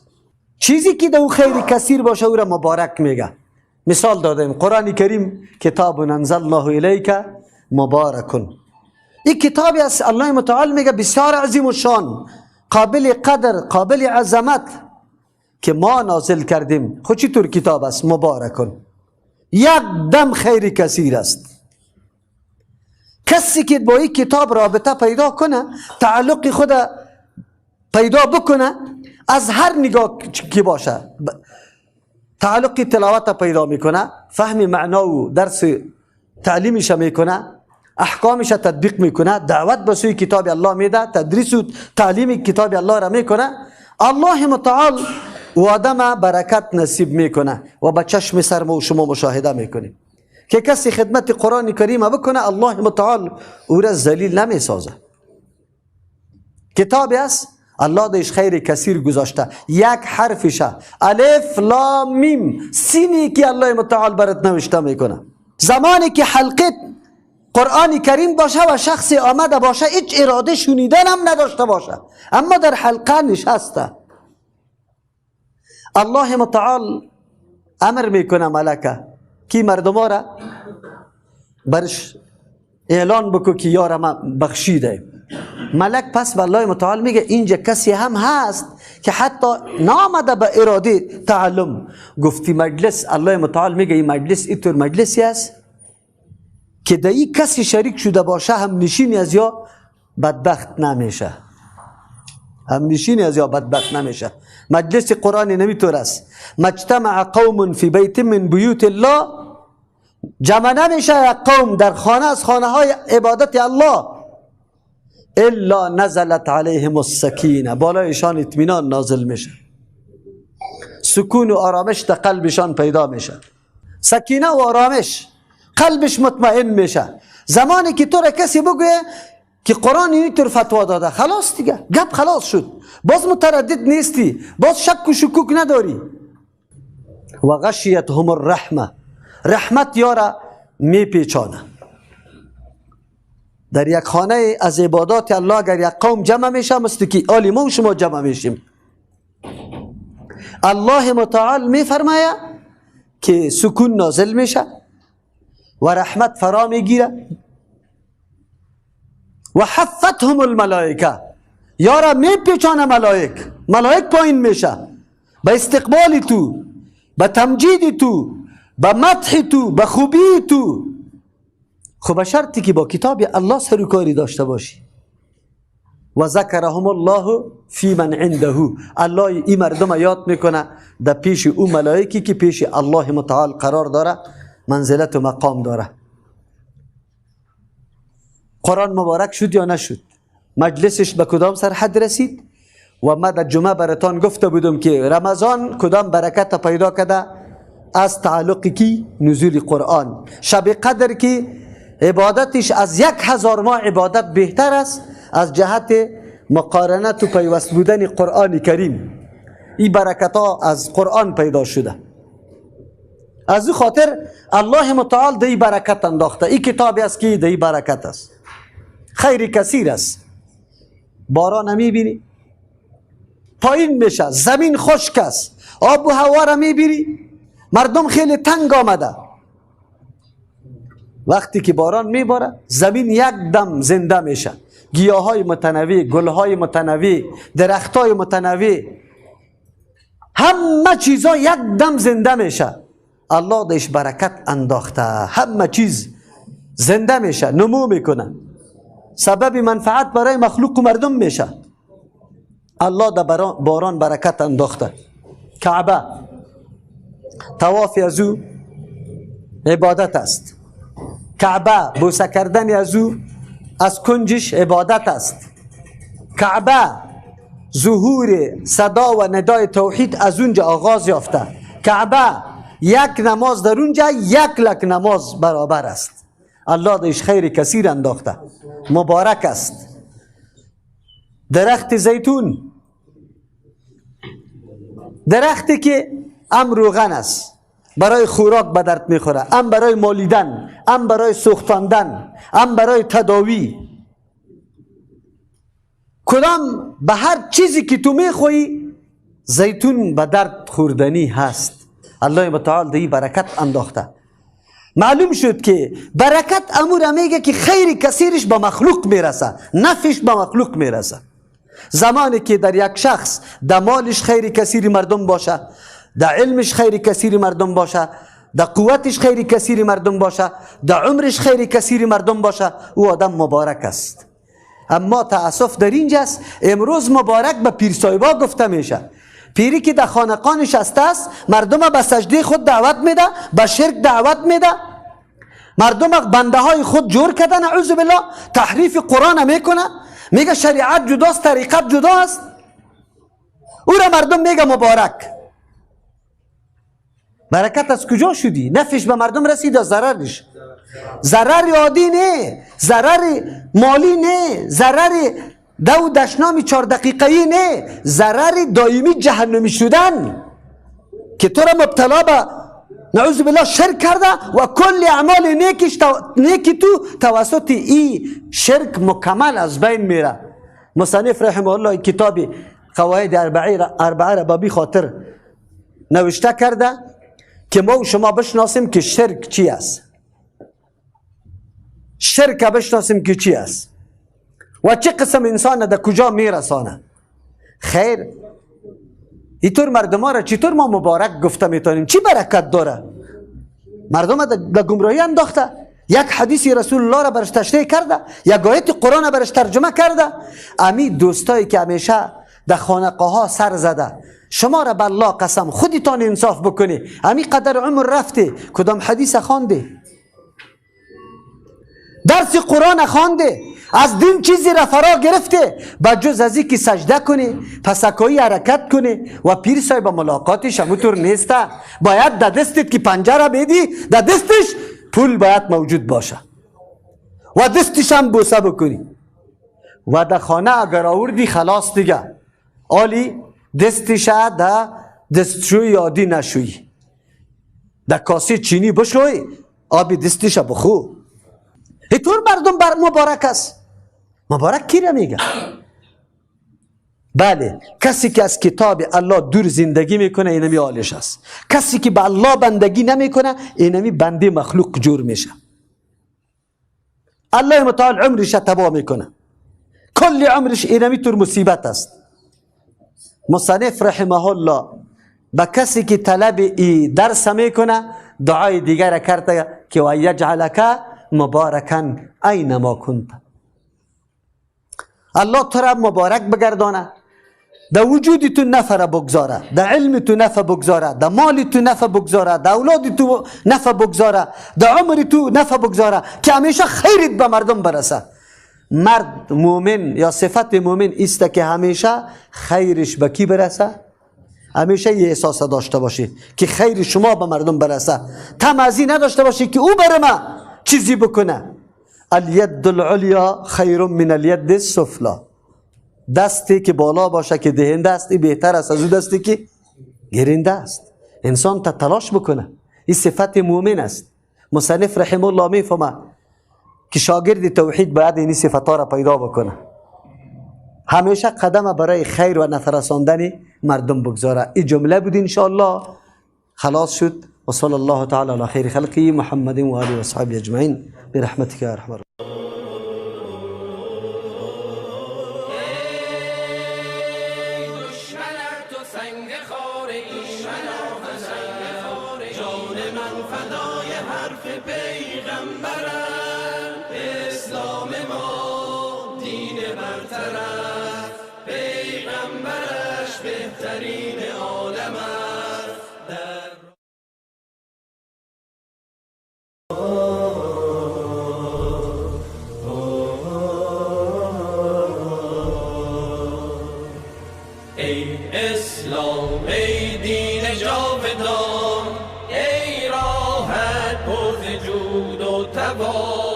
دور است و اندیشه بدان، پاینده هستی و جاودان. ای دشمنت تو سنگ خاره، دشمنت تو سنگ خاره، جان من فدای حرف پیغمبرم. اسلام ما دین برترم، پیغمبرش بهترین عالم است. در راه تو کی ارزشی دارد این جان ما، پاینده هستی اسلام ما. در راه تو کی ارزشی دارد این جان ما، پاینده هستی اسلام ما.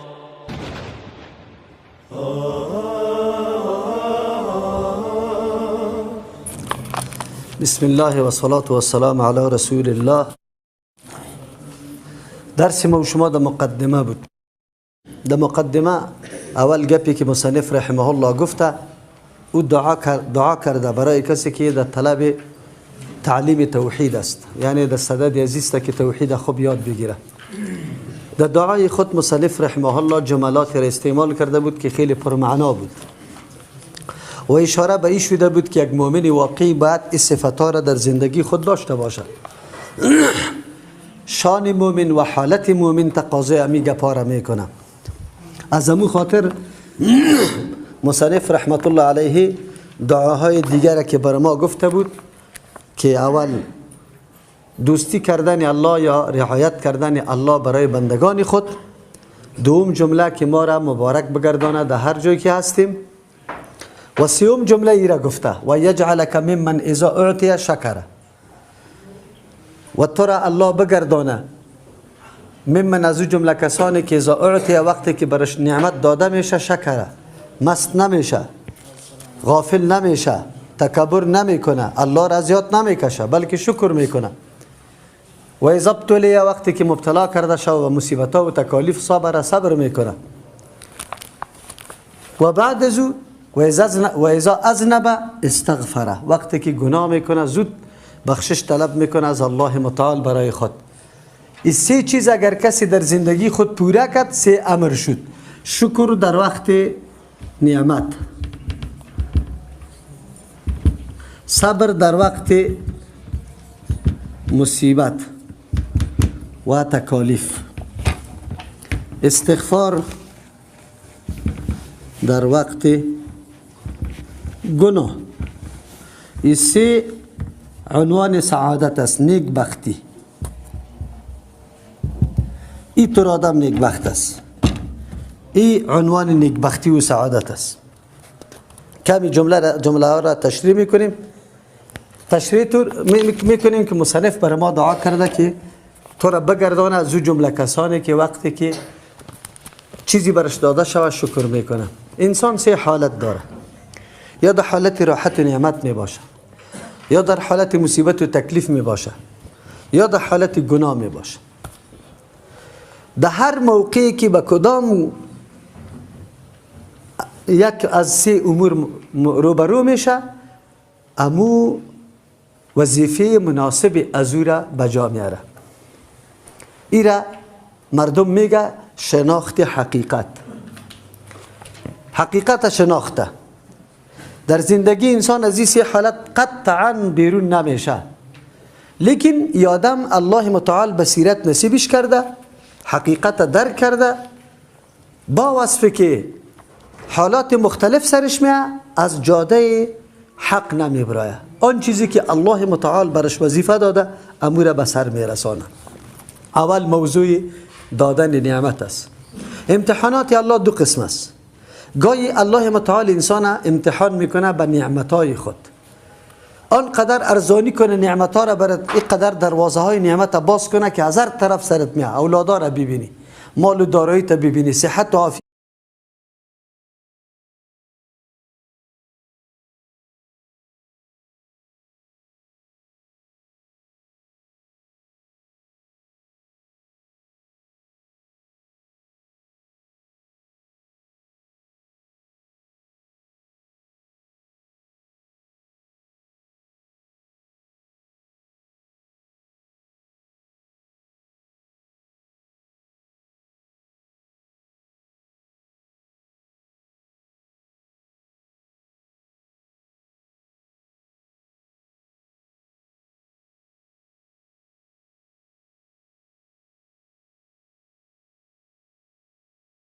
تا ببینی. این دادن دلیل از این نیست که تو خیلی محبوب هستی به نزد الله متعال. این دادن به این خاطر است که تو باش این بنده ما دمی حالت چی میکنه. آیا این نعمت میشناسه؟ منعم میشناسه کسی که نعمت کرده و حق اینی نعمت ادا میکنه یا نه؟ این اینجاست که انسان در سخت امتحان الله قرار گرفت. مؤمن واقعی، کسی که شانش ایمان است، او در این وقت بسیار متوجه میشه، بسیار متواضع میشه، بسیار توجهش طرف الله متعال پیدا میشه، از نعمت الله استفاده میکنه. شکر چی را میگه؟ نسبت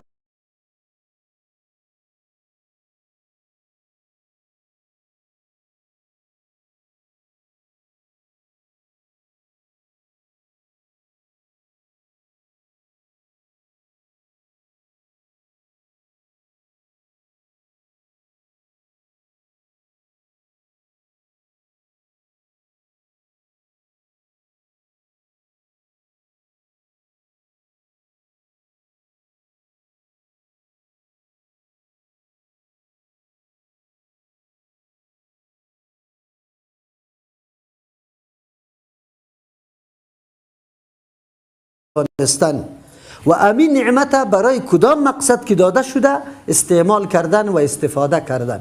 دست یک نعمت الله متعال است، برای ما داده شده. ما دادنی از زیر الله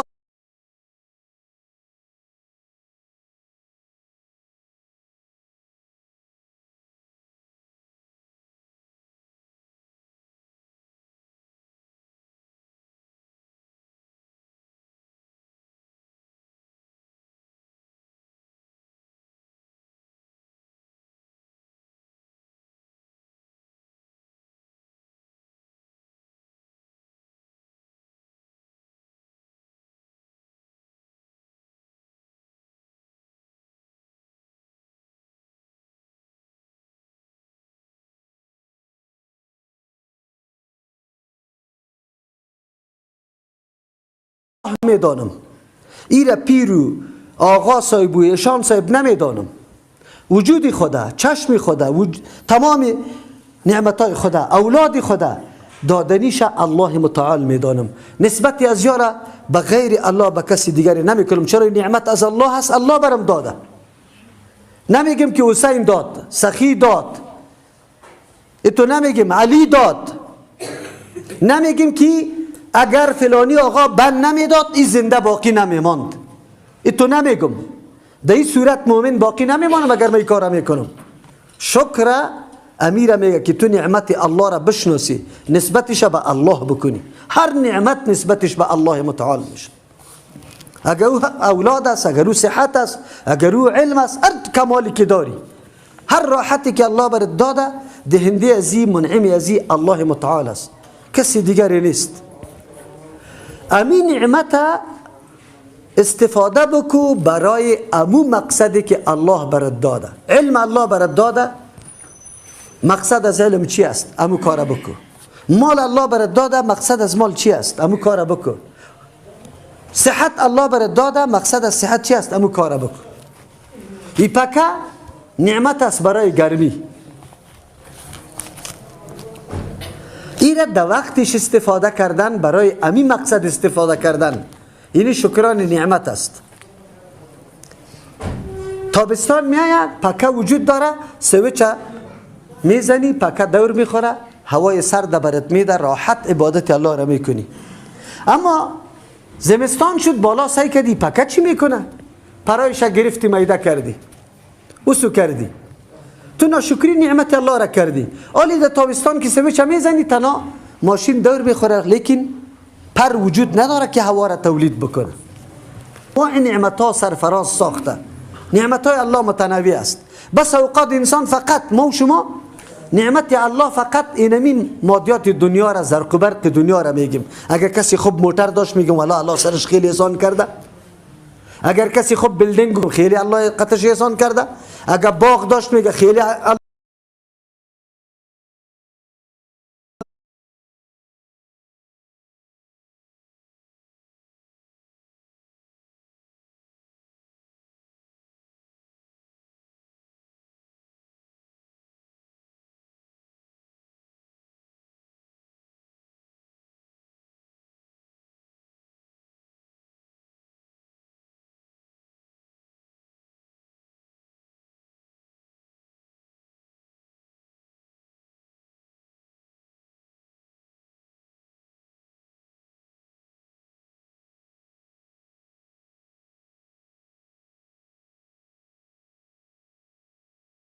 کرده.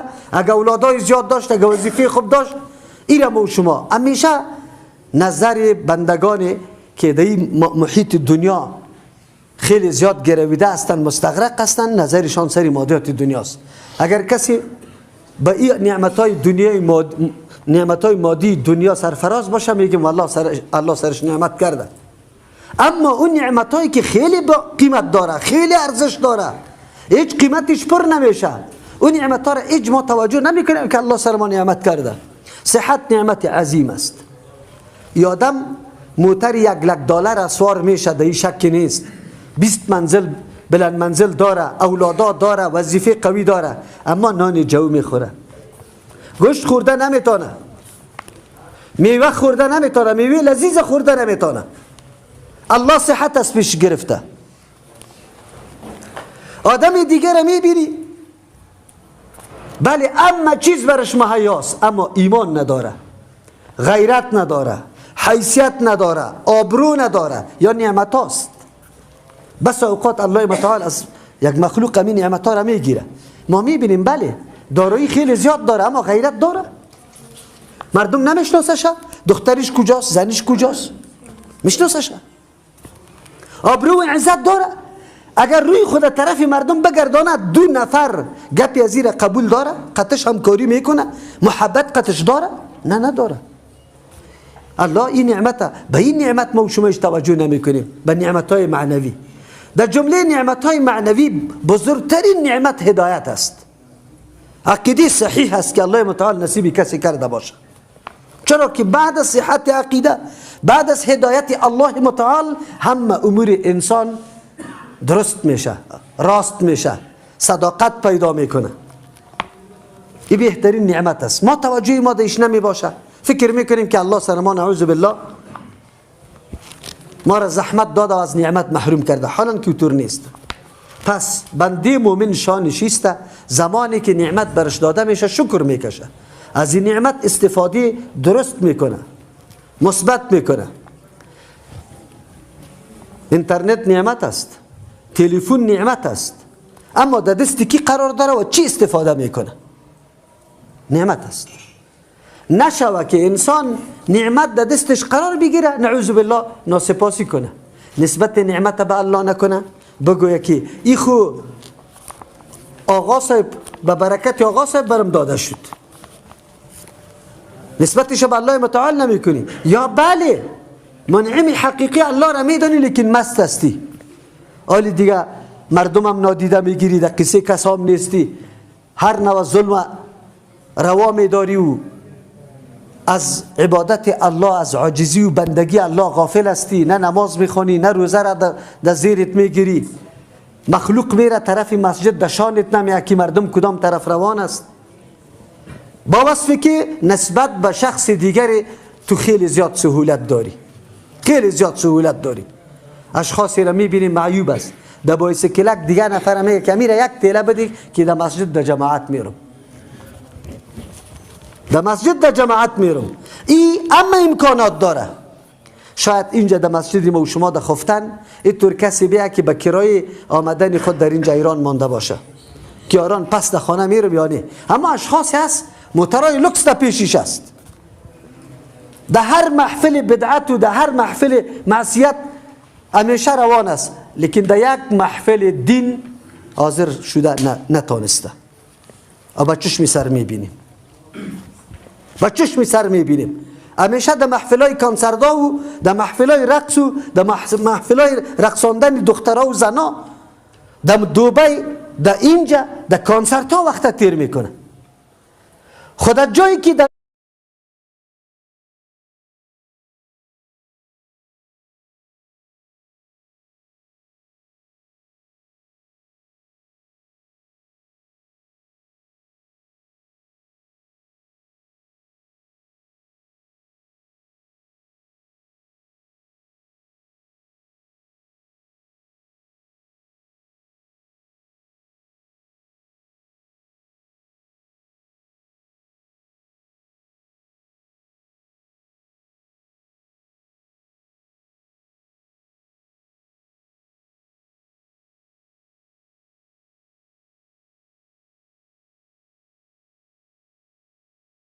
اونجا الله راضی میشه و طاعت الله میشه، دیده نمیشه، دیده نمیشه. این نعمت الله را ناشکری کرده، سپاسگزاری نکرده نعمت الله را.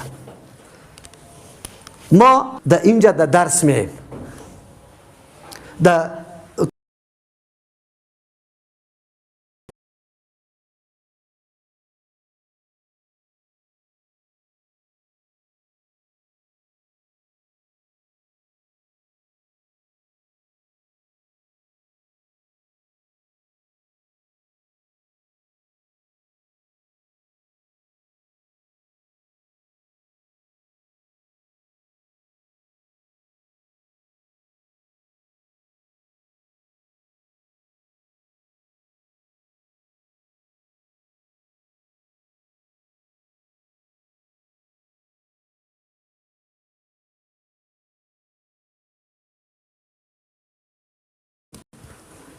علی در تراویح میم به خاطر عظیم خانه را اعلا کردیم، راحت خواب نمیریم، همه راحت سری خود علی ممنوع قرار دادیم، آمدیم در مسجد، ولی بازم نعوذ بالله بازم ما قرار خواب بکنم. یک کسی در فیسبوک انداخته بود تراویح را، فقط مولای امام قطعی چند نفر در پشت سر استاد بود، بر بر بر بر دیگرها این طرف میرفت تو طرف میرفت که وقتی در کو رفت دویدن شروع شد. این ناشکری نعمت الله هست و بزرگترین ناشکری است، خصوصا قریبی این منطقه این مسجد، این کسایی که خانهش در اینجا است که الله متعال میگه در کعبه باشه که الله محروم میکنش از ثواب. راست گفته، مردم یک ساعت پیش نان خورده حرکت کرده که در اینجا در مسجد خدا برسانه، یا دو رکعت نماز تراویح را میخوانه، این بدبخت به مردم اینطور معرفی میکنه که مسجدی از یا البته ملاها برش گفته که دو رکعت تراویح بخوان باز تو معاف هستی. این منافق صفتا، این مردمایی که قطعا دین نمیفهمه که من چی کردم، یک قدر عمری ترجمه قرآن میشه، درس حدیث میشه، این درس نمیگیره، سبب بدنامی یک مسجد میشه. یک محله میشه. از این نعمت عظیم الله استفاده نمیکنه. درکات تراویح میخونه بدر میره. این در کدام کتاب است؟ خاک سبا مردم گفت که نه، این وهابیا درکات تراویح میخونه. اونا من خودم موجود بودم. من میگم منافق نباش. اگر دین دوست داری، اگر واقعا الله را بندگی میکنی، مطابق شریعت پیغمبر بندگی کن. اگر دلت نمیشه در عبادت هیچ از خانت نبرای، قرار در خانه بیا زوم. در اکثر مساجد وقتی خفتن داخل نشده وقت نماز میخوانن. اونم واری وقت نمازی تا بخوان، قرار خواب کن، استراحت کن. آسان گپ است. ولی وقتی که در این مسجد می باید مطابق دستورات دین تو عمل بکنی. هوا پرست نباش، خواهش پرست نباش. هر چیزی که نفست برات میگه اونو کار بکن، تابع دین نمیشی. اینطور نشوه. باز تو بسیار ناشکری نعمت عظیم الله را میکنی. به هزارها مردم است که افسوس میخوره که کاش که ما به این مسجد نزدیک میبودیم که نماز درست میخواندیم، لذت نماز میفهمیدیم، لذت عبادت میفهمیدیم. اما تو از این نعمت بزرگ الله تو را محروم کرده. اینطور محروم کرده چی به دردت میخوره که صبح تا بیگار میدوی، نه زندگی خوب و نه عبادت خوب، همش برباد. چرا؟ تو عبادت الله را بکن، زندگیت الله خوب میکنه. نشوه. این ناشکری نعمت الله هست. مصنف رحمه الله دعا کرده که تو را از جمله کسای بگردانه که وقتی برش نعمت داده میشه شکرگزار باشی و ما بشناسیم که من نعمت الله را و بعد از شکر کشیدنشه. و صلی الله تعالی علی خیر خلقی محمد و آله و اصحابه اجمعین.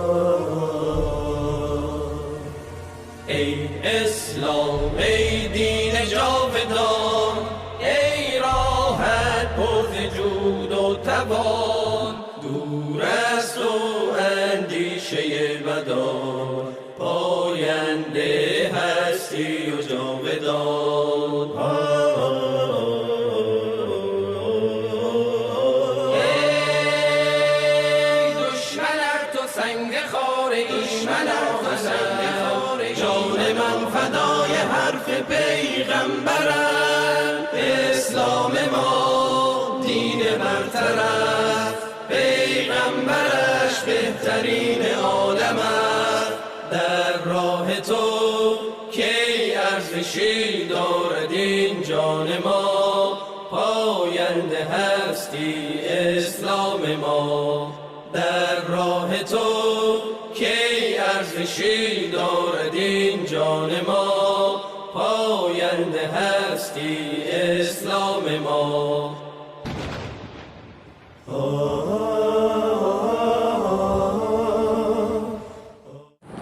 اگر شما شکرگزاری میکنی، معنای شکرگزاری است که اگر ما نعمت الله را به کدام هدفی که الله پیدا کرده به مو هدف استفاده و استعمال بکنیم، الله وعدیش است لازیدنکم، من دیگه نعمت خدا اضافه میکنم. به طور مثال علم نعمت است. این علم هر قدر که تو بیان میکنی، تشریح میکنی، به مردم میرسانی، زیاد شده میروه. اینمی قسم اگر چی در مسئله انفاق در ظاهر آدم میبینه که مال آدم کم میشه، 100 روپه داری 10 افغانی از زیر تو مصرف میکنی، در ظاهر برات معلوم میشه که 10 روپه ما کمبود شده 100 افغانی، اما در حقیقت در این موضوع اضافه کردیم. نمیدانی الله متعال موضوعی را در پیش رویت میاره که در اونجا تو 10 افغانی فایده میکنی، لیکن برکت 10 افغانی از 100 افغانی کدام بالاتر میباشه. الله متعال عوض و بدل ازور اتمن در یکی از امور زندگیت میگذاره. این تو نیست که هدر شوه ضایع شوه. این وعده الله متعال است. و ما کدام نعمتایی که در دسترس قرار داریم، مثلا دست ماست، چشم ماست، گوش ماست. اگر تو چشمت زیاد در تلاوت قرآن مصرف میکنی، الله دیگه محبت زیاد میکنه، قوت زیاد میده. در گوش ترجمه قرآن شنیده رو استی، الله دیگه علمت اضافه میکنه، نعمت اضافه میشه. این وعده الله متعال است. انسان باید امیر رقم بنده باشه. مصنف رحمه الله خود دعا کرده که شما را الله متعال بگردان از این جمله کسا. باید مومن امو وظیفه وقت ادا کنه، امو مسئولیت امو وقت ادا کنه، امو ساعت. انسان از این سه حالت خالی نیست. یا در حالت نعمت و راحت است، یا در حالت مصیبت و زحمت است، یا در حالت گناه است. در هر موقع امر مناسبش تو به جا میاری، اینمی سعادت و نیکبختی یک انسان است. چرا که امو وظیفه را مسئولیت ادا میکنی. دوم چیز و ضبط صبر، وقتی که مبتلا کرده شوه ای صبر میکنه. مومن شانش امی است. ما باید عقیده داشته باشیم که الله متعال ما را در دنیا برای آزمایش آورده، امتحان آورده. مقر اصلی زندگی ما این دنیا نیست. نه سعادت دنیا سعادت است، نه شقاوت دنیا شقاوت است، نه تکلیف دنیا تکلیف است که زائل نشوه، و نه راحت دنیا پایدار و مستحکم است که زائل نشوه. انسان سری این حالتهای دنیا هیچ وقت اتکا نکنه.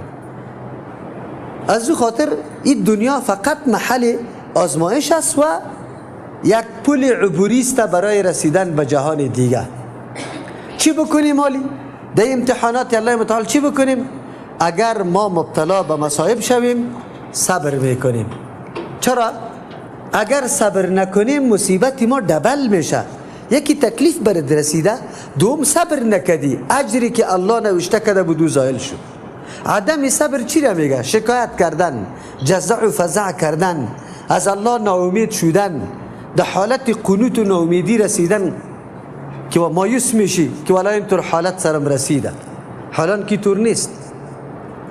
ما محبوب ترین مخلوق الله را دیدیم که سختترین بلاها را کشیده. در حدیث می پیغمبر صلی الله علیه و سلم می فرمه اشد الناس بلاء الانبیاء، سختترین مردم از روی تکلیف و مصیبت انبیاء علیهم السلام است. ثم الامثل فالامثل، بعد از او مردمایی که مماثلتش با پیغمبر ها زیادتر است، وظیفه پیغمبر ها را پیش میبره، راه دعوت را پیش میگیره، او مردم زیاد مواجه به مصیبت و تکالیف میشه. آدمی که محافظه کار باشه هیچ کس قطش کار نداره، راحت است، نه کسی بد میگه نه رد میکنه شه. اما اگر راه انبیاء علیهم السلام در پیش گرفتی، دعوت کردی، از شرک مردم منع کردی، از بدعت منع کردی، از خواهشاتشان منع کردی، و دعوت به سوی توحید و سنت کردی، این همین چیز که مردم قاعده است که هر کس تو را از آن چیزی که خواهش تسمه بکنه قطش دشمنی میکنی. چیزی که من خواهش دارم اگر کسی مانع خواهش ما شود خامه خود دشمن است برای من. از امو خاطر یکی از جمله راه های معرفت یک حرکت حق کدام است؟ کدام حرکت حق است؟ اونمو حرکت حق است که مردم در مقابلش قیام میکنه، مردم نمیپذیره.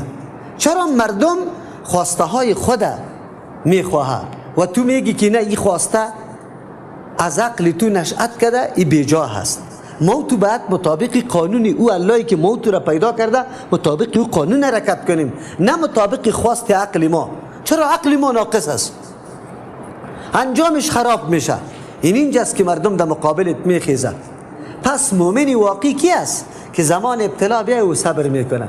در حدیث پیغمبر صلی الله علیه و سلم میفرمه، حدیث انس رضی الله عنه است، ان عظم الجزاء یقینا، بزرگی بدل و عوض و او بدل و عوضی که الله متعال بر انسان ها میده و کدام است؟ مع عظم البلاء. هر قدر که تکلیفت بلند است بزرگ است، همو قدر پاداشت بزرگ است، عوض و بدلت بزرگ است. پیغمبر علیه الصلاة والسلام میفرماید که و این الله عز وجل یقینا الله متعال اذا احب قوما وقتی که دوست داره یک قومی را ابتلاهم، یا را مبتلا می سازه.